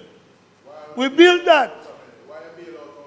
We built that and allow poor people, sugar workers, because the unions, including the BITU, the UAW and the NW, negotiated with the PNP government for housing for sugar workers. And those houses,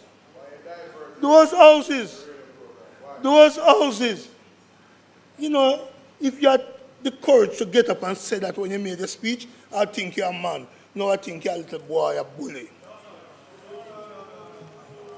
Yeah, that's what I think of you. That's what I think of you. You didn't have the courage to get up and say it. You didn't have the courage to get up and say it. But you're saying it because you know people not going to hear you on TV. Be a man. Get up and put your views so I can answer you from this platform. Let me move on, President. Mr. President, it's standing order. Mr. President, I am proposing to the government that you take $4 billion of this 11.4 each year, $4 billion each year, and dedicate it to building houses for the victims of the hurricane in Western Jamaica. Take the model of the First Step program, or take the model of, Dana, you and I were talking recently, that Clive Ladley laid down in the Starter Home program, where you build Keith at Nannyville, Charlie at Catherine Hall. We build a studio. And the people, over time, expand. So if we start with the approach at Duncan's Hill, yeah? If we start with that program and leave it, trust the people of Westmoreland, St. Elizabeth, Hanover and other places who have suffered, to expand on those houses, it would be a better fit, Senator Fitzhenley, than the 11,600 US investment you're making per unit now in these container houses. It will provide jobs for people out there in Westmoreland, in St. Elizabeth, in Hanover, and in areas. So my advice to the government is take the approach. The NHT has the plans. Let's mobilize the resources. $4 billion each year can give you at least 1,000 units per year. Because I am told that such a unit now, in our time, Senator Gill, came out just about 2 million and change. So sugar workers, tourism workers, other workers could get it. Now I'm told the cost of that, President, is about less than 4 million, J. So if you take a 4 billion, you can do 1,000. 1,000 each year. For 5 years flight, that's 5,000. And the people will build on it. So the hardware man will get some business because people have to buy things to expand. That's what a caring government should do. That's what a caring government, if we were in power, would do. You are there. Do it. Take the Nike approach. Do it. In so doing, we could assist the bartenders, ladies who work in bars. The people who work in stores, warehouse, hardware, the security guards, the minimum wage workers, the low-paid workers. It can be done. We have the resources. We have the resources. And yet Steve failed to spend, according to the Independent Fiscal Commissioner, 15.8 billion last year. How much? 19.5? I thought NHA was 15.9. So we have the resources. But what we don't have from this government is a caring for the people, the poor, suffering people, the people under the tarpaulin, the people nowhere when rain falls.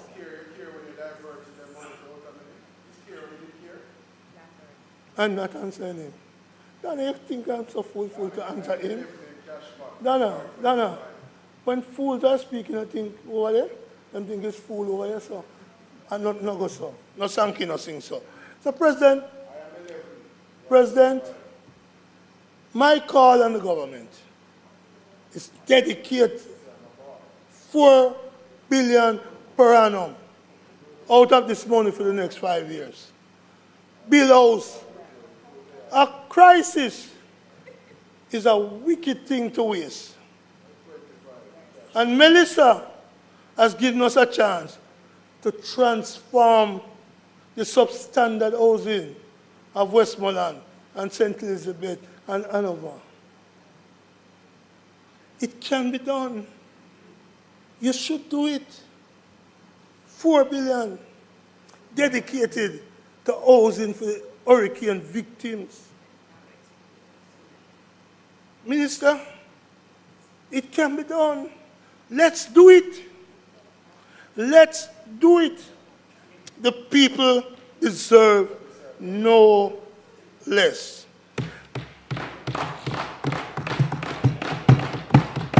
After 7 months, the tarpaulin crisis, the tarpaulin liberty, the tarpaulin suffering should have come to an end. A caring government would have intervened. But instead today we come here, 1 month almost after the NARA discussion and debate in NARA again. Almost every government speaker today spoke to NARA, a distance promise that will not come into being before December, if December at all. I hear them say, oh, there's constraint, capacity constraint. And their answer is to import people to come do the work. While a lot of Jamaicans are in need of jobs. We had set up the Art Academy in Portmore to train people in construction skills. Minister, what has come of that? Where are the graduates? And part of the problem, let me tell you, we are encouraging foreigners to come into Jamaica who are underpaying the Jamaican workers. who are paying, Senator Gill, you and I know this, less than the GIC rate. And that needs to stop. And that is why our workers run away to Barbados, to other places, because they have the skills. But Senator Duncan has not been properly rewarded. And so I want to make it clear, if we leave here today committed to building houses for the people who have suffered, people living under tarpaulin, if we care about people, we can do better. We must do better. We need to build back for the people. We need to build back with purpose. Sadly, I don't know if you guys have, I suspect all of you have conscience. But let me say it clear. If the PNP was in power, and 7 months pass, and the people living in the condition they're living in now, would you be silent? Or would you be running your mouth against the PNP? Right? That's what you did. Go on side. Morgan, Senator Morgan, you have to lower the temperature a bit for me. Senator Brown, continue, please. I think, President, I'm going to be honest. You should blame me. You once said, don't poke the bear. And there I go poking the bear.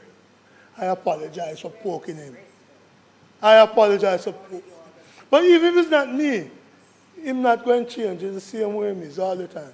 So, President, again I ask the question. What would be their attitude if after 7 months the PNP left the people in the state we're in now? Absolutely. They're the master on the country. They're called Bangarang. Absolutely. And I come here today to speak up for the poor people, for the middle class people, for the people who have suffered. And if you're taking out the money, spend it for the people then. Spend the money for the people then. Build house for them. That's what PJ did when the Venezuelan came to help us under Chavez. And what Norman Manley did when he built a house in Augustown. Mr. President, this government has earned the label of uncaring.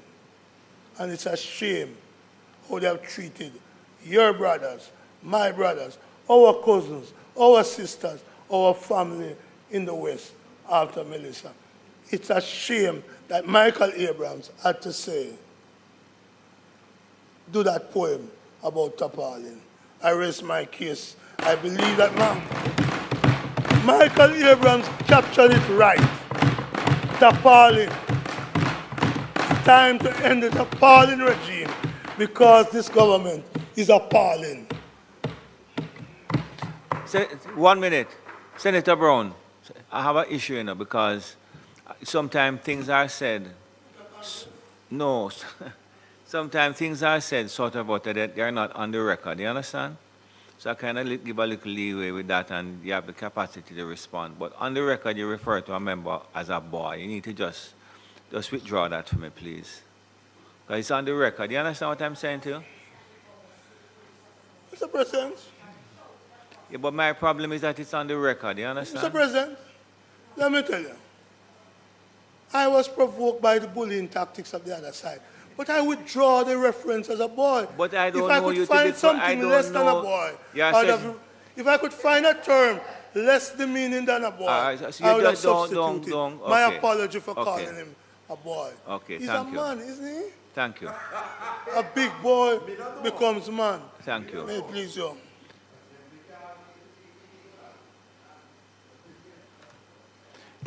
Thank you, Senator Brown. Senator Apka Fitzhenley.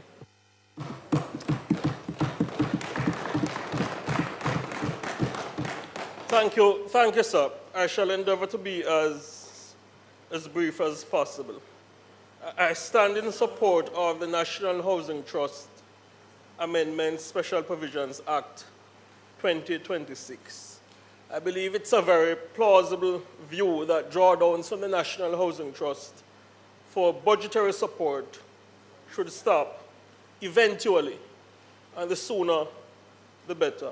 I don't for a moment dispute that perspective, but I find it an even more credible argument and a more mature position that given the current challenges which face the Jamaican economy, now is not the appropriate time to stop that expenditure. I wish to correct a few pieces of misinformation which were entered into the record by the opposition. Now, let me state very clearly, no one in the administration of Dr. Holness begrudges any of our former leaders for their contribution, and we don't seek to play down their legacy.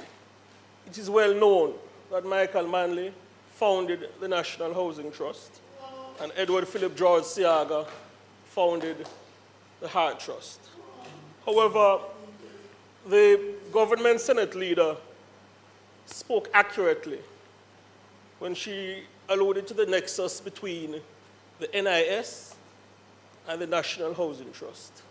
A search of the archives of the Jamaica Information Service, incidental information input during the tenure of the PNP administration, indicates that yes, there's a nexus between the NIS and the National Housing Trust. Because though the NHT was initially created in 1976, the organization's initial funding base was seeded by a reallocation from the NIS. That is a fact.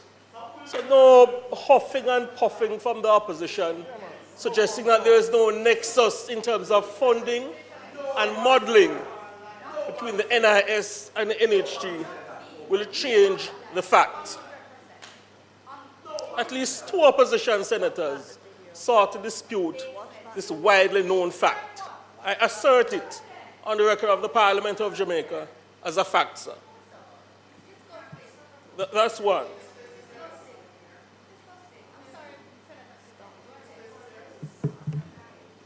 That's one. So we don't begrudge anybody their legacy, but the truth is the truth, and the parliamentary record must be corrected.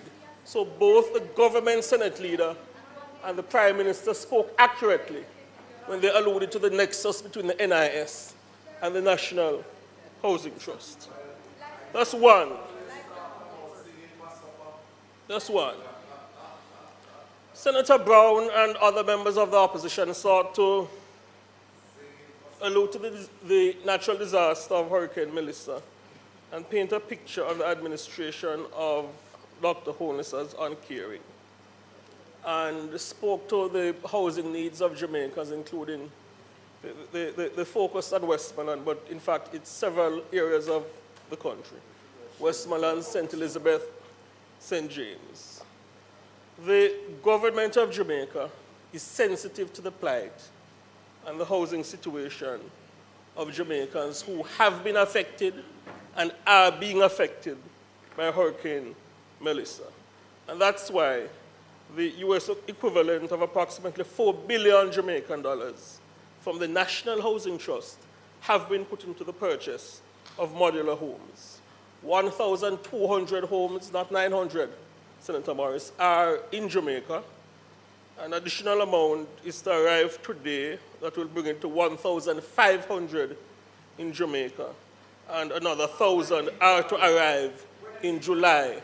And the process of assembling the bases is taking place apace.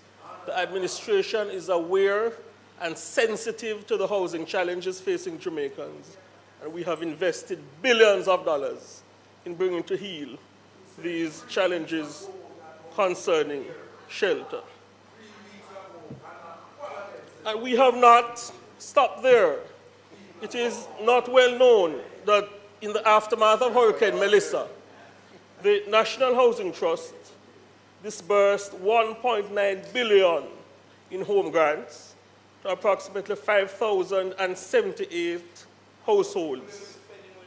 This is in the aftermath of Hurricane Melissa. This is due to our sensitivity to the housing needs of Jamaicans. The government of Jamaica also gave mortgage moratoriums for approximately half a year, pausing payments for 36,000 mortgages in affected areas, while peril insurance claims were also waived. Again, this because we are sensitive to the plight that Hurricane Melissa occasioned on a number of housing owners. It is a fact as well that the government of Jamaica, who Senator Brown falsely sought to paint as uncaring, yes, via the NHT, issued hundreds of loans for repair of houses and ceilings to scores of Jamaicans affected by Hurricane Melissa. The NHT also processed approximately 4,000 insurance claims with a total value of $7 billion. $2.8 billion has been paid out as part of a phased process. So, let the record of the Parliament be corrected that in addition to the $67 billion that have been allocated to recover from Hurricane Melissa, the NHT as well has been mandated and has in fact expended billions of dollars to assist Jamaicans to get back on their feet. So the senator alluded to playing politics when he sought to paint a picture of the government as uncaring. That is the epitome of playing politics, and it's unbecoming to a debate in the Parliament of Jamaica, which ideally should be of a particular quality.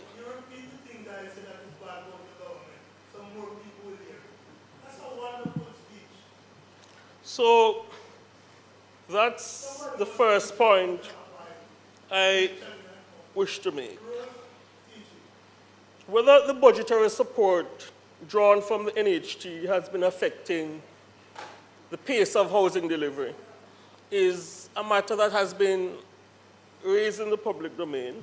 And from time to time, I sit at a table with representatives of the NHT.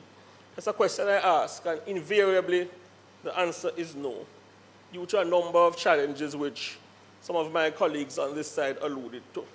So the notion that the administration is detracting from the pace of delivery by virtue of pursuing this drawdown, which has been occasioned by the major challenges which have faced the economy after we assumed office, including COVID-19, including Hurricane Beryl, including Hurricane Melissa, that this drawdown is affecting the pace of delivery.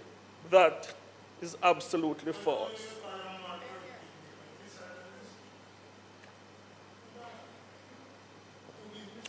Before I close, sir, on the matter of housing, our posture is one that is characterized by maturity and an admission that more is to be done. In fact, we'd even say much more is to be done. But we are always seeking to invest heavily in the housing needs of Jamaicans and seeking to deliver by greater margins. It is not my favorite thing to do to come to the Parliament and compare the pace of delivery or the output of a Jamaica Labour Party administration versus a PNP administration. But based on the contributions of some of the opposition senators, I'm constrained to do so because the picture has been painted that the administration of Dr. Holness has been falling short or under-investing in the housing needs of Jamaicans. So I'm constrained to tell the truth to the people of Jamaica. The fact is, between 2016 and 2025, this administration has initiated 31,540 housing units. This averages an increase of 1,194 more housing starts each year compared to the administration which preceded us in 2016. That, sir, is a 57% increase in annual housing starts under the government of Prime Minister Andrew Holness. Since 2016, this administration has delivered 21,166 housing completions and issued 67,249 mortgages. These numbers exceed by double digits housing completions delivered by the PNP administration during their last 2 terms in office. So again, sir, even as we aspire to do more, the opposition is not speaking the truth. Senator Brown, Senator Morris, they are not speaking the truth when they suggest that housing delivery has dwindled under the Jamaica Labour Party administration. Let us look at the area of investment in housing. The highest level of expenditure. Let us look at the matter of investment in housing. I understand, Senator Brown, you don't want to hear the truth, but the Jamaican people will hear the truth. The highest level of expenditure, sir, in a single year under the PNP via the NHT in the area of housing was in 2011 at $24 billion. Senator, 2012, I beg your pardon, at $24 billion. Senator Morgan alluded to it. In 2018, under the Jamaica Labour Party administration, $28 billion spent on making available houses to our people. $37.1 billion spent in 2019, $41.57 billion in 2020, and in 2021, $48.2 billion. Senator Brown and Senator Morris. The fact is, this administration of Prime Minister Dr. Andrew Holness has far exceeded the former PNP administration in terms of expenditure on the people. I was about to go into the matter of investment in low-income earners and our sensitivity to the plight they face, but Senator Morgan dealt with that matter capably. So in closing, I will say, I listened keenly to the submissions of some of the opposition senators. I didn't banter too much today. I was listening keenly. Senator Morris characterized the continued drawdown from the NHT as a plunder. The word siphon was used by another opposition senator. And Senator Scott Ferguson spoke about resources being collected for one objective and redirected for another purpose. That's Senator Brown, you are downstairs. Just alcohol Ferguson being served down there? said. No, man, stop it. Let the man finish it. Let Senator Fitzhenry finish your prayer.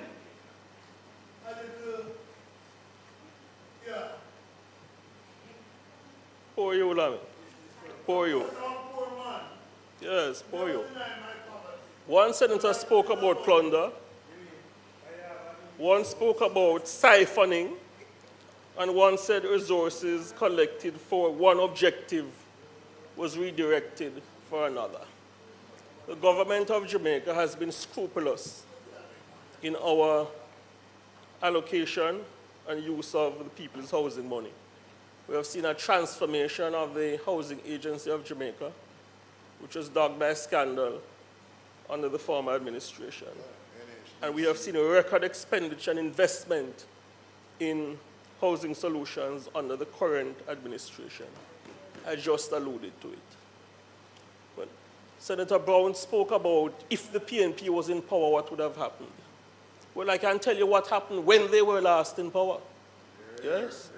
They expended approximately 180 million of the people's housing money in a failed investment owned by a politically connected, a PNP activist. That's how they expended the people's housing money. Yes? And then we had a thing they call Operation Pride. Senator Brown, please. Senator Brown, stop it now, man. Yeah? Stop. No, don't say that. You could have made your presentation. You can respond to it later. Come on, Senator Fitzhenry. I want to burn you. You're behaving like 25. The PNP administration expended $180 million of the people's housing money to bail out a failed investment owned by a PNP activist. Senator Brown speaks about if they were in office. Well, that's what they did when they were last in office. A disgraceful and shameful use. And I'm going to borrow the words of Senator Brown, an uncaring use of the people's housing money. Yes? Senator Brown speaks about what would have happened if the PNP was in office. Well, they professed to the Jamaican people that they invested $16 billion in a program called Operation Pride. Well, what happened? $451 million of that sum, yes, was alleged to be stolen, pilfered, and a PNP activist was taken before the court. That is the way the PNP administration used the people's housing money. And the public record indicates that $8 billion of that $16 billion under Operation Pride is unaccounted for. That is the legacy of the PNP administration as far as utilizing the people's housing money. The PNP administration cannot be trusted, sir. Senator Brown, stop it now, man, please. Resources. So the pilfering and the corrupt diversion of the people's money. The corruption and the pilfering under Operation Pride, and the wanton misuse characterized by the Outerman scandal is the epitome of uncaring, wicked and scandalous government. And this is what characterized the tenure of the former PNP administration. The government of Prime Minister Dr. Andrew Holness remains committed to scrupulous, diligent, and strategic use of the people's housing resources. And we are sensitive to the needs of the people. This bill, sir, due to the challenges which face the Jamaican economy, due to the major challenges which face the Jamaican economy, this bill has my very, very strong support, and I commend it to my colleagues for endorsement. Thank you, sir.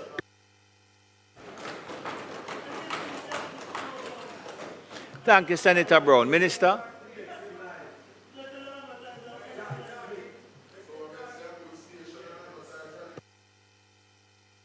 Thank you, Senator Fitzhenley. Minister Johnson Smith?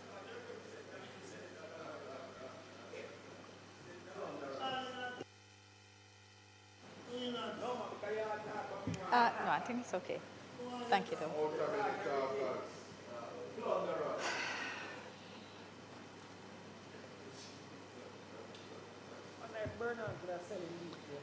Mr. President,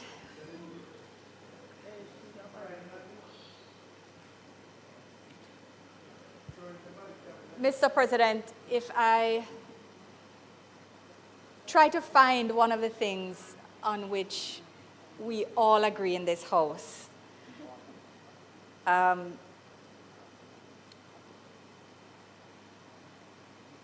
think the most likely undisputed point would be that home ownership is one of the greatest dreams of many Jamaicans, and that it therefore must be a priority of administrations, and indeed has been, of this administration, would follow pretty easily from that. If I were to find another point on which we all agree in this House, I suspect the next one that may have been referenced in this House, in this chamber, pardon me, would be that there are many people who were impacted by Melissa who still need help.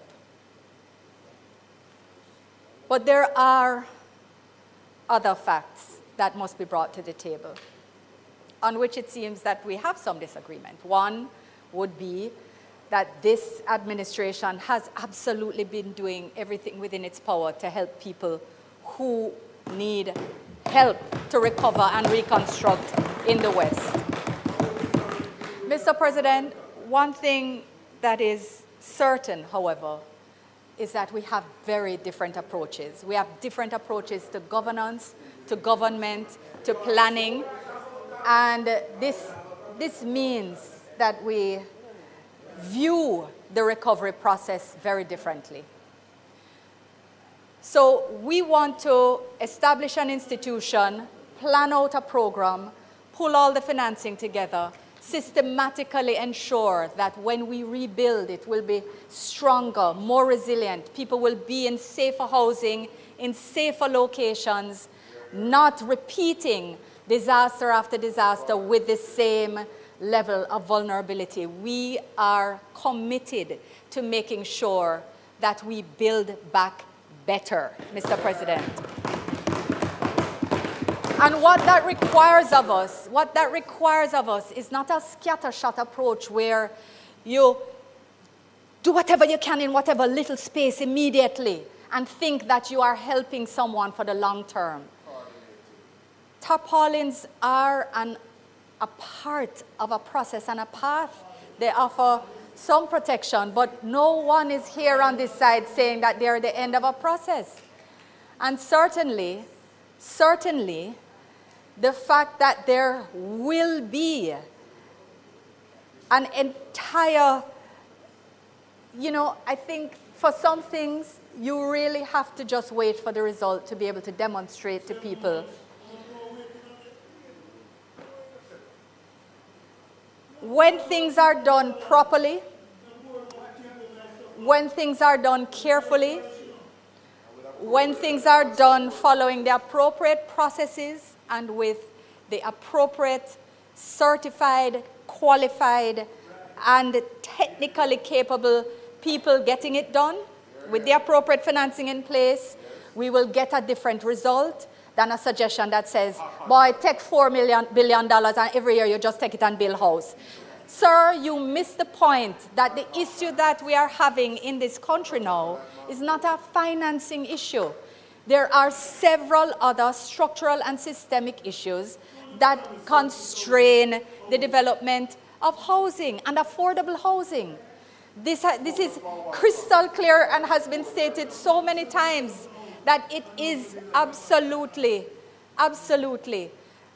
just mind-boggling to me how it is that this point can be missed at this stage of a debate. The issue is not financing, Mr. President. If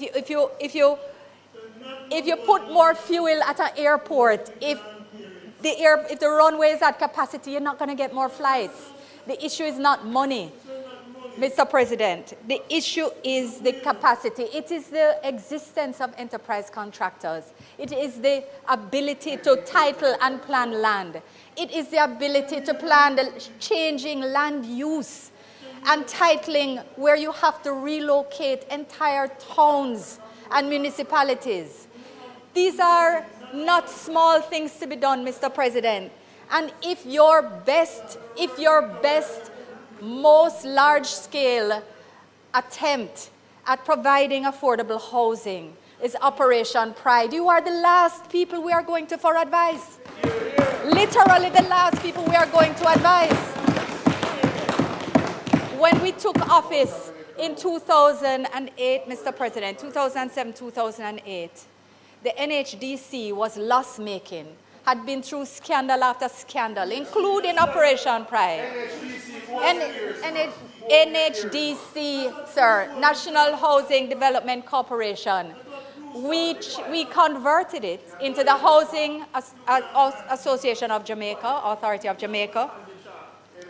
We brought it back to profitability with strong governance. It started to operate again. When they took office again in 2012, by the time we took office again in 2016, it was again loss-making, Mr. President. Had lost billions of dollars once more, had to change out boards once more because of resignations due to misconduct. Mr. President,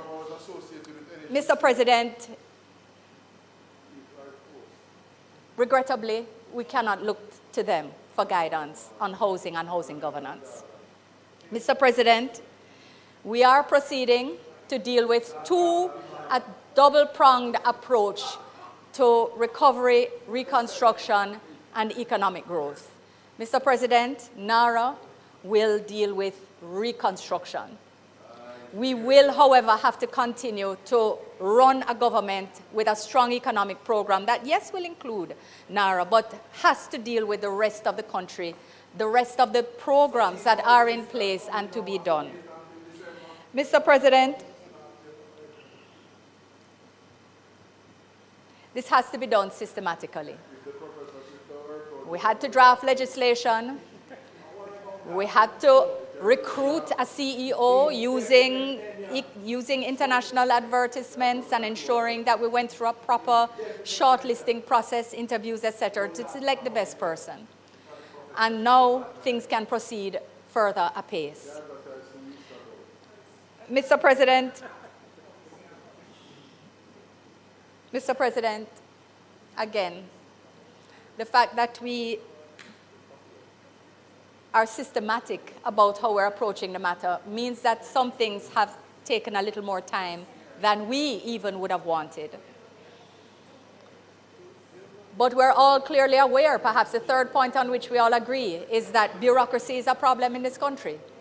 So even as we try to be compliant, ensure that funds are being spent, which have been contributed, in a way that they can demonstrably be shown to the persons who donated those funds that they have been spent in this way or that way, in concrete, not only demonstrates proper stewardship, but ensures that we are being compliant and ensuring that we avoid corrupt practices and not only avoid it, but avoid the allegations.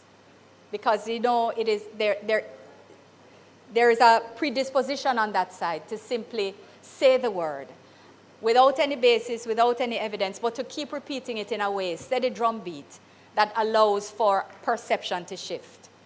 So we are being careful, Mr. President, because we know trust is important at this time. And that, unfortunately, has meant taking a little more time. Mr. President, the issue, however, before us is really about the NHT amendment and about the continued drawdown for the next 5 fiscal years, of amounts of up to $11.4 billion annually from the NHT to the central government. Mr. President,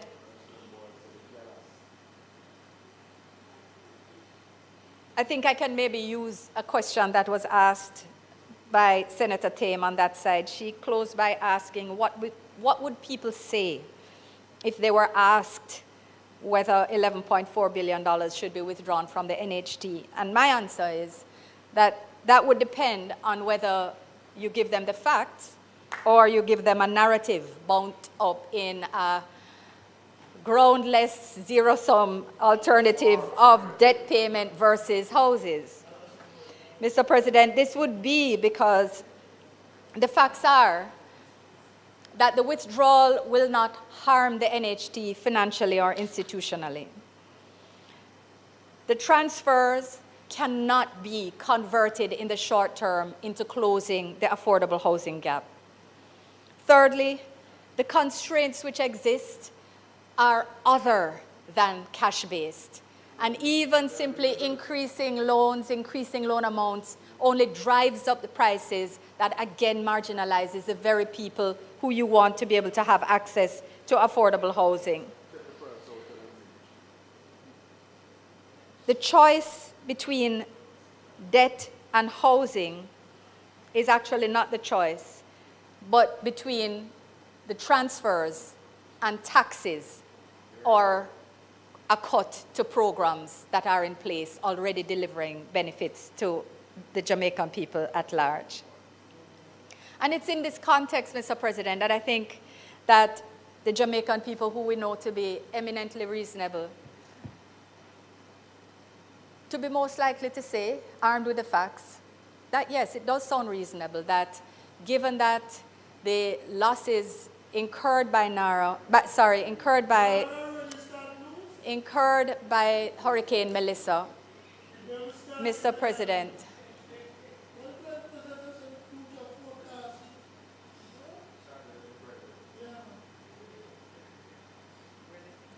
that the losses incurred by Hurricane Melissa, Mr. President, if memory serves, more than $1 trillion in losses, loss and damage.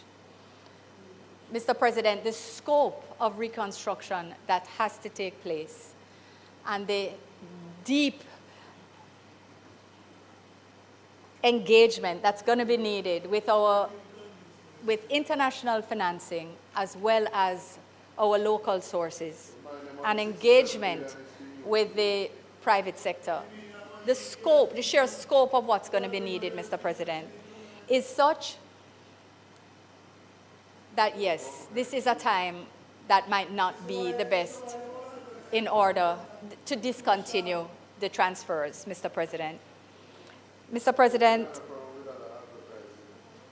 the last 10 years have been spent doing as much as possible, not only in housing, but in other areas, and I spoke to those in my opening remarks. And our commitment to continuing to do so in the interest of the Jamaican people will be ever more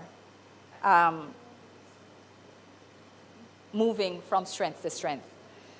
And it is in this context, Mr. President, where we recognize that this 11.4 billion drawdown annually, or the fact that grants, etc., may be taken annually up to that maximum, that this is critical to our continuation of the delivery of not only our promises to people, based on which we obtained a mandate less than a year ago, but to do more, Mr. President, to positively impact the lives of as many people as possible, both through housing and otherwise.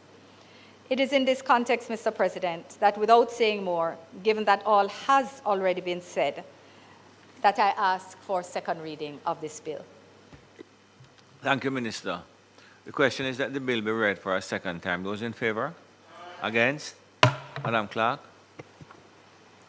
An act to amend the National Housing Trust Act read a second time. Thank you very much. The Senate will now resolve itself into a committee of the whole Senate to consider the bill clause by clause. I put clause 1. Those in favor? Against? I put clause 2. Those in favor? 1 minute. Clause 2. Senator Morris. I have some amendments that I am proposing, and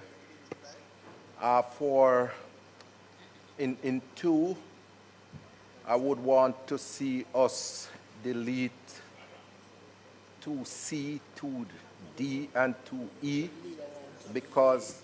Delete 2C, yes, 2D, and? E. Yes. So that we would support for 2 years, which would end in 2028. And then I am going to be proposing a new 3. Clause 3? Yes. No, don't get there yet then. No, it's consequent. It's consequent on this. Okay. Yeah. I'm adding a new section 3, which would read, these funds should be specifically used to build houses for citizens who have been affected by Hurricane Melissa in the affected parishes. And the existing 3 would become 4, and therein we would change the date to March 2028. Those are the amendments that I'm proposing. Thank you very much. So the members would have heard the proposed amendment to clause 2. All in favor of the amendments proposed by Senator Morris? Aye. Thank you very much. So 1 minute. So the noes have it. Divide? Yes. Yeah, are you serious, Senator Morris? Yeah. A divide? Yeah. Yes. Madam Clerk. It's a proposal to build Madam house Clerk. to the people who are... Senator Brown, please. I'm just trying to clarify that it is about building houses. It's about... Go ahead, please.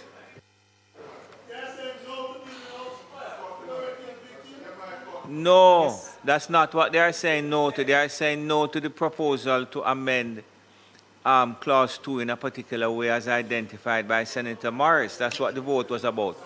Continue, please. Continue.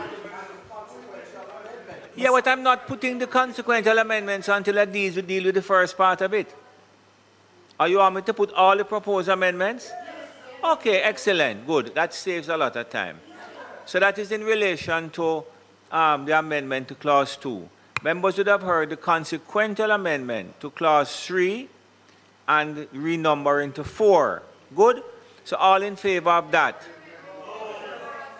Eh? I said it. Okay, so that is it. So, is there a divide on that? Okay, so, Madam Clerk, you're dividing in relation to the amendment to Clause 2, Clause 3, and Clause 4. Ms. Anderson? Mrs. Bennett Cooper? Mr. Bernard? Mr. Brown?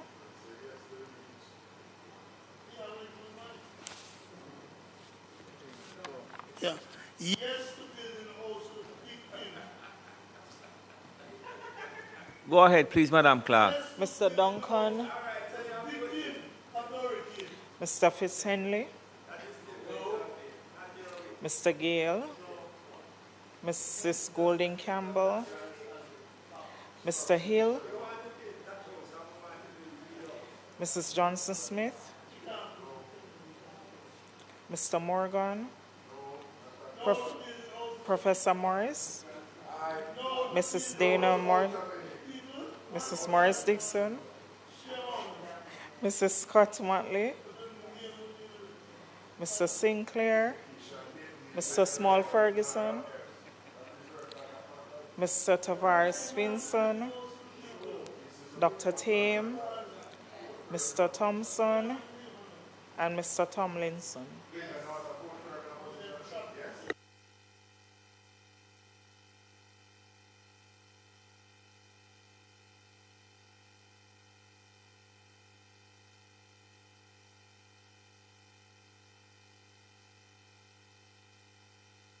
I do report the ayes 8, noes 10, 2 members absent. So the noes have it. I now put Clause 2. Those in favor? Against? I put Clause 3. Those in favor? Against? I put Clause, I almost said Clause 4. I put the title and enacting clause. Those in favor? Against? The question is that I do report the bill as having passed committee stage without amendment. Those in favor? Against?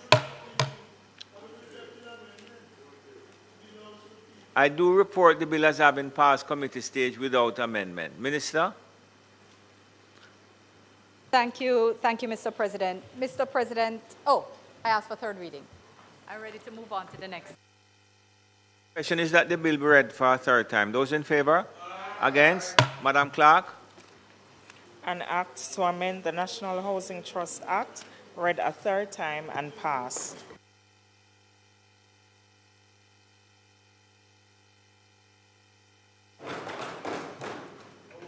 Thank you, Mr. President. Mr. President, might I ask for recommittal of the following agenda items: 1, announcements; 2, reports from committee; and 3, notices of motion given orally. Thank you very much. Members would have heard the question from Minister. Those in favor? Against? Announcements? Also laid on the table of the Senate is the following: report of the Regulations Committee of the Senate on its deliberations on the Insurance Amendment of 20th Schedule Regulations 2026.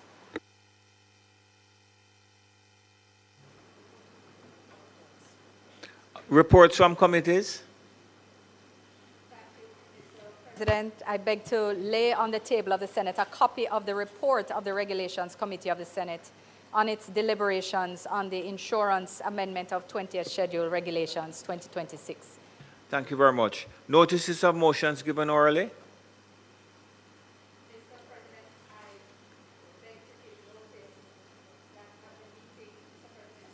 I'm sorry. I beg to give notice that at the next meeting of the Senate, I will move the following motion. Be it resolved that the report of the Regulations Committee of the Senate on its deliberations on the insurance amendment of the 20th Schedule Regulations 2026, which was laid on the table of the Senate on the 5th day of June 2026, be adopted. And I beg to give further notice that at a later stage today, I will move for the suspension of standing orders to enable me to take this motion. Thank you, Minister. So we are back in public business. I now move for the suspension of standing orders to enable me to take the motion, notice of which I gave earlier. Members would have heard the question. Those in favor? Against? Mr. President, the report has been tabled. It is before us. The chairman of committee is present online. If she wishes to say anything, members of the committee are present also. If they wish to say anything, I note 100% attendance at the committee's meeting, and I note that there are no objections. So I actually think that this may well be an opportunity for it to simply be adopted by round of applause, if we would want. But I open the floor to see if there are any comments offered by Senator Golding Campbell as chair or any other member of the committee on either side.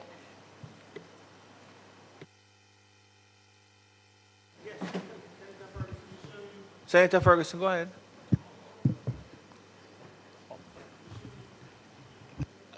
Senator Golding Campbell was saying something.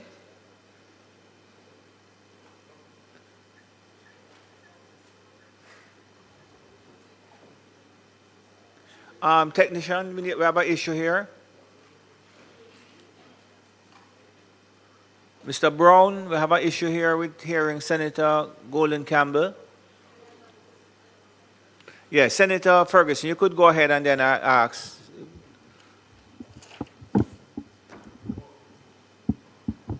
Thank you, Mr. President. No, just to say that having participated in the committee, my understanding is that the period during which any negative resolution, or rather any objection, could have been raised would have passed by the time we had the committee meeting. So it was just more of a conversation around the change vis-a-vis any, I suppose, agreement or unanimous agreement, which is what would have been implied just now. So just to say that there was no decision taken by the committee, the period during which any objection could have been raised had elapsed. So there was, to my mind, no real decision that was taken. Senator Golding Campbell. Yes, Mr. Chairman, are you hearing me? No? Senator Golding Campbell, you ensure that you have your... Who is assisting me with this? Mr. Brown, where is he? Mr. Brown? Are you able to hear me, Chairman? Mr. President? No?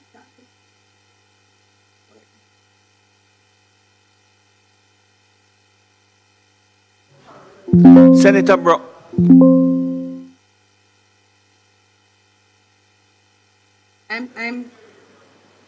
Let me know if you're able to hear me now, Mr. President. Yes, you talk up for me, please.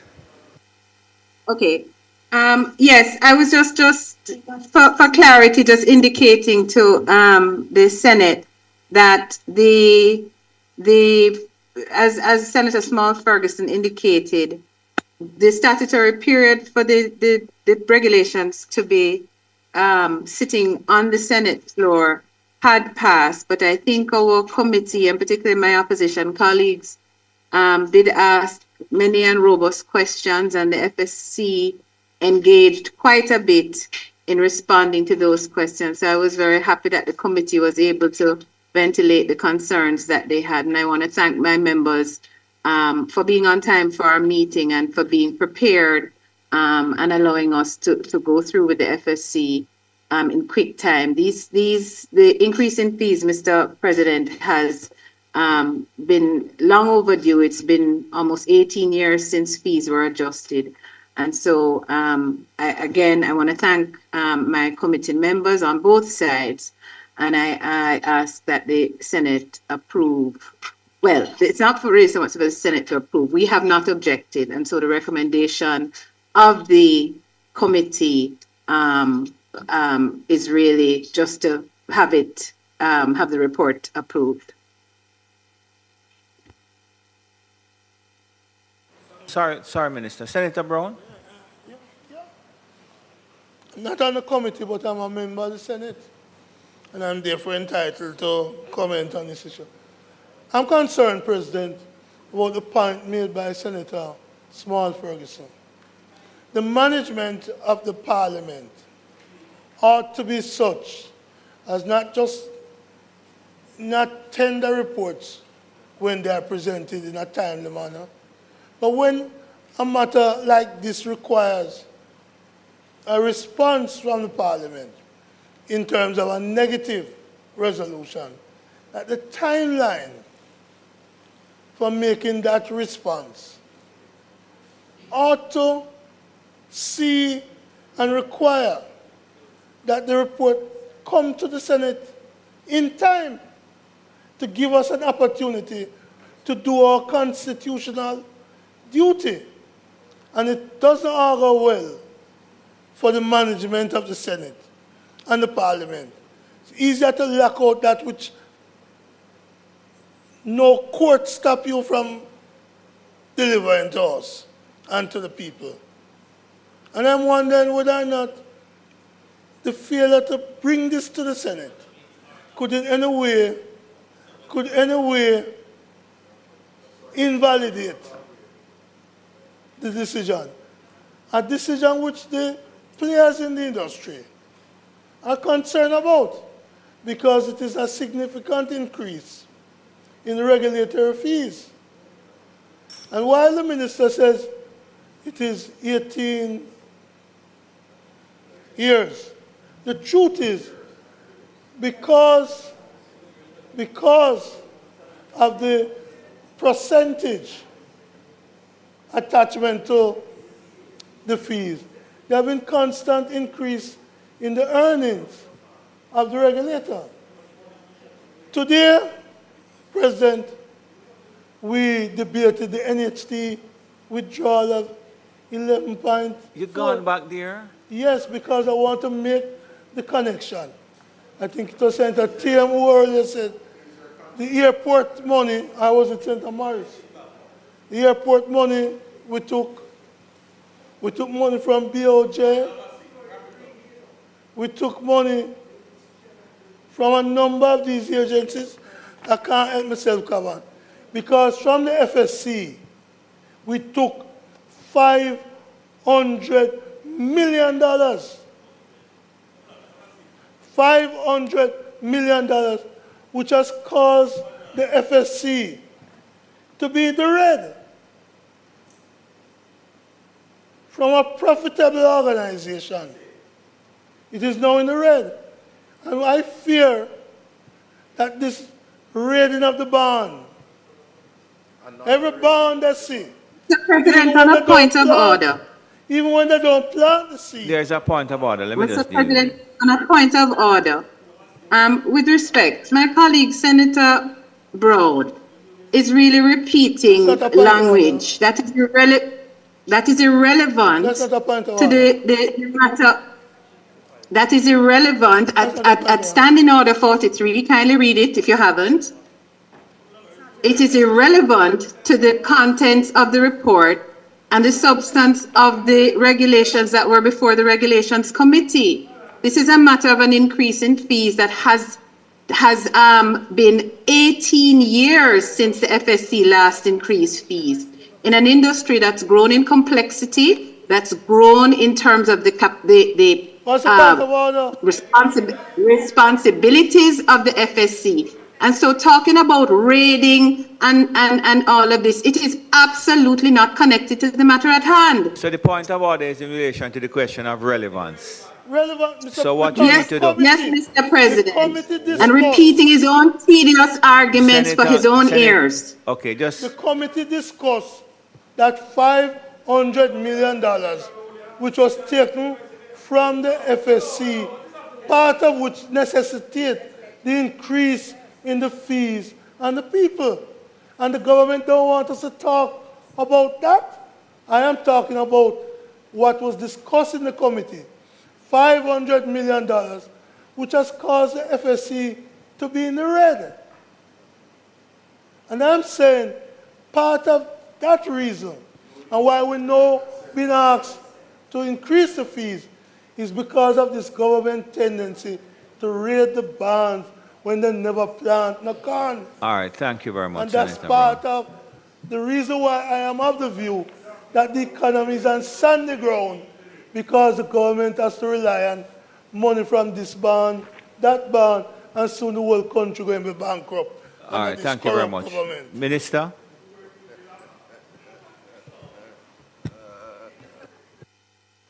Mr. President, I don't think I will. I don't think I will try to enter into the debate on the matter. I think I will simply ask for the adoption of the report. Thank you very much. The question is that the motion, that the notices of motion given earlier by the member be approved. That is to say, that the motion be approved. Those in favor? Against? Mr. President, it is not intended. Okay, I just have a few things to just deal with quickly. Just to remind members that the official funeral for former Senator and Minister Lex Campbell is for tomorrow at 10. Members would have seen the location on their communication device. And then former Senator Hugh Hart is next week, Wednesday. I think it's next week, Wednesday. So those two are two things to note. Just 1 minute.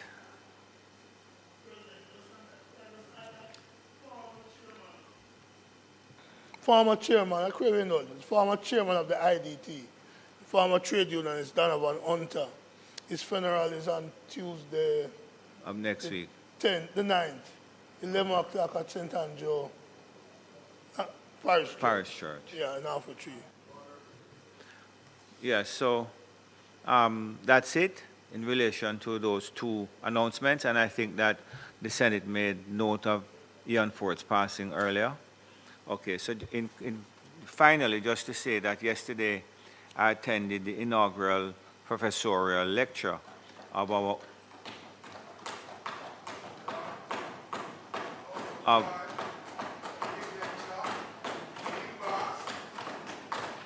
of Senator Professor Floyd Morris, and the topic of the presentation was towards establishing a grassroots political model of disability in the Caribbean.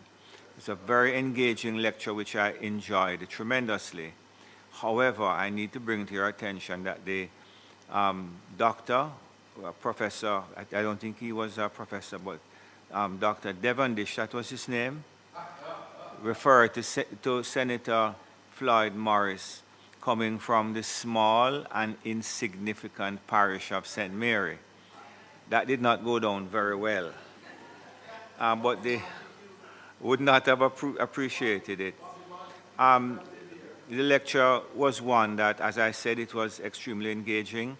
A number of our colleagues attended, including Senator Scott Motley.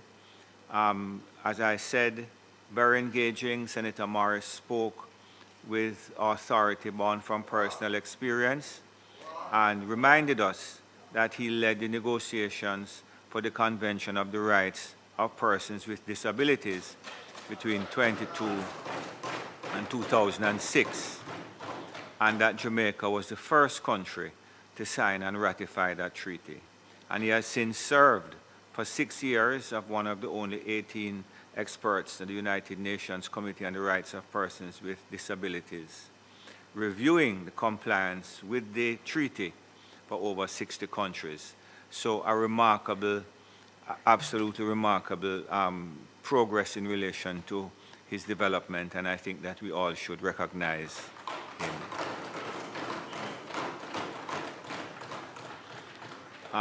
One of the things that I made a note of that I would say to Minister of Education, Dr. Morris Dixon, is that he spoke about the need for us to pay attention to the Hope Valley Experimental School and was asking for some attention there. And I'm sure that Senator Morris will speak to you about it.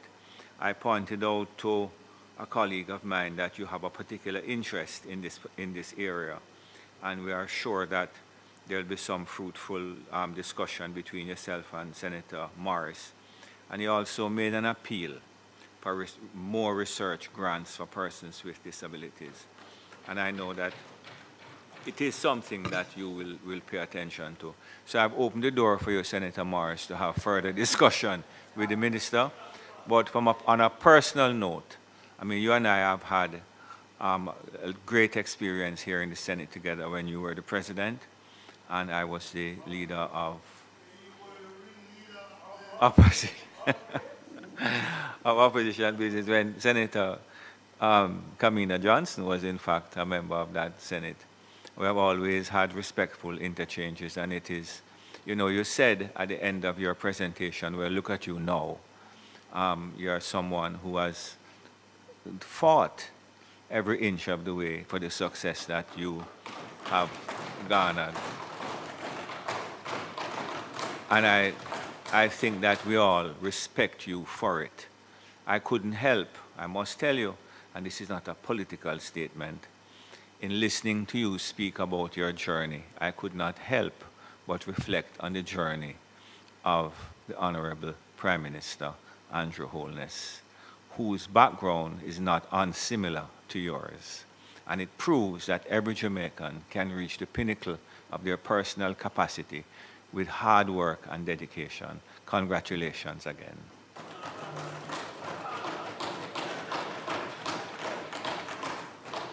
Thank you, Mr. President. And as we bring this sitting to a close and by indicating that it is not intended to do any further business, I would just add one small fact to your commendations to Senator Morris, who I've congratulated privately, but who I will congratulate once more from the floor, and that he was the first Caribbean representative on that committee of experts. So not only the first Jamaica, but the first representative from the Caribbean. So I know that my team at the ministry continues to take great pride in the candidature election. That was very strongly competitive and hard fought, as he's well aware, on the first and second round, and therefore that he emerged with the support of his colleagues and who sat on the committee with him was a testament to his successes in the first term, and undoubtedly will inform the remainder of the expertise that he brings despite no longer sitting on that committee. So we congratulate him on behalf of this side, and we thank you for representing us. You're there now, yes, but it would be remiss of me after that just to allow him not to just respond briefly.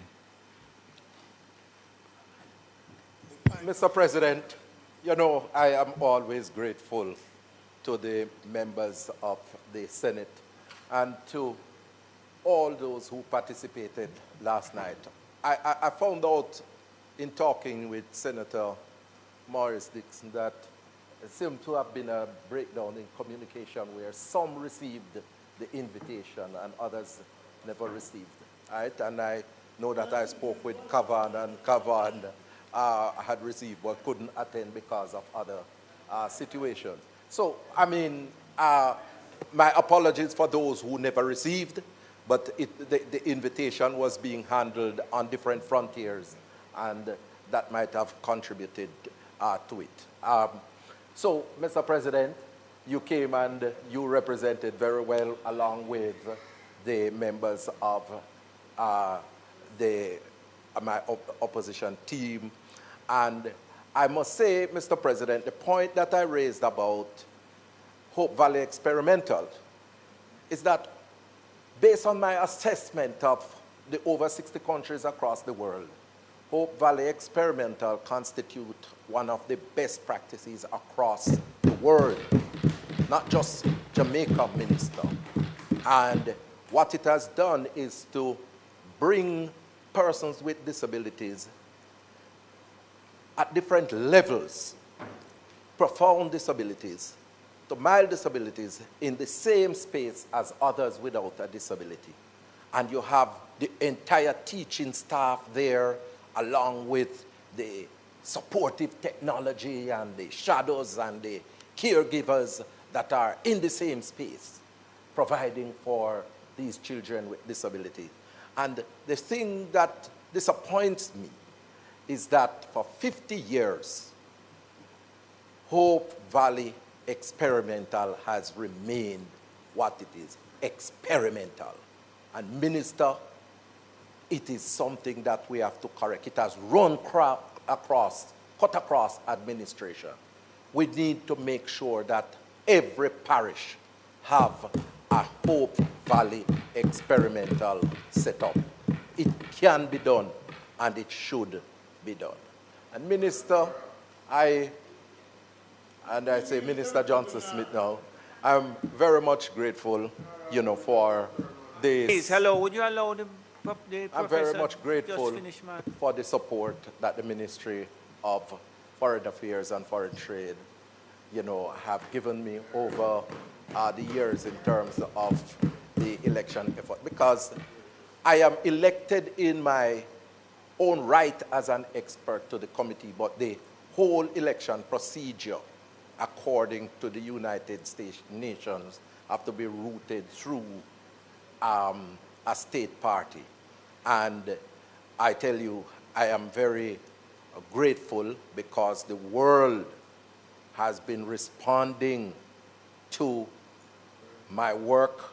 I just returned from Azerbaijan, Baku, for the World Urban Forum, where I was invited to speak on the issue of accessibility for persons with disabilities in urban spaces, and then left there to South Africa, where I was told that the South Africans insisted that I should be at that particular forum for disabled parliamentarians, where, Mr. President, I realized that I am now the longest serving disabled parliamentarian who is active. And I have to give God for his continued goodness.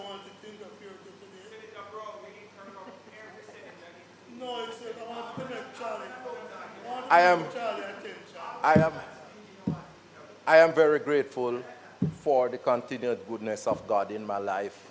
I will tell you, when blindness came in 1989, I wouldn't tell anybody that I would be here where I am. I left high school without a single academic subject in '86 because of the onset of blindness. The teachers never knew what to do, and so I went through the system. And it is the sheer will of God, support of family members, and the University of the West Indies, and most definitely, I think God has come down specially on me because of the woman that he has placed in my life, my wife, Shirley.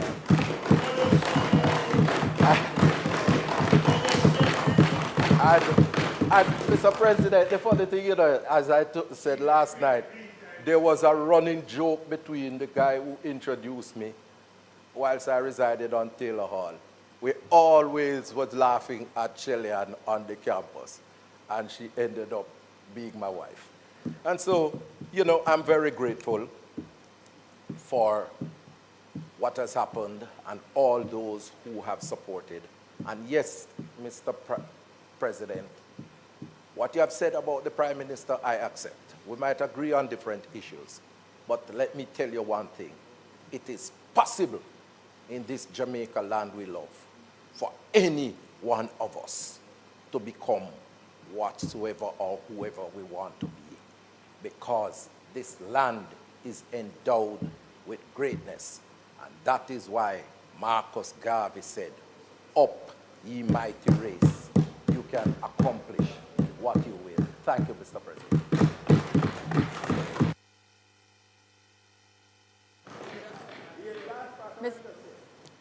Thank you very Mr. much. President, I don't believe the Marshal will allow me to take my seat again without asking that the Senate be adjourned for a date to be fixed. Members should have heard the question. Those in favor? Thank you very much.